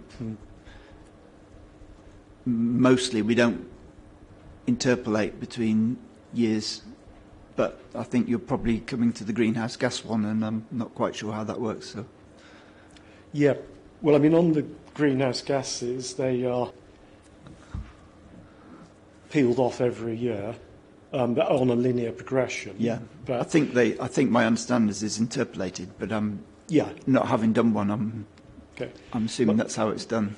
Well, my understanding it is as well, and all the tag documents I've looked at, the 60-year appraisals, do that between the opening year and the design year for the first 15 years. So in our case, it was originally 2024 to 2039. It's now 2028 to 2043 is those 15-year periods. And we'll come on to the greenhouse gases, but effectively you're peeling off an annual thing and then doing a linear progression between it for the greenhouse gases. And it a linear interpolation between, yes. Yeah. And I was suggesting, and I don't actually know, that on the traffic modelling and when you're bringing in the developments that you're doing something similar, so that when you're projecting out to 2040 with the SRM, that 2040 SRM model would have sort of all the developments up to 2040, but they might have been sort of projected to some other year, and you've done a linear interpolation to actually sort of get the numbers out. It's a perfectly fair way of doing it. I mean, usually when we're looking at the data supplied by local planning authorities, there's a 5-year plan or a 10-year plan period which is assumed to be developed by. So usually you find it cuts off after a certain year, and after that year, we're reliant on the national trip end model to apply the relevant growth factors. The local, I mean, this is based in 2017 data, but the local plans seeing in the rest of the country normally going for 15 years, so they're like going to the sort of mid to late 2030s. But when the uncertainty log for this was done, maybe they weren't going much beyond about 2030 would be my guess. It's conjecture because I'm not sure. I don't know the detail. It is conjecture, but quite useful to know. It would be quite useful to know the uncertainty logs which went into this modelling, so we know how much development is included and where the development just cuts off. Because if we're using models at 2040, it's sort of what the conversation we just had suggests that perhaps the last 10 years of development aren't even in the models, the SRM model up to 2040, because the local plan information wasn't there in 2017 and the uncertainty log information isn't there in 2017.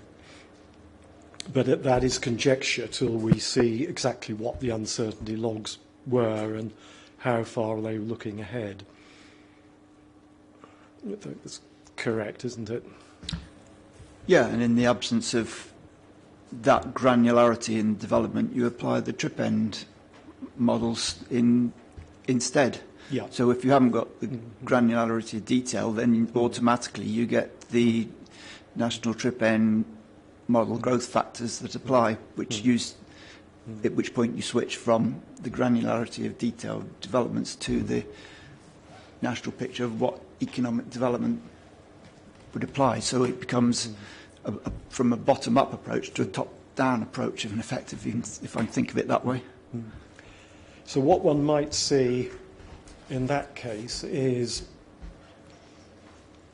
when that switch happens in the SRM, that it's losing the granularity. It'll be a gradual You'll process. see that going back to that background, what we're talking about being the sort of background growth, that you'll lose the detail of the actual, that you'll lose the precision of the details turning up on the interface of the local traffic model, because we're sort of going back to that background. So where there's development sites sort of close to Sheriffhall, or reasonably close, you'll lose the precision, and you'll get more the background coming from the whole of Midlothian, well, the whole of the SRM model. The whole, that's the effect you'd see, I think. Yeah, the detail would be there where we know it. In where we don't, we use background forecasts. Yeah. I mean, it's we can only use what we know. Yeah, absolutely. Okay. Can I just clarify the N10 models? I'm not exactly sure how far they forecast, actually. I think the latest ones go up to about 2050, I think. Right. But I know they were republished in November last year, and I haven't looked at the computer just recently to see where they stop now. Okay, thank you.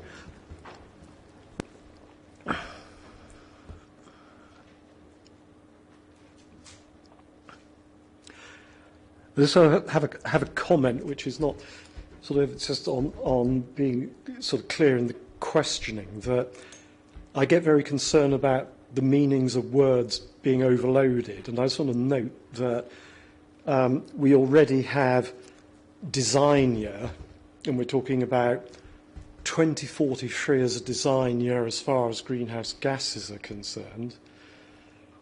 We also have a design forecast, which is saying when you bring Sheriffhall into the modelling, and there's, I often find also, actually, you can find three meanings of the word baseline within the same paragraph in documents. So I'm just sort of highlighting that I'm going to try to be very clear about the terminology as we go forward, because it's an area we can get very confused about. But I'm wondering now if we could go to the table 9.3 we've looked at several times in the TM&A report.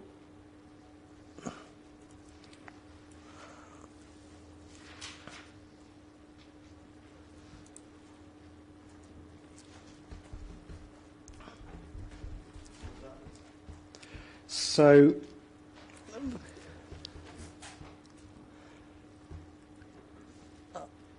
I just wonder if you could remind us of the difference between the 2017 SRM12 and the 2022 one. I know that you're not Transport Scotland, and I heard what you said earlier. That they own the model and they've done that. But I just really want to know, at an overview, what the difference is between those two versions of the SRM. I've used that version, the V 2017 and V 2022, just as sort of a naming convention as based on when we received the data. So it's a convention that we've used in this model just to sort of denominate it as our receipt date, basically. So you received another version of the SRM12 in 2022. Just a quick check, coming back to what we're talking about, the uncertainty log and everything. Would that model have been updated for further local plan information? Do we know that? I don't know, no, because I don't know the timing of the cycle of right. What was done in which order. I'm sorry, I don't. So that's another unknown we have to park, really. Having done that, looking at the table 9.3, on the 2022 version, we have high and low, and if I understand it, low is where you've done the capping on the local traffic model. No, sorry, it's not. No, this is the point. I've got confused myself. There's two different things we've been talking about, and actually I think these have been slightly overloaded in the discussion up to date. That low is where you've done the policy for the 20% car vehicle kilometres. That's Yes. correct, isn't it? Yeah.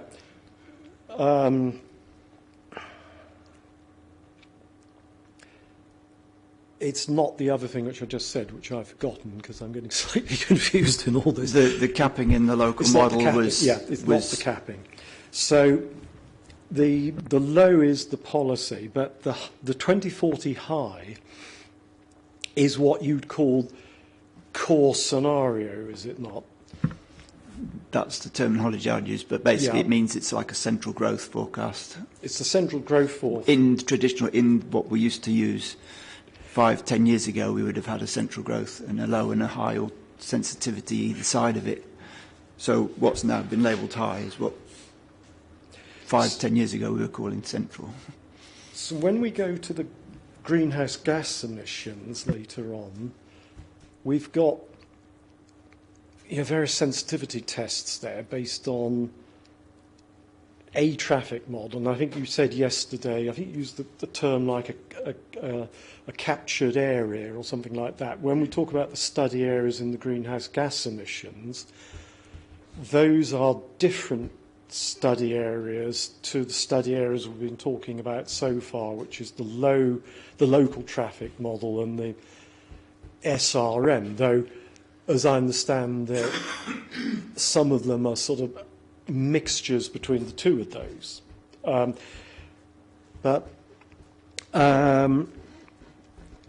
the question I wanted to get to was, when we go to the greenhouse gas emissions, are they based on the core scenario? In other words, are they based upon either the 2040 high out of the 2022 model, or are they based on the 2017, which in itself was a core scenario?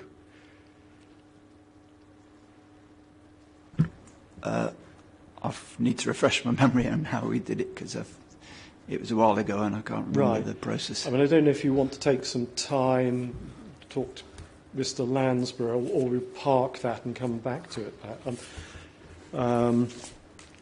I think I'm in But I think cross-examination. I don't know if that's allowed. Is it? As I understand, Yeah, the no, green... Sorry. you are in cross-examination, so you can't speak to Mr. Lansborough. But do you want time to look at some documents? If you continue on this line of questioning, then I think Mr. Elliott should have the chance to look and refresh his memory rather than just assuming absolutely. things. So I'm happy. Do you want 5-10 minutes? If it's important to what comes next, then yes, we ought to. Yeah, I think it probably is, because I can't totally remember where I'm going next, actually, but it probably is useful to clarify that at this point, if it's possible, so that exactly which of these models is being taken forward to the greenhouse gases is the question. Do you want 10 minutes, Mr. Elliott? I don't want to put you under pressure, but I'll sit here looking at you. I'm hoping it won't take that long, no. Okay.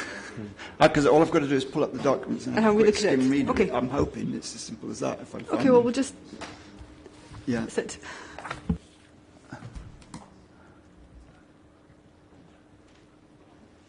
If somebody's got the number for the further information report, it'd be even quicker.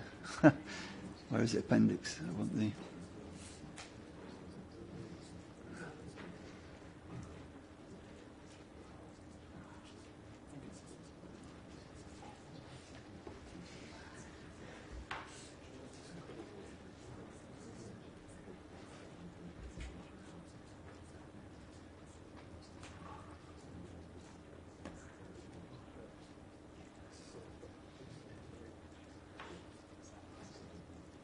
Have you got the further information report?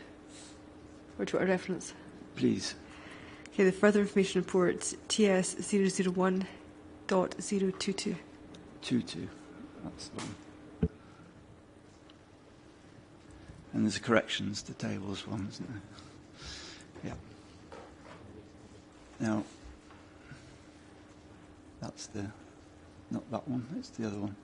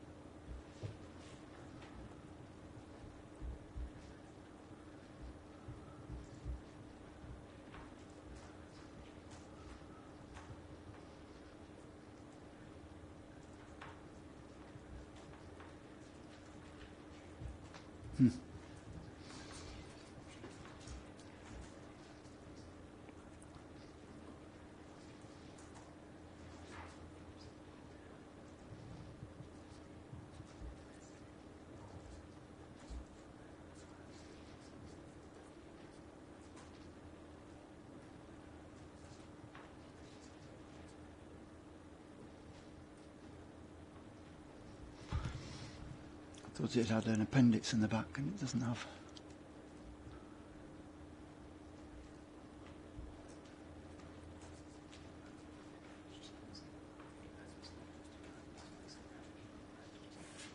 Sorry, Mr. Elliott, what are you looking for? Sorry, Or you can't find. there was an appendix, traffic modelling appendix to the environmental workbook, and I thought it was on the back of this document, but I've lost it.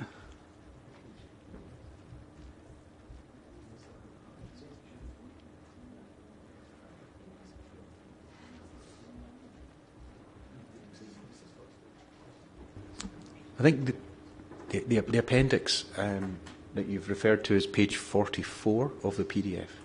44. Have I not gone up far enough? Oh, I see what I've done. Yes. It's opened at, because it's been reading it before, it's opened it at the end of the document, so I need to go back up through. I've got it now, sorry.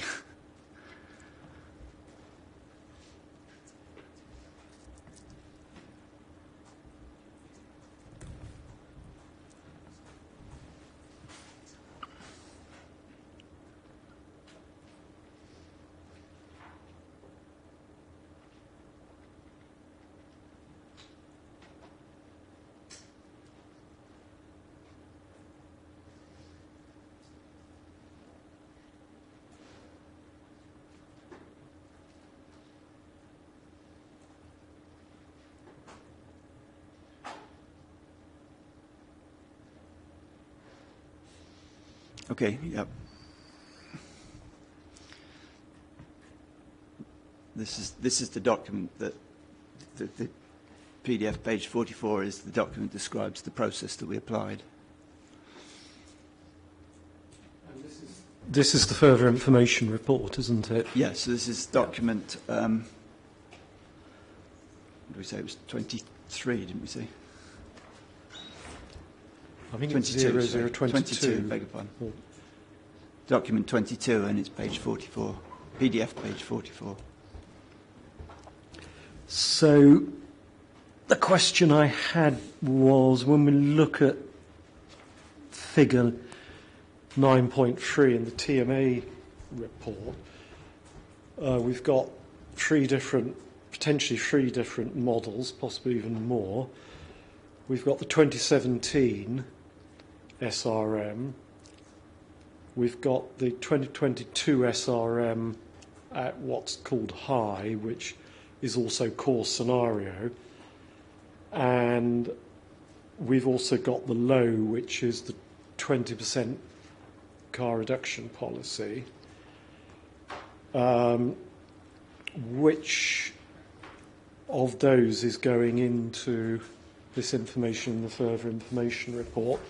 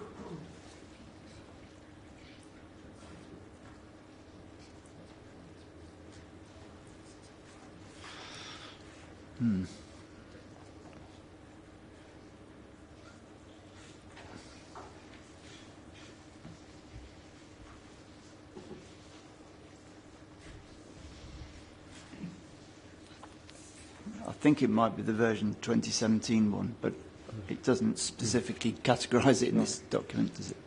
I don't know if Mr. I've not found it yet, anyway. Lansborough is able to confirm that, as I believe he was an author on this too. Mr. Lansborough will be able to confirm that. Okay. 2017 was my guess too, so I sort of think we're probably thinking the right way, but it is a guess at the moment. Right. Park that for the moment. If we can go back to the table 9.3, please. Now, I've got quite a tricky line of questioning. I'm going to try to express this as clearly as possible.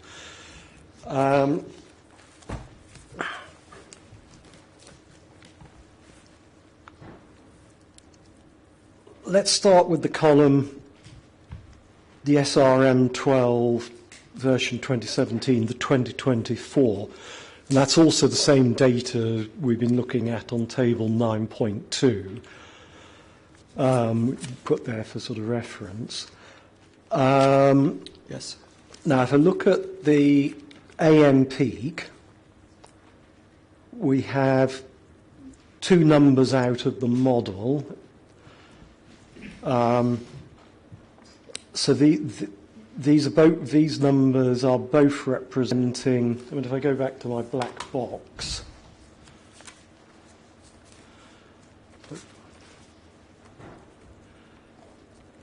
these are both representing the traffic coming into the local traffic model as a black box.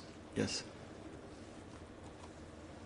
And we've got in the base 13,883, and the design we've got 13,921.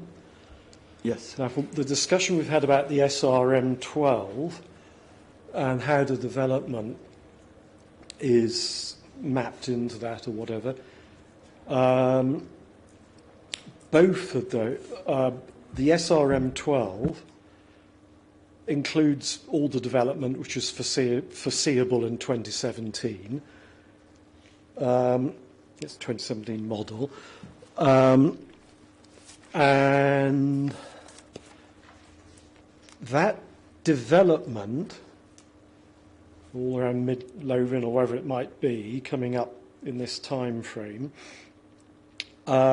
is expressed in both that base figure and that design figure. Is that correct? Yes.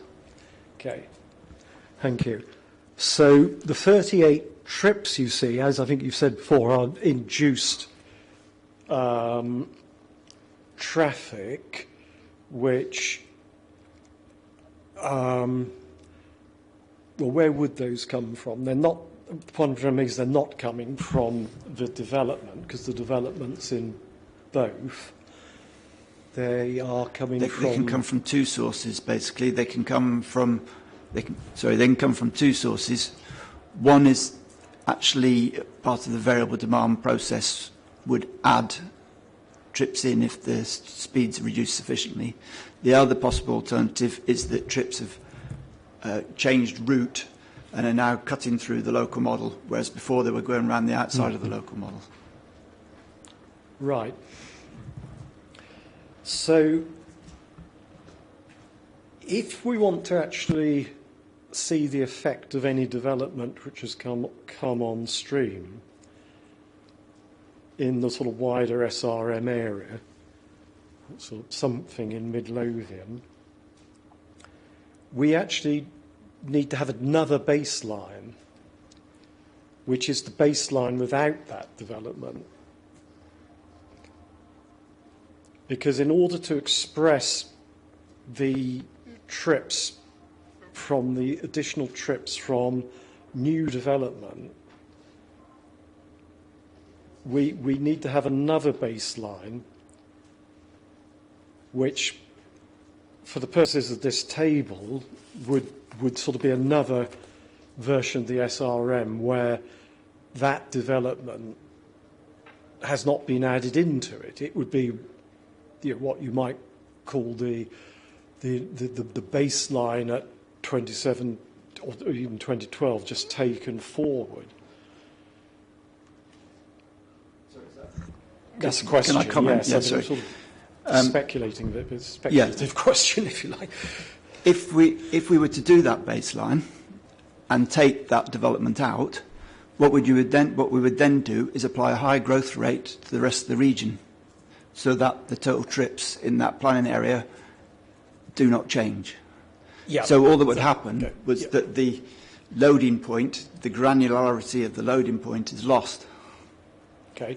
So you still have the same traffic, vehicle kilometres, with or without the development. And this is the business about it's all coming from N10. Yes. Yeah. So, okay, yeah, that's the point we looked at earlier. So, I mean, that is a technicality in the four-tier model, which means that it's not possible in the way the four-tier model is designed to express what is actually happening with new development in the way I've just suggested, and might be helpful to see, because we want to, we started off right at the beginning with one of the objectives of the scheme is to sort of model what happens with the new development and make sure the scheme is okay with it. We're not seeing, we're not able to express that because of the way the four-tier model is constructed, because it will always put the development back in, even if it puts it back in the low-grain N10 sense, it will always put that growth back in. That's correct, isn't it? Yeah, that using the standard Department of Transport forecasting process, that would be the approach, yes. Yeah. So, let's see where that takes us. So, I mean, the key point I'm going to make about table 9.3 is that local development, the effects of the local development or the expression of local development is actually being masked out in that table, because whatever figures you look at, base versus design versus base, they always have both of them always have the local development in it anyway.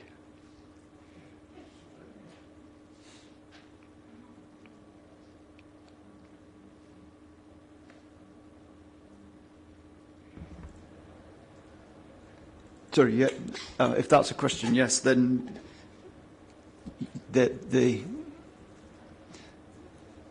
forecasting includes that development that's been put into the SRM 14. Well, I'm not quite sure what.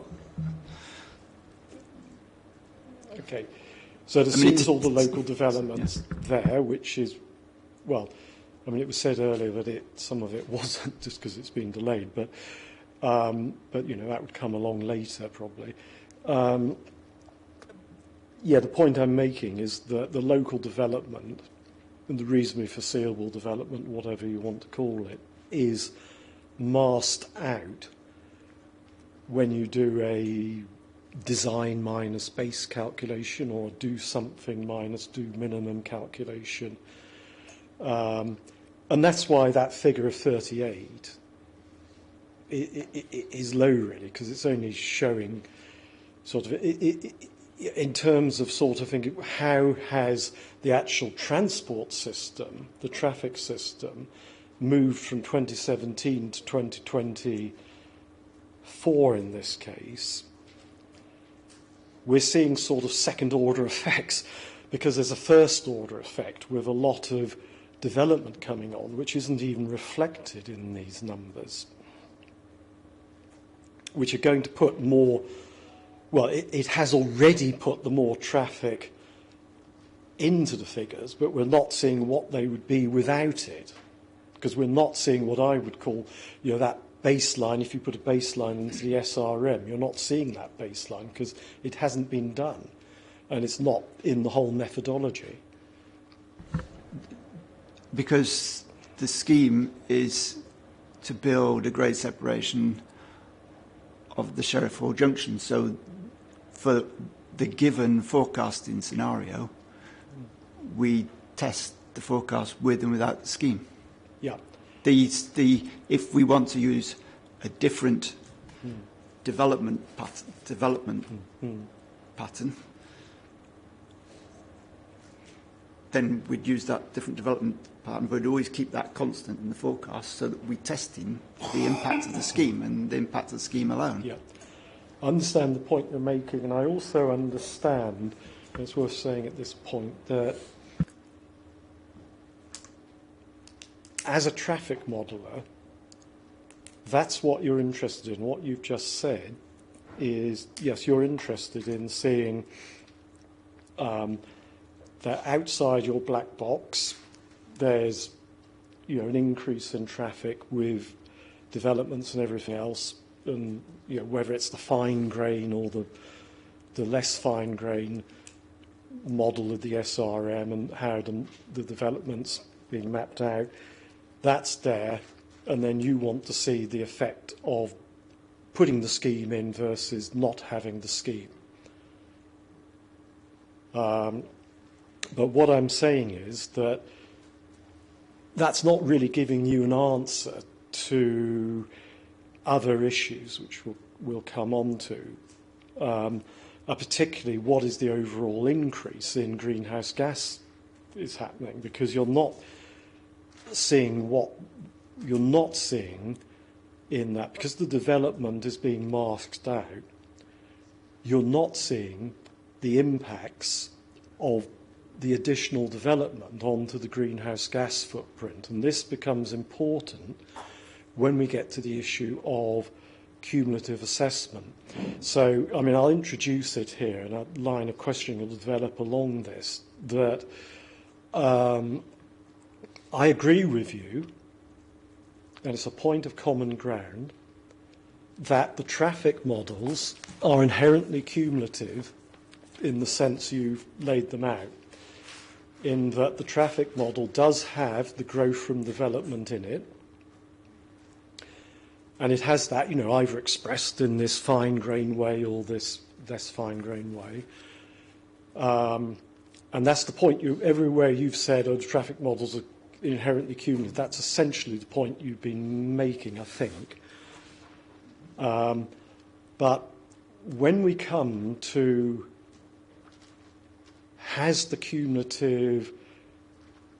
are the greenhouse gases assessed cumulatively to include other development which is coming along beside the scheme, which is what the EI regulations require, then that effect's being masked out.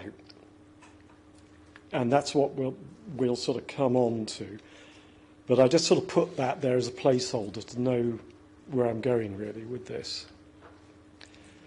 But the key takeaway from the question source is that the local development's masked out in table 9.3 because it's in both the base and the design. 9.3, yeah. Table 9.3 has the same forecast applied to both, yes. Yeah, because it's got using the same forecast outside the black box.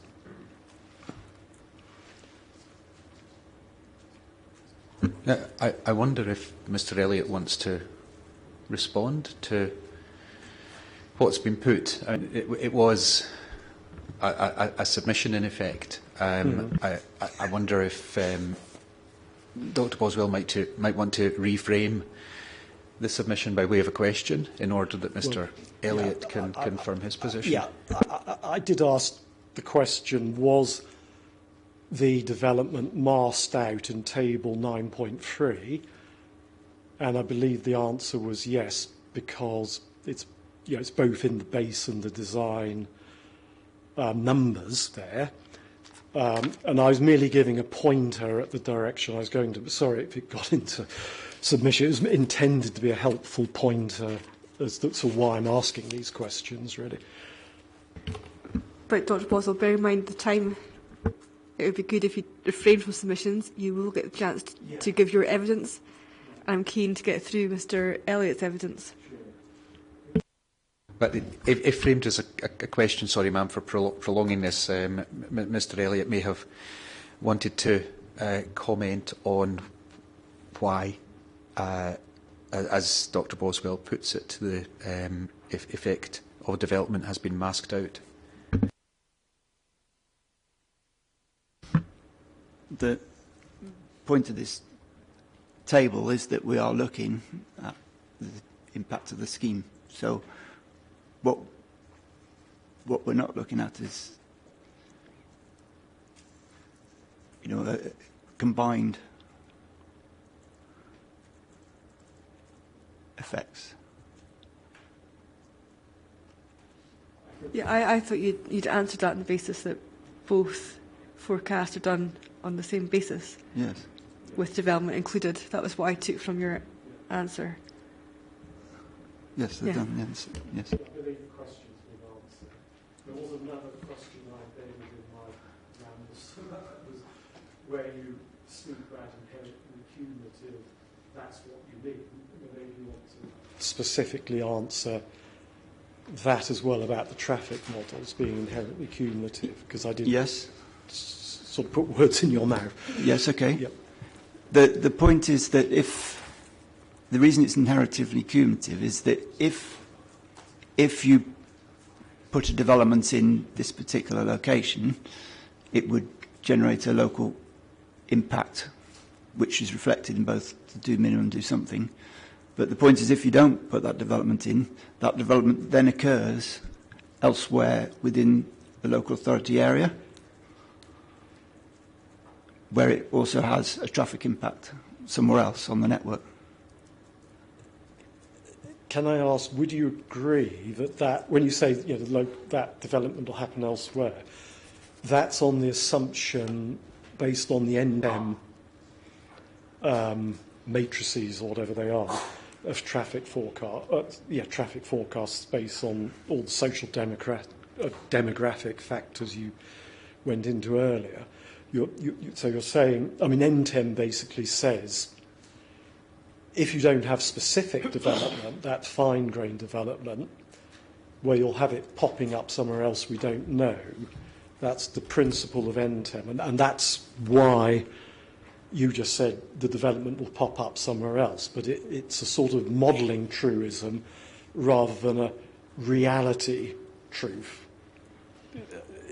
Well, the reality truth is that the economy of the country, people remain 100% in work, or there's near as 100% in work. So a construction worker working in Shorefare on Grey Separated Junction, if they're not employed working in Shorefare, then they'll be building bridges for HS2 or something somewhere else in the country. So that activity is generating trips somewhere within our national model area.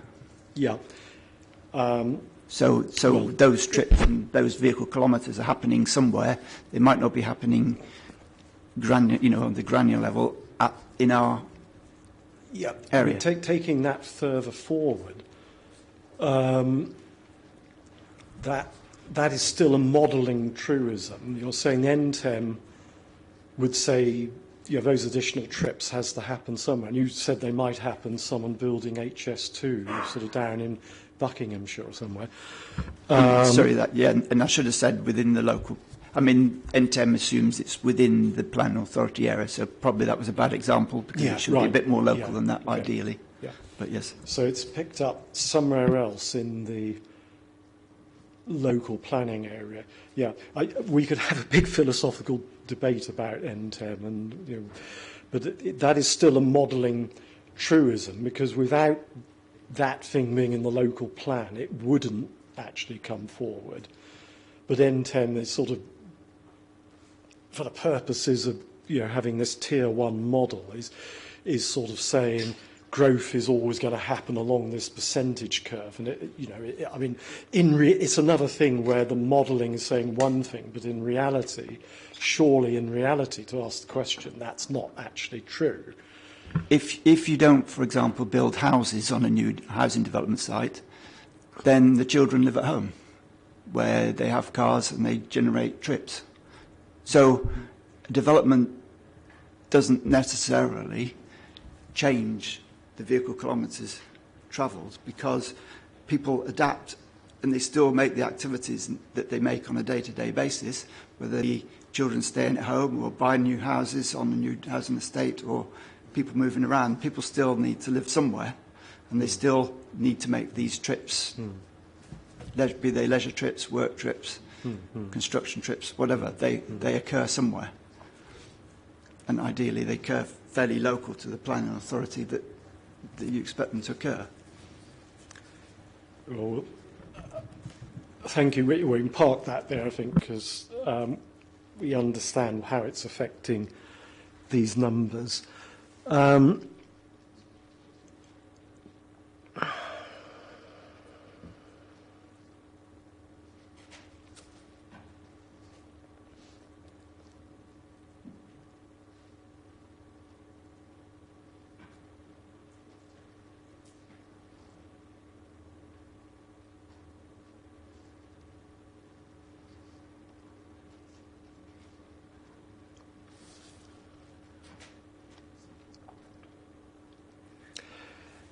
Just one aside before I go on, actually, on this whole thing about the black box model. So far, we've been talking about the local panoramics model as being the black box, I think.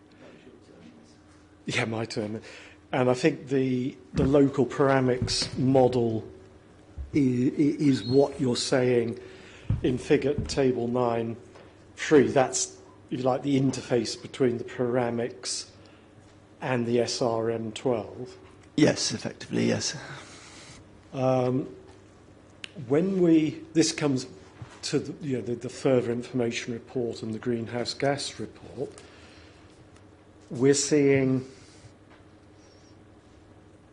other traffic models which have different degrees of links from the SRN12 being sort of added into the traffic model to make a more expanded traffic model. So you've got all of panoramics, and then it may be something like 5% of links from the SRM model being added in. And you confirm, first of all, my understanding of that is correct.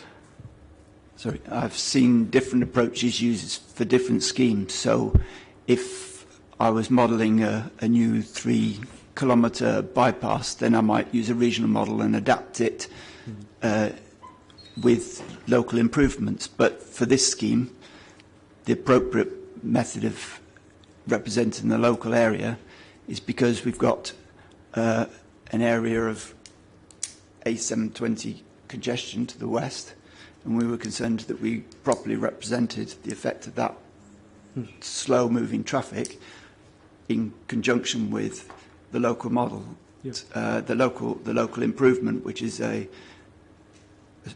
grade separation of an existing junction. So the problem isn't we're adding a 4 kilometre link, the problem is very much a grade separation of an existing junction, and so the scale of the problem is different.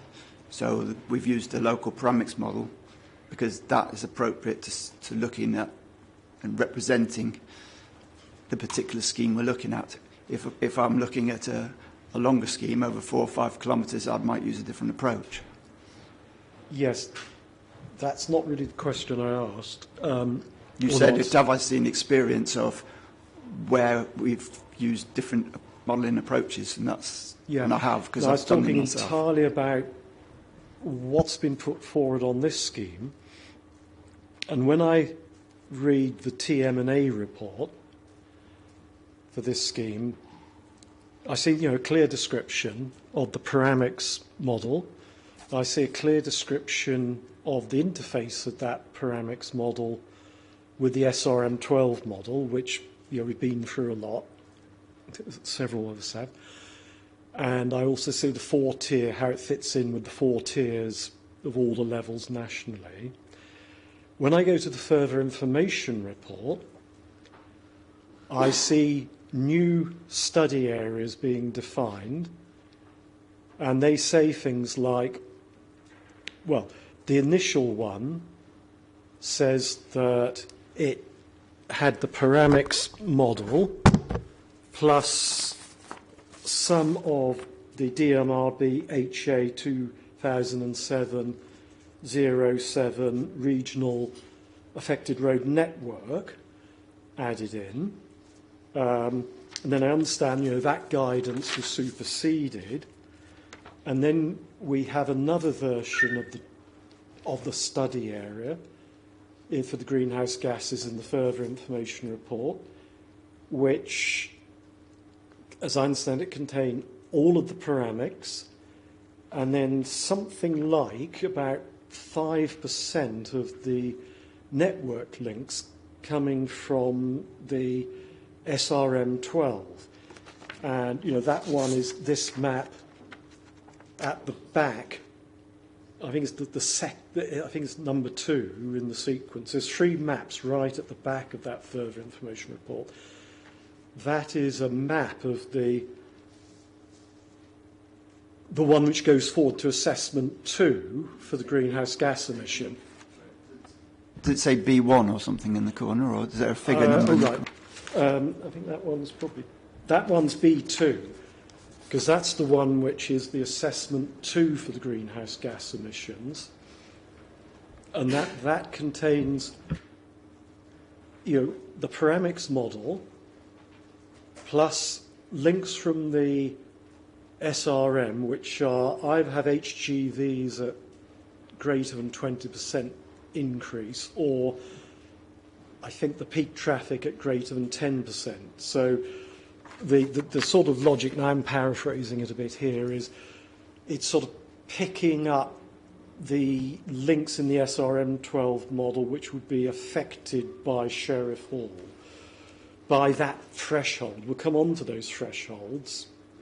We'll need to really drill into those later, but that's what I'm trying to get at here is just basic understanding of what's going into these study areas and what the underlying traffic model is, because what we have between the TM&A report and the further information report, and this is the basis, actually, of my word incoherent. I mean, my word incoherent wasn't directed at the TM&A report, but it was directed at the fact we've got disjoint study areas, and the linkage between what the traffic model is in those is not clear. I mean, I think both of us speculated. Dr. Boswell, can we get to a question, please? Well, yeah, I mean, the question is, the question was starting with, we had the black box for the parametrics model,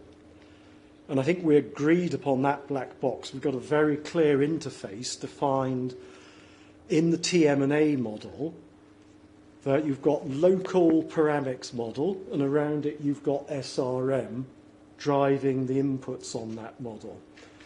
That's a clear black box, I understand.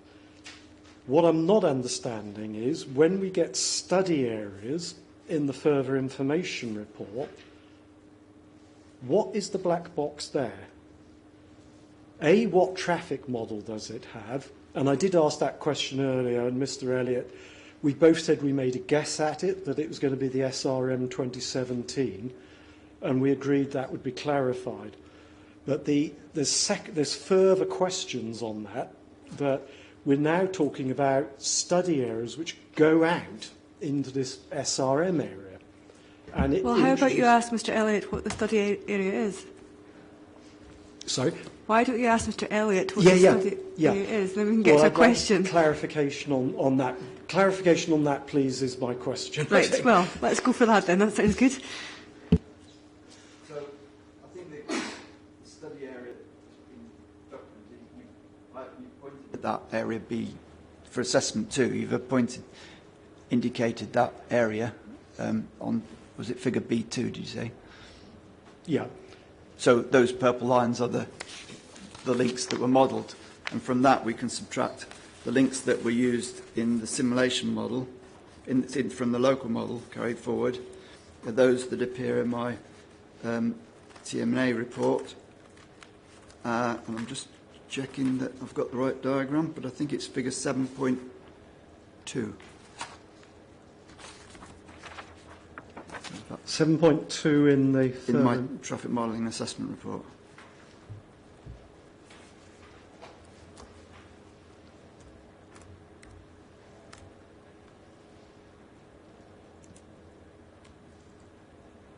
Do you have a... I don't have a page number because it's on. Okay, yeah, it's on paper on my. So that's development of computer models, and we have the Paramix local model network. Yes. Understand that. If we overlay the two diagrams, if we look at the links in diagram figure 7.2 and on figure B2. So that explains... That's the difference is where the Paramix model is represented. My understanding is that we use the links from the Paramix model. Right. And then the rest is coming from the SRM 12 model. Yeah, that's the point. And I think what we're trying to get at is we're seeing the Paramix model being used in two different ways in terms of that figure 9.3 and going to the greenhouse gases. They both use the SRM 2022 forecast, don't they? So sorry, 2020. Sorry, start again. They both use that SRM 2024 forecast, right, which we've labelled version 2017. Okay. That's what we think. Thank you. That's helpful. So where we're looking at figure 9.3, we have what I'd say is the simple black box. We're applying the inputs from the SRM 12 to it, and we're basically just saying what those inputs are at that point. Now, when we go to the greenhouse gas emissions, we're saying that we define a study area, which is this one for the assessment 2, and it was this one for the assessment 1. There's a transmutation of the study area, which we need to come into, but I'm still trying to understand what that study area means in terms of traffic modelling, because you're saying you're using the trip demands from the SRM 12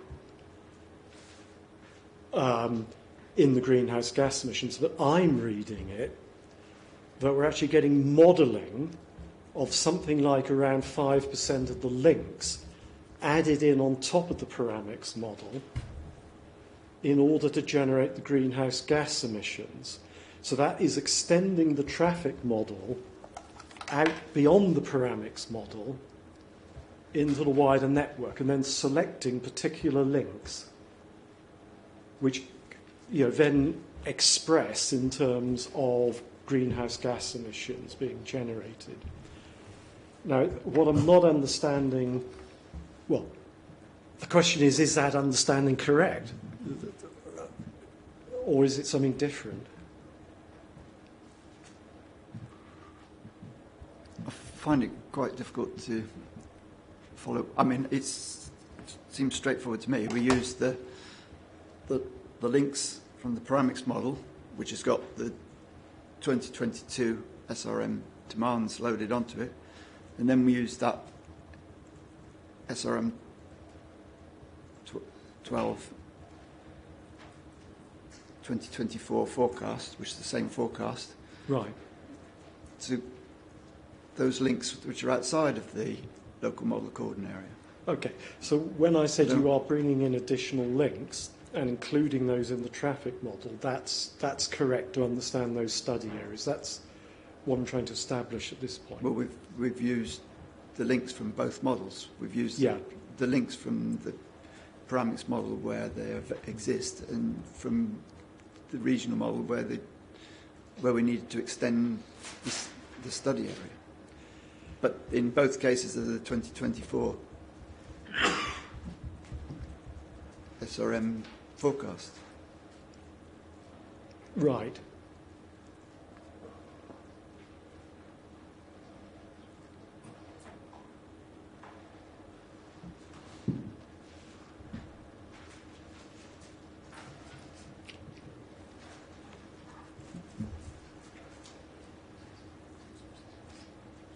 Yes, so just to replay that back once again, to be really clear about this, using 100% of the local Paramix model links, plus additional links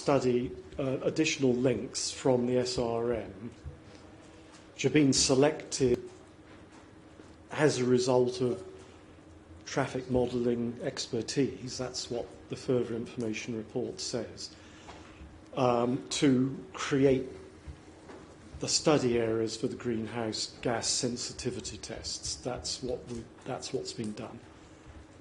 Yeah, I think that's the method I recall discussing with the. Thank you. Mr. Lansborough. I just have one further question on that. But the assessment one, which is sort of based on this one, it'd be B1, I think. Yeah, B1 in the appendices. Was that 100% of the local traffic model? I'm not sure it was. Whether the a lot of on area B1, a lot of those links lie outside the Paramix model area that we've just discussed. So this is defining the affected road network, isn't it? So these are the links that come up. This figure B1 is the links that get highlighted when you apply the selection criteria to it. Right. If we just pause a moment.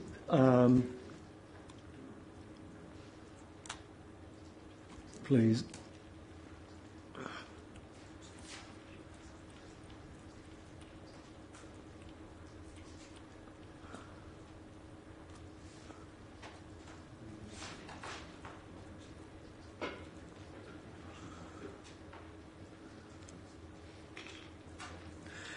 Yeah, I mean, I think to just clarify this question, I may be jumping ahead a bit, but if we go to table A21 in that further information report, and it's on page 183, PDF page 183.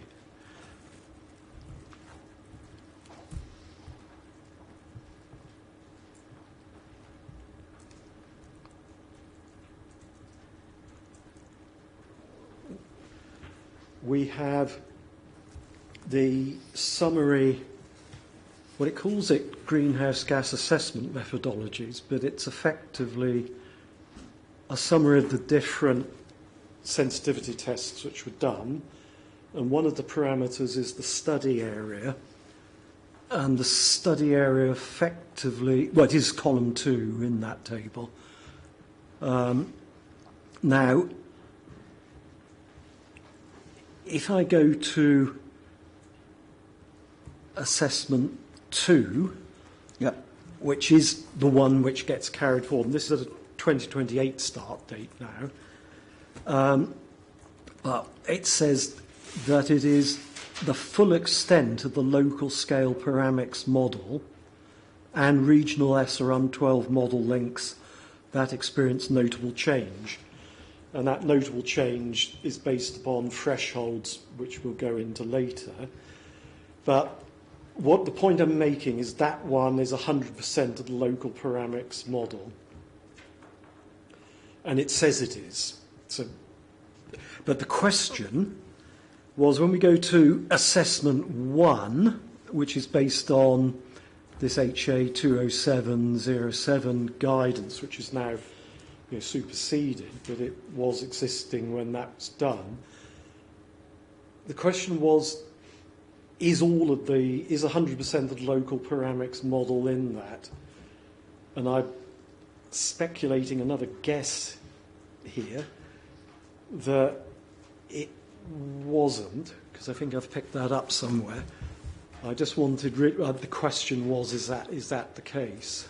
Maybe we need to ask Mr. Lansborough. Or again, that's not a question for me. That's you'll need to talk to the person who assembled the spreadsheet that produced the numbers. I don't know which model was used for which link. Okay, we'll park that then.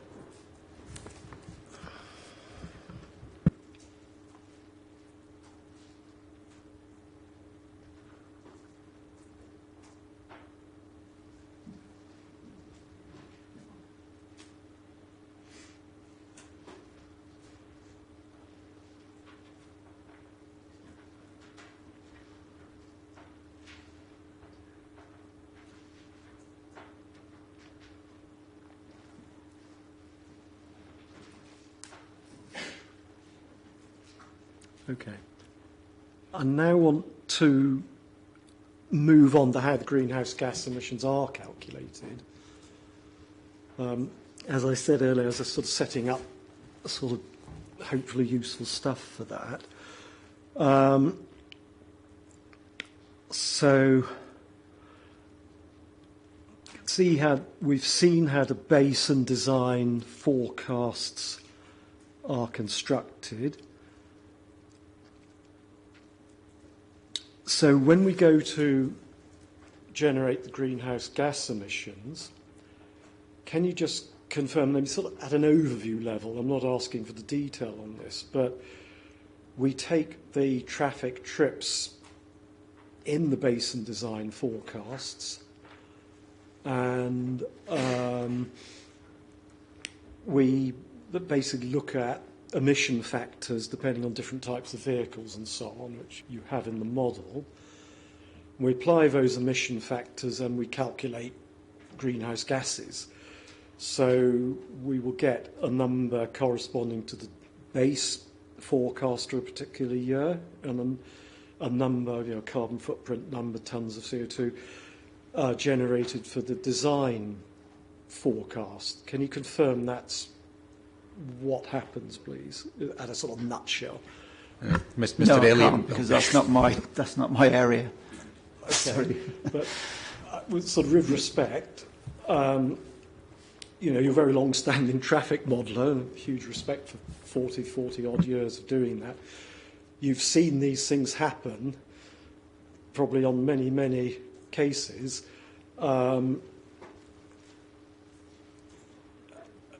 The insight of the traffic modeller is used in the further information report to say things about how these study areas are refined and so on, and I assume that's you or predecessor or someone who worked with you. So I know we're at a bit of an interface of remits, but there's questions about the traffic modelling come up in the further information report. We really do have to air these. And the question I've just asked actually is a very simple one. I mean, it's sort of, 101 of generating the greenhouse gases. I was just asking for an overview.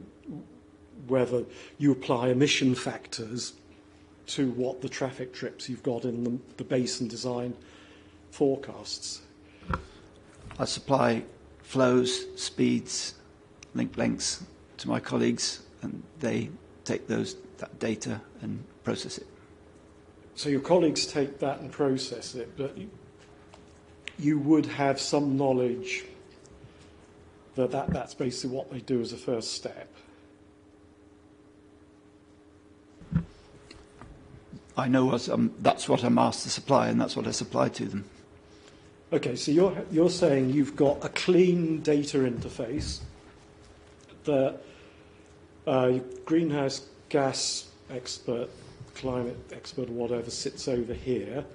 Traffic modeller sits here, and you pass some numbers over. But what I'm seeing in the further information report is sort of a certain amount of iteration on that, actually, because we're seeing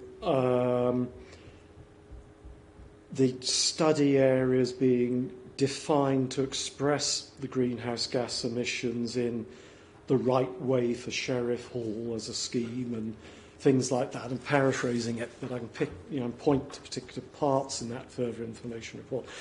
And are you saying that traffic modelers, despite the fact they're being invoked in the further information report, had no knowledge of that? What we have to do is look at the change in flows on links. So we assist our colleagues with looking at the change in flows on the links that we see with and without the scheme.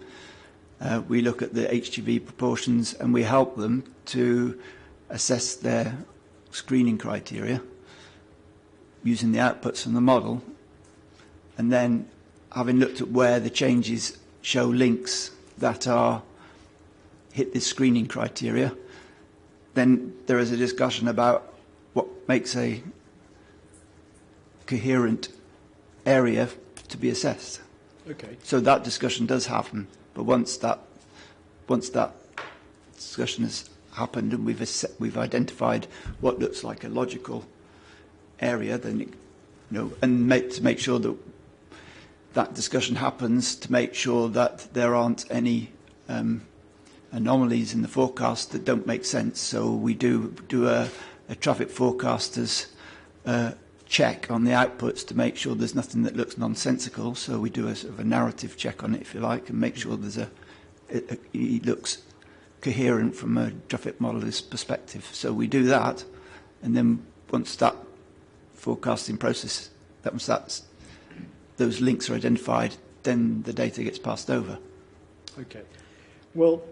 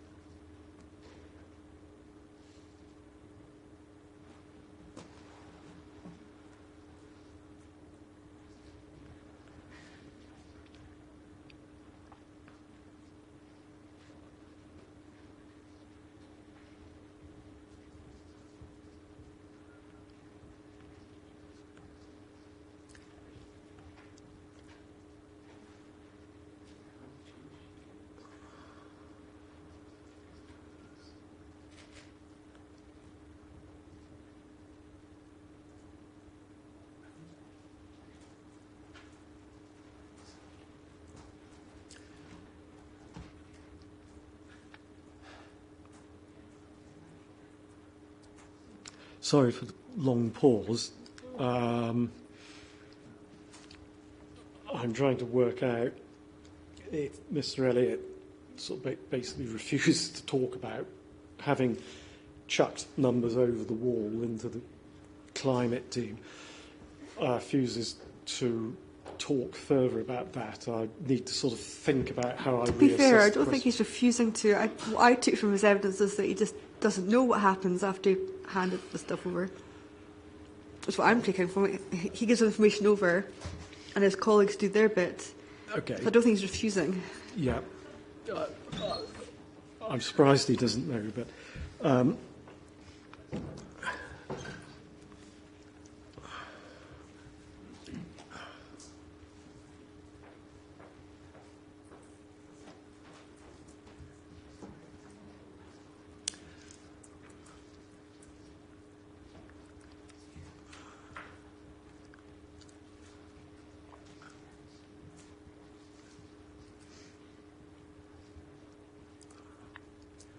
so I will be with you in a minute. I'm just trying to pick out the questions which are within Mr. Elliott's remit.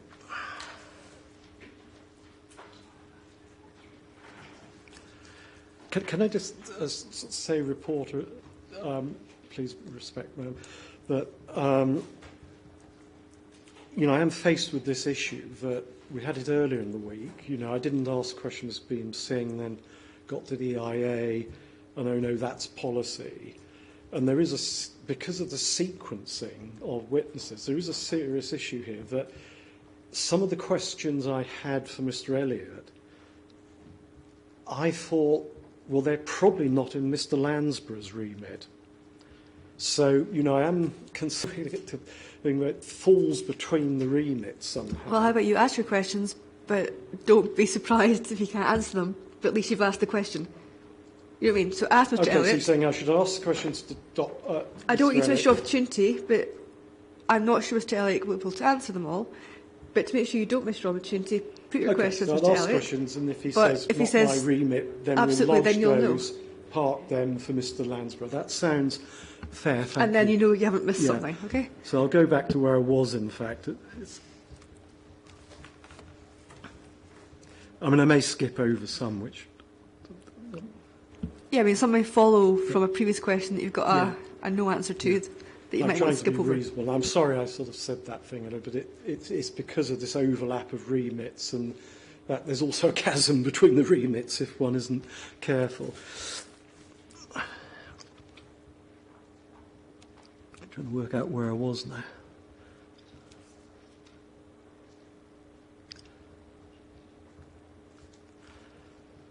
So,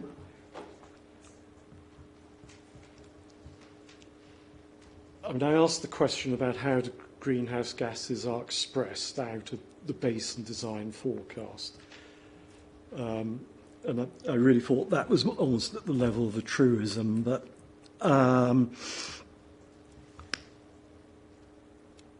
when we get to the greenhouse gas emission assessment, we see DS will do something which you call design, that would be the design forecast. We see DM do minimum, you call that the base forecast. Did you want to say something else? No, I can confirm that that's when we pick up come to Scotland, we use slightly different terms. But Right. I'm trying to use all the terms because we get sort of muddled up about what we're talking about otherwise. But so in the emissions world, a calculation of something called do something minus do minimum is done. And that's between two values which express the greenhouse gas emissions out of the do something forecast and the do minimum forecast. Now, just as I said on figure 9.3, that the effect of the local development I asked you whether the effect of the local development in the SRM model is masked out between the do minimum and do something, because it's in both of them. I just want to ask that same question again on the greenhouse gases. So when you get to do something minus do minimum in a table of greenhouse gas numbers, would you agree that the effect of the developments, which are those developments in the SRM model, NTEM or finer grain or whatever, the effect of those developments is also masked out? I think into the greenhouse gas emission, this is into Mr. Lansborough's evidence. So we'll park that one.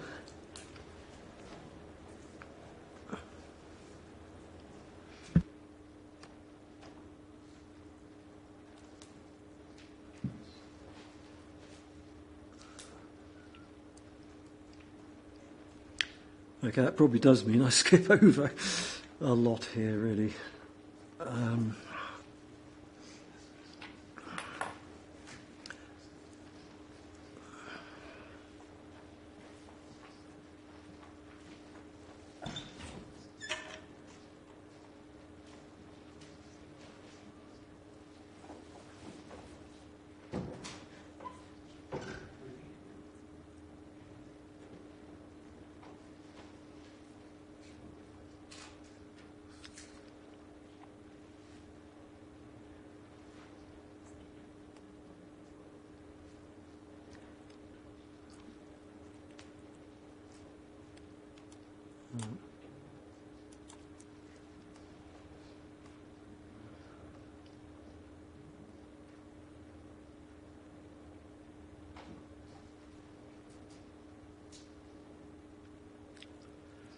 Okay, so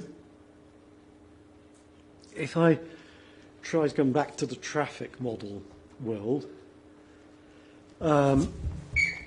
if we go to page 183 in the further information report, that's where we were a moment ago, it's immediately above that, I think. Yeah, it's right at the top of that PDF, page 183.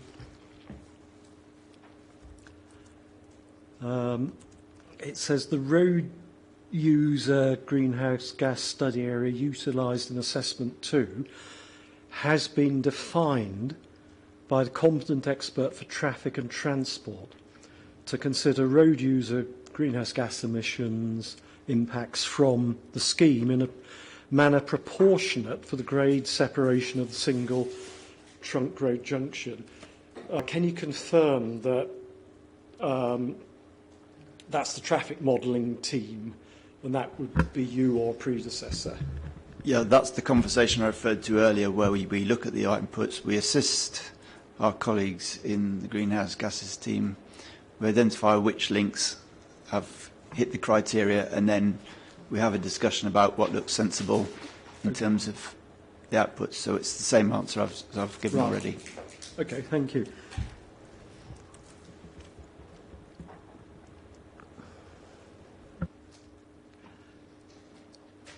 We looked at this yesterday. If you could go to my additional statement, which was SHU 6073, additional statement 1.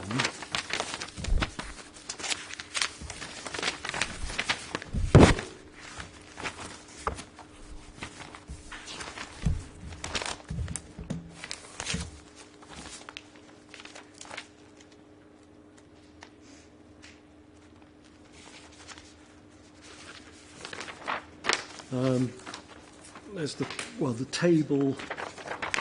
If you go to PDF page 2, yes, PDF page 2, section 2, I put a title, Implausible Carbon Intensities of Vehicles. And then if you go over to the page, you've got this table 3. It's got highlighted figures on? Is that? Yeah, that's right. Yeah, just in the bottom right-hand corner. So these are sort of what I call the post-errata figures, because originally the figures were sort of all over the place in the previous table, but this one did actually, once you'd done the errata, or the errata's produced, these figures sort of straightened out, and you've got the block in the lower right-hand corner, which are all sort of around 40,000, and then the rest of the figures are around 60,000 at a sort of overview.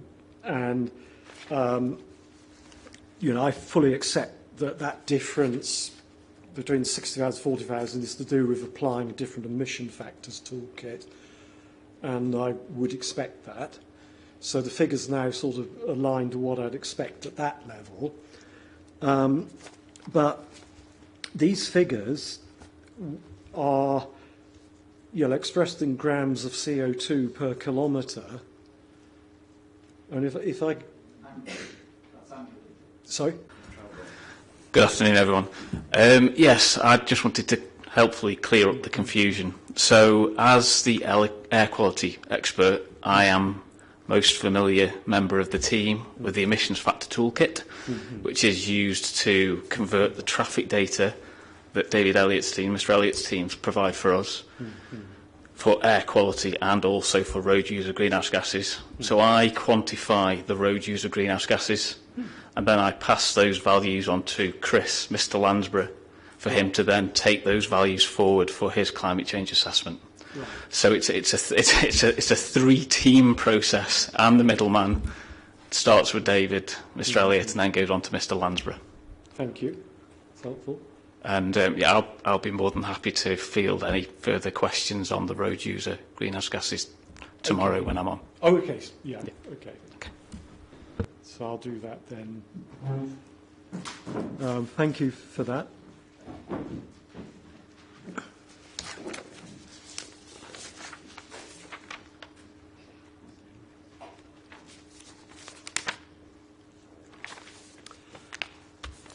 Let's see where we go on.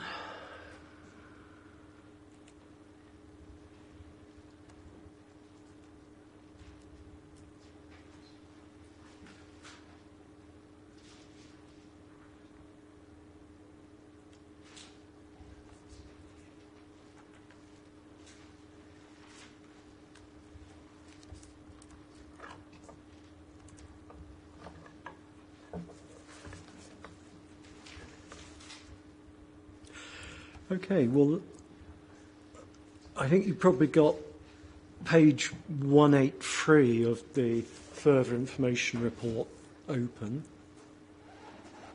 If we go over the page to 184,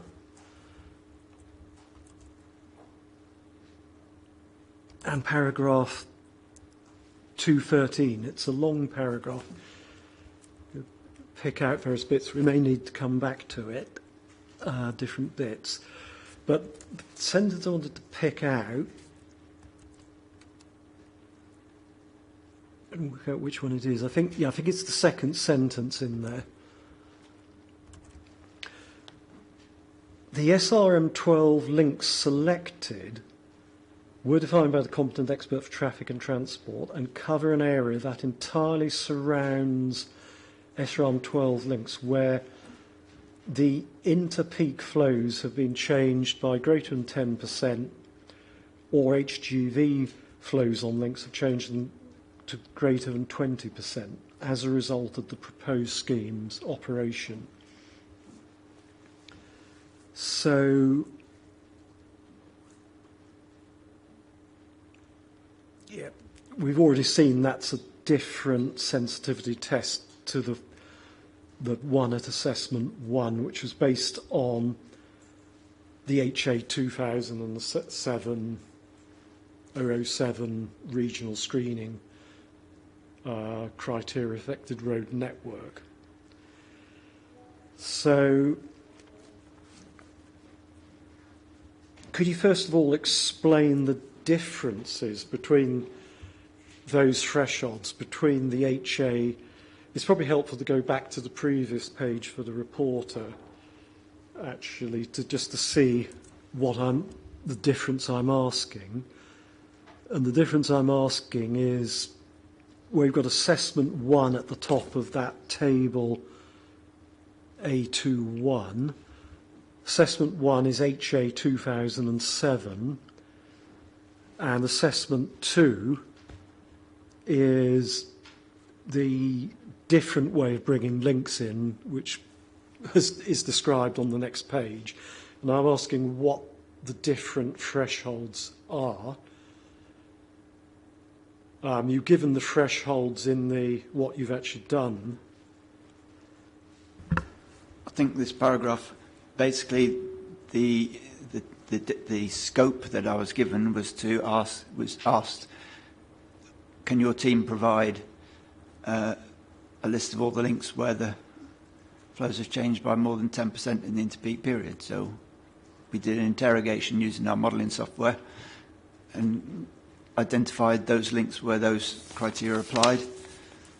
And then there was a conversation about what other links should be included to make a sort of coherent, logical traffic modelling experience, traffic modelers' view of what would make a full scoping area. So that conversation is the same conversation as we've just referred to twice before. Yeah, and you've given me a bit more detail, and you've said that you were asked for the links where it's 20% more HGVs. So am I correct in saying that sort of like what you weren't intentionally responsible for suggesting those numbers? Those numbers were suggested to you, in fact, and you were asked then to go off and get the trip data and so on corresponding to that. That's my recollection of the conversation, yes. So, just because I'm not trying to understand the remits, because I am really beginning to get quite confused on that, who would have asked you that question? Would that have been Mr. Lansborough or Mr. Hodgkiss? Hodgkiss, I think. Right, so that was Mr. Hodgkiss. Oh, Mr. Hodgkiss is shaking his head. I can't remember. Right. Okay. So that's a question for tomorrow about why, perhaps. I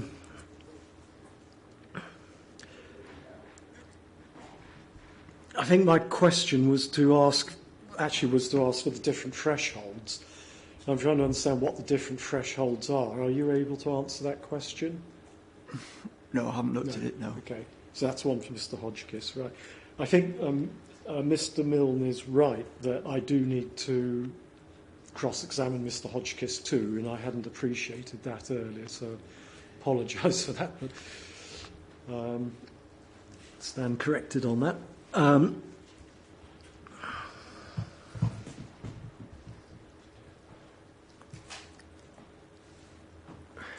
Right.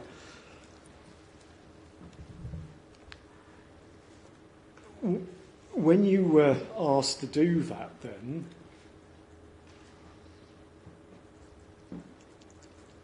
did you think it might be useful to run further sensitivity tests which might have might have given some insight into whether those particular threshold values were good threshold values to use? From a traffic modelling expert, you looked at the traffic model, pulled out those links. I understand that's what you did, but did you at any time think that that sensitivity tests could have been helpful? Because look at the top of the page. It says, I'm on the right page.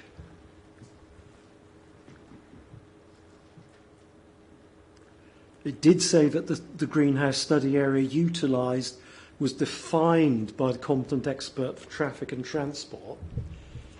So, in part of answering that question, you were defining the study area. Am I right? I'm putting the right ownership onto that. You define the study area. I defined the study area by using the criteria that I was given. My team went away and processed it in the software. We came up with an identified selection of links, and then we looked at what we got and basically said there was a number of links selected. So we filled in the gaps. Sorry. We filled in the gaps. So to make what were the gaps? Sorry.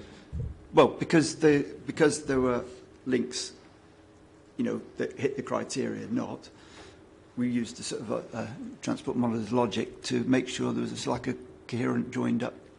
Oh, okay. So to get to that. To get to that. Yeah. Yes, that's right. And the text of how the study area is defined somewhere, does actually say that the SRM links selected were defined by the competent expert for traffic and transport to cover an area that entirely surrounds. And that's, I believe, what you've just described to me, that you were defining the area which included the links above that threshold, and then you made it into a sort of coherent whole as such. Yes. Yeah. We looked at to see if there's anything illogical in that defined study area. Right. It's the same. When you were looking at whether there's anything illogical in that, did you consider whether there might be different thresholds which could be used? No. So, I'm just trying to understand the different remits. So, where it says at the top of page 183 that the road user GHG study area in assessment 2 has been defined by the competent expert,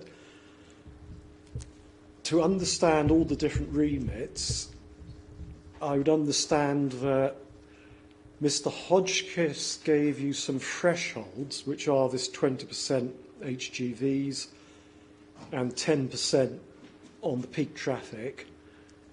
And then you took those thresholds, found out where the links are, and you then sort of effectively made it a whole like that. But you didn't have anything to do with defining the thresholds. The remit for defining those thresholds was entirely from Mr. Hodgkiss's team. Yeah. Okay. So to put that on record, so that when I ask Mr. Hodgkiss tomorrow about the thresholds, he can't say to me, "Oh, Mr. Elliott is the right person to ask on that," if you get my train of thought.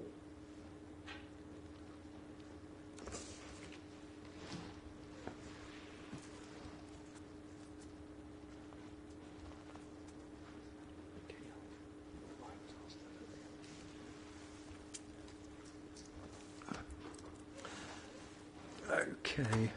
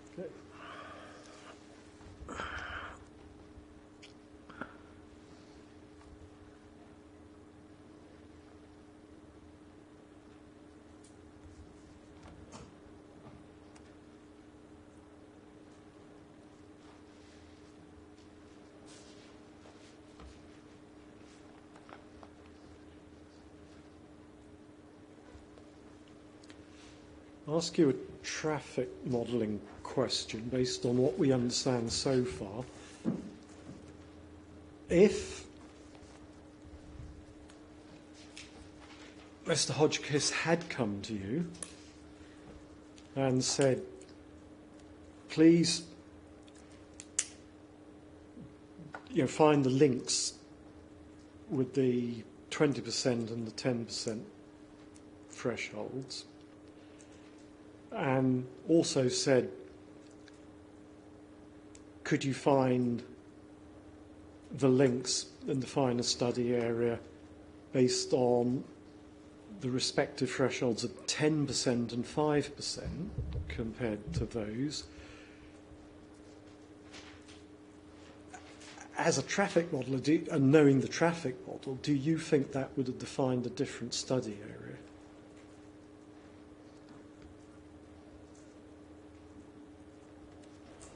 Well, using different search criteria, you'd have started from a different point, wouldn't you? So, given that we started with a different specification, I guess it would have identified a different set of links. But I mean, it's a sort of what if question, isn't it? So, doing that exercise, one might have found links further out, because if this study area, you've got to get a threshold of 20% HGV there, increase of 20% in the HGV, or increase of 10%. But thinking about it just in a sort of layman's term, you would expect the HGV, there to be 15% or 10% HGV increases further out into the area.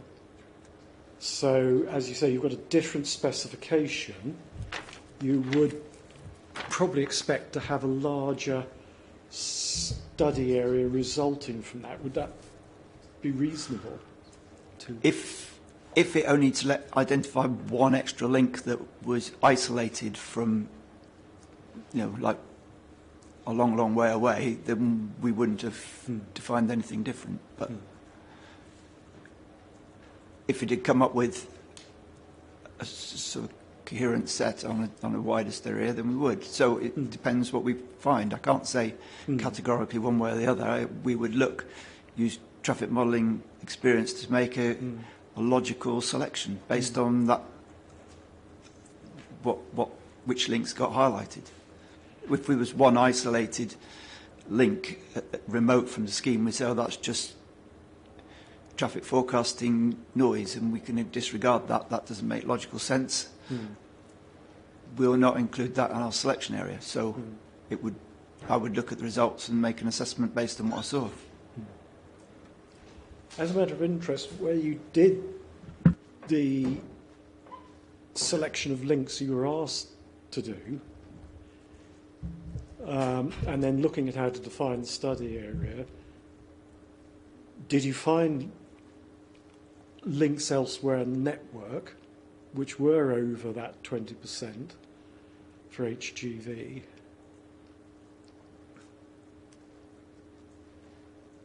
I'm sorry, it's such a long time ago, I can't recall. It was several months ago. I can't remember the results of the search.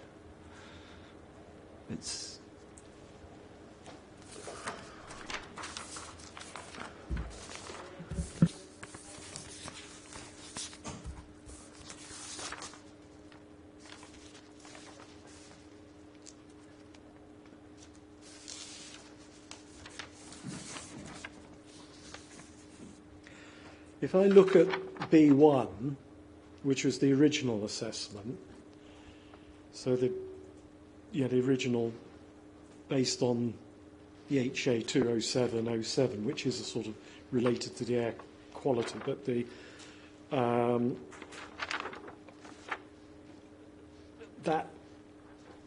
the map shows the links which went into that original assessment 1. And one is seeing Well, if you compare it to this, which is the assessment 2, and the study area we've been talking about, you do see links over a much wider area. And my understanding, I think, is that the 20% HGV and 10% peak time thresholds are actually a more stringent threshold. So at the lower threshold, if you like, the lower general threshold we had for assessment 1, we're seeing links sort of coming in. We've got like one feeding into the 4th road bridge, for example, which suggests that when that modelling was done, whenever it was done, that the effect of Sheriffhall was having an effect out onto that 4th road bridge feeder, probably because of a sort of long-distance trip, long-distance trips being amplified by the scheme, if you like. And we're also seeing some here in the west of Edinburgh. I'm sorry, I'm not sure if it's that clear to see me sort of doing it. There's trips over here, and there's also quite a lot of trips down to the south east of the scheme being amplified by the scheme. When we go to this one, the assessment 2, we've got a nice clean traffic study area model, as we've discussed, but quite a lot of these links aren't expressing now in the study area which goes into the greenhouse gases.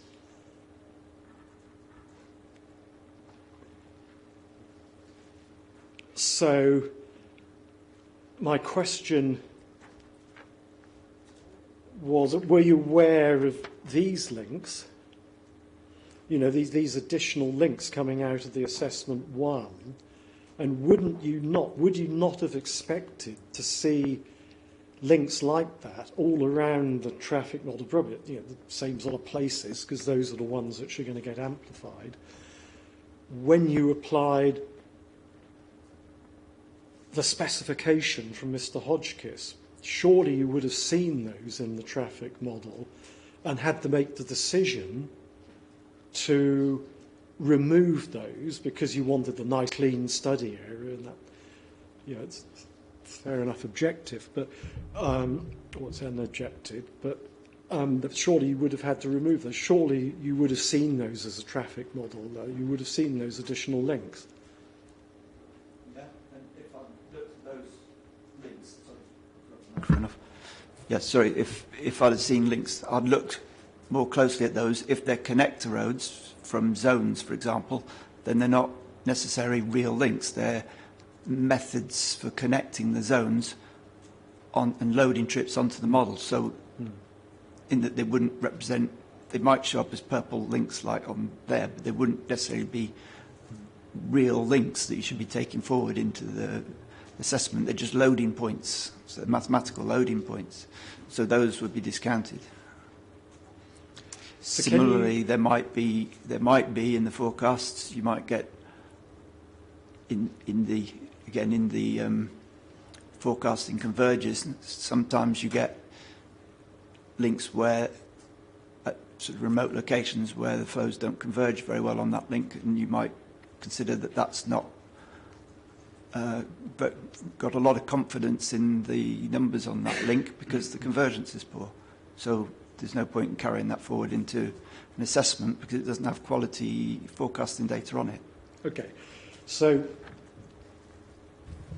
you must have in fact then seen quite a lot of those links, and you applied that professional judgment to those links in order to generate this study. And that's actually what I understood the further information report to be saying, that links were found further out in the network, and you applied professional judgment on the basis of link assignment and sort of zoning, and also assignment noise. So and the type of link, which is sorry, if the link was a connector. So yeah. I was finishing your question for you. If the link was a connector, right, then we wouldn't. There's no point in connecting it because it doesn't represent real vehicle kilometre travel, does it? It's just a loading point. Okay, just so we really understand what happens in the traffic model there. When you say a loading point between zones, can you explain exactly how that would come up? In a traffic model, when it has a zone, you load the traffic on a zone onto a link. So if that loading point, because it's an aggregate, that zone represents an aggregate of what's happening, and maybe there's a whole village being loaded onto a single link, that's going to be unrepresentative of what's happening in practice. Because what will happen is in small changes don't, at that loading point, get exaggerated, and so that loading point doesn't converge properly in the forecast. So you get forward convergence on the link where that heavy loading point comes in. That's not a realistic link to be represented.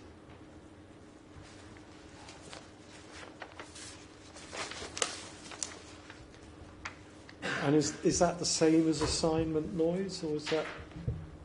It's similar, yes. Assignment noise is a term that's sometimes used for that process. Right.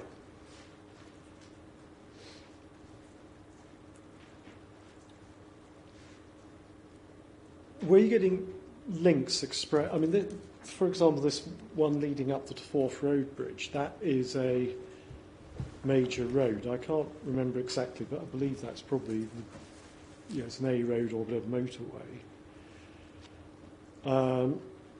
If you're seeing whatever the criteria was for HA 207-07, expressing a change on a road like that where you've got a lot of traffic, surely that's not a minor effect. I mean, what I'm trying to say is I understand if you're talking about sort of small roads that the link loading on the zone boundary won't converge, and the trick choices can go either way, and you'll get assignment noise because there's a small amount of traffic. But if you've got a road which has an A road or motorway with a large amount of traffic, would you not expect then, if you saw it popping up as 10% increase in HGVs or whatever, that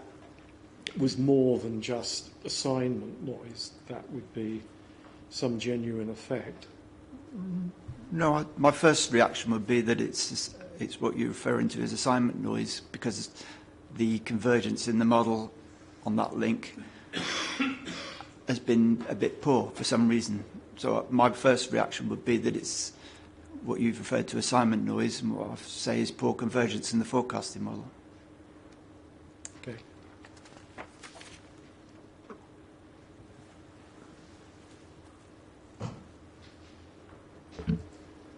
Dr. Russell, where are you in your cross-examination? I'm just conscious it's now almost 5:30. 3 minutes to go, isn't it? I don't know how long, or do you want? how much more you've got. I mean, it's probably best to come back tomorrow, I think. I mean, I think for Mr. Elliott, it's probably less than another hour. It's probably more like half an hour.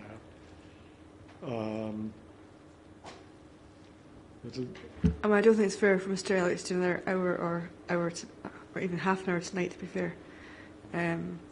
So I think we'll have to just carry on tomorrow morning. Okay, that sounds fair enough to me.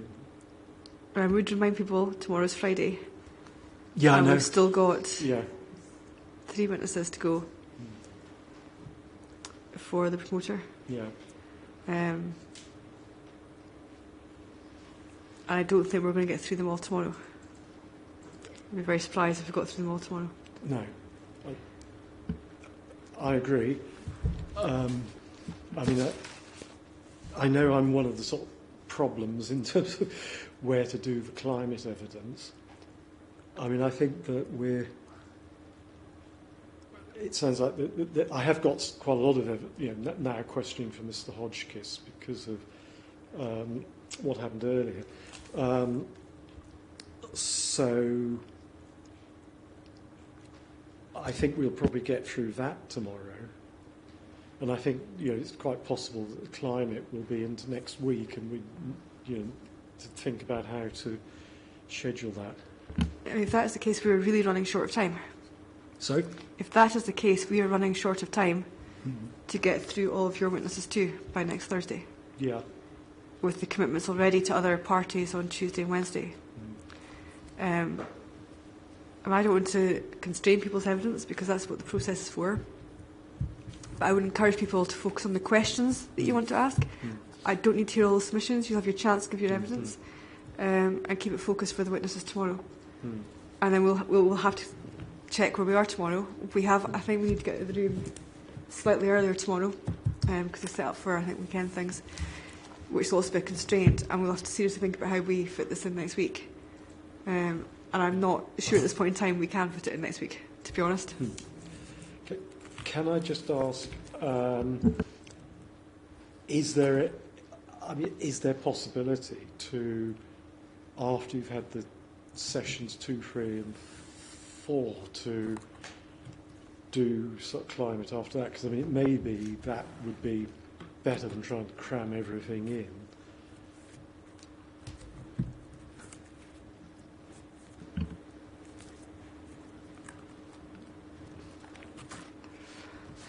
We just need to get through the evidence. I'm not sure rejigging it makes it quicker or better. On Tuesday, as I've said, I think we'll only be a morning with Mr. Capaldi, and it's a hearing session, which gives us Tuesday afternoon. Wednesday, I'm anticipating it's a full day. Although I may be wrong on that. There may be less to discuss, but I know there are some variables out there on that one. But I'm assuming the whole day. It may not be the whole day. So we've got Monday, all day Monday and all day Thursday, and potentially Tuesday afternoon.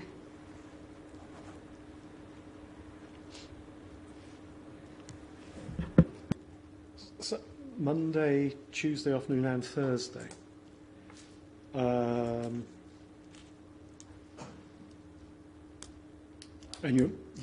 to answer what I've just asked, you wouldn't go beyond the end of next week?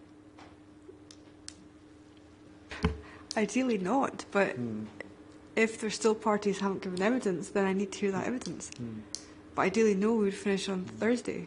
I mean, the pre-inquiry meeting, the parties' estimates were 4 days for evidence, and we tagged on tomorrow as a kind of overshoot day. I cannot sit on Friday for personal reasons, because I have no expectation we would run into that next week. And we're fortunate Network Rail don't need Thursday and Mr. Kwan doesn't need Monday. But if we're getting to the point by, I guess, Monday afternoon, Tuesday afternoon, where it doesn't look like another day is going to do it, we would have to reconvene, which I know isn't ideal for anyone. But to be fair to the process, I'd probably have to do that. And maybe that's just reconvening for a couple of days. But we'd have to do that. So that's why I'd encourage parties to really focus on your questioning, to get through the questions. I don't know how much cross you're going to have for the objectors, and you don't need to tell me, and I don't want to constrain your case either, because you need your chance to cross-examine. But again, I would keep your questions focused. No, I'm happy to say I've said this to the objectors that I'm not anticipating much by way of cross-examination. Now, what I don't know, and maybe it would be helpful to get an indication of this, is how SHU are intending to conduct chief. Now, if their chief was literally their summary precognitions, then that would be helpful to know, because we could get through that evidence, I suspect, very quickly, but I don't know what their intentions are. Maybe that would be helpful to hear. The way I was looking at it, that as we don't have advocate to lead us, I saw it, maybe round the table here, but I saw it that I would just simply introduce myself, in the first paragraph of my precog, and then go to my conclusion, and then it was up to you, Mr. Milne, to cross-examine, and that's it, basically. But I maybe pass it round the table if that's how they see it as well.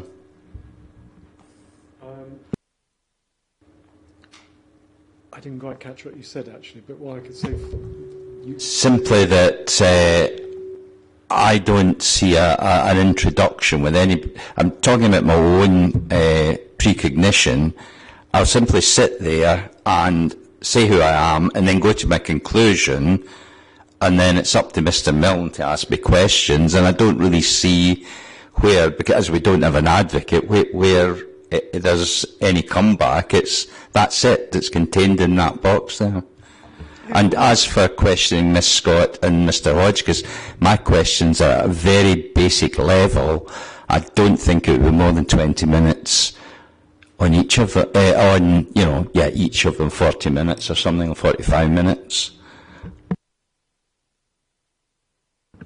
On climate change, I will want to do quite a lot in chief. Should be basically to present my expert report, which I know you've taken it as read, and also to bring together everything which has come out of questioning so far. For examination in chief, I don't need you to go through your expert report. We've all read your expert report. But yes, you can make comments to respond to things that have come out of the session so far, because that's kind of the point of examination in chief, to kind of go through anything that's maybe changed your view, or you've got a different view on, or reinforced your views. You would bring that out in examination in chief, and you could do that as a kind of whether it's a Q&A or a submission, and then Mr. Milne would go into cross-examination. So I don't know how you. I don't want you to present anything. I don't want you to present your inquiry report or your precognition. But I'm happy for you to pick up things that have come out of the evidence so far, which impact on the evidence you're giving. Okay. I mean, there's been a lot of, questions sort of taking down what's been said in the precognition and in the report, and in from the precognitions from the promoter. And there's been a lot of discussion. It needs to be all pulled the heck together into a coherent. With respect, I think if I don't do that, it's very hard to see what the key issues are going forward. But you bring it all together in your closing submission. You can bring it together. So there's a further. Insofar as you need to bring it together to update your position, so Mr. Milne can cross-examine you on your current position, having heard the evidence. That's what you can do in examination in chief. But as far as bringing all the case together and making any submissions you want on the evidence you've heard and what I should take from the evidence, that is for your closing submission after the inquiry. And you get a period of time after the inquiry, which we'll discuss in the last day, to write that as a group and submit it. So that's at the point where you bring everything together. So anything you've got, like comments on transport modelling, how it affects your greenhouse gas, that's how you bring it all together, and you would conclude what you want me to take from that. Okay, that's helpful. I mean, I wasn't at the pre-inquiry meeting, and I never totally understood the process of the documents, to be fair. So there is a closing submission, and that's that's not unlimited. Not saying I'm going to write another book or anything, but it tends not to be unlimited. It's not a repetition of your evidence. Yeah. As in, I don't want you to repeat everything I've got before me, because I've got all that stuff. Right. It's pulling together the key things that you want me to take out that supports your case, for me to agree with your view of the world. Yeah. And the reporter does the same. They bring their case together, summarising the key things that you want me to take from their case. So it's not a repetition, but you pull out the key bits of evidence that I have and we've heard that support your position. And just to clarify, could you suggest what kind of word length you would anticipate, roughly?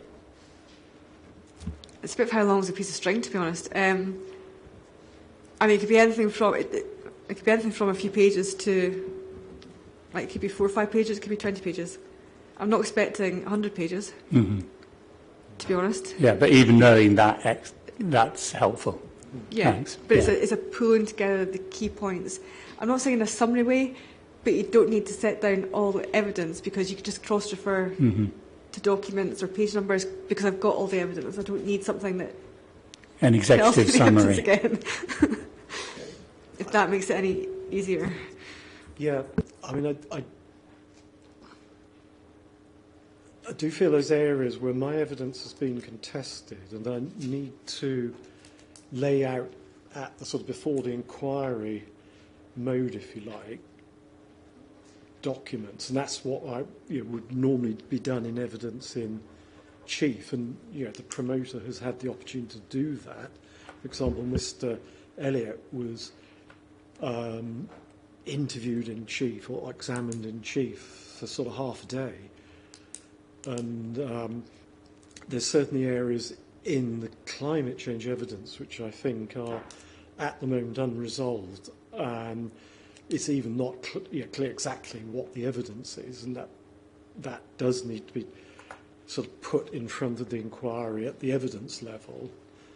You can do that as part of your evidence in chief. What I'm saying is, I don't want you to rehearse your precognition. No, I wasn't going to do that. I don't want you to do that. I don't want you to do a presentation, but I'm happy for you to kind of set out and summarise as part of evidence in chief where the points of contentions are, where there's maybe more points of contention, more uncertainties, things that you're still not satisfied on based on the evidence that you've heard as part of this process. And then Mr. Milne would cross-examine you on that as being your up-to-date position on your evidence. Okay. And I said that may be a Q&A. I don't know if you could write questions. Mr. Walker asked you specific questions, which allows you to go into the points you want to make. So it's got a bit of a structure. Or you just want to make a submission, which I mean, you I think can it'd do be either. easier in that way, to be honest, just to make a submission. But what I will bear in mind is, to try to focus it on, key things which haven't been resolved and bits of evidence which haven't yet been sort of aired sort of fully or whatever, rather than repeating everything. I understand that. I mean, subject to what parties thought, given your evidence is going to be next week, and we'll be doing it virtually, if you wanted even to submit a supplementary precognition, pulling together what you've heard so far as what would have been your opening submission in examination in chief, and submitted that on Monday, so everyone had a chance to read that before we did your evidence, then that might be one way of getting more time out of your evidence, because you've done that beforehand, and it would make the cross-examination maybe a more productive exercise. Not casting down your cross-examination ability, didn't mean that at all, but it might be more helpful to do it that way, given there's a wee bit of time. But I'm open to suggestions on it. Right. In fact, if you don't mind me speaking, Dr. Boswell, I'd literally just suggested asking Dr. Boswell if he wanted to put something in writing, just suggested that to Ms. Beam-Singh there, not to create any extra paperwork, but because there is now going to be that, a bit of time, set out your examination in chief in writing. I think that's a good idea, but obviously that's for everybody to express. I'm happy for you to mull over it. So? I'm happy for you to mull over it. Yeah, and come back tomorrow. I mean, my immediate feeling is that a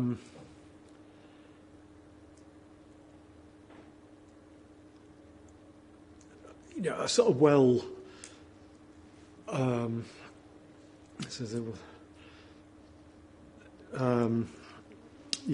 well sort of refined verbal submission, but which, it's from written notes, is probably better than doing that, because I've only got the weekend, and I mean I'm travelling on Saturday, so it's a bit of a tall order, but I can produce a verbal thing quite quickly.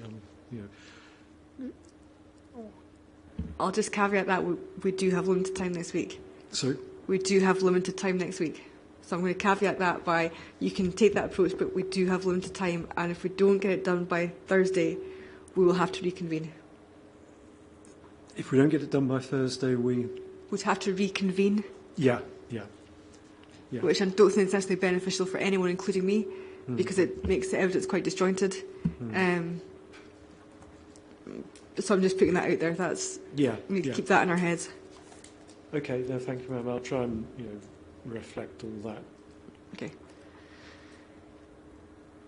Okay, so from today's perspective, sorry, Mr. Elliott, you're still in your cross-examination. We will close for tonight. We'll open again tomorrow morning at 9:30. We'll finish Mr. Elliott's evidence. I'm hoping I should have very few questions. I'll go through my notes tonight because I think a lot of my points have probably been dealt with in the cross-examination, the questions I've asked you during your evidence. And hopefully we can get on to Mr. Hodgkiss and Mr. Lansford tomorrow. Well, I've got a bit more. I haven't finished. Oh. You understood that, or did you? I understand you haven't finished your cross-examination yet. Yes, about another And you're going to continue tomorrow? Sorry? And you're going to continue tomorrow? Oh, absolutely. Yes, yeah. Which is why I said to Mr. Elliott, he is still in cross-examination, therefore he can't speak to his team. Oh, sorry, yeah, okay. Yeah. So, 9:30 tomorrow morning we can pick up there. 9 or 9:30? 9:30, yes. Yeah. Okay, thank you.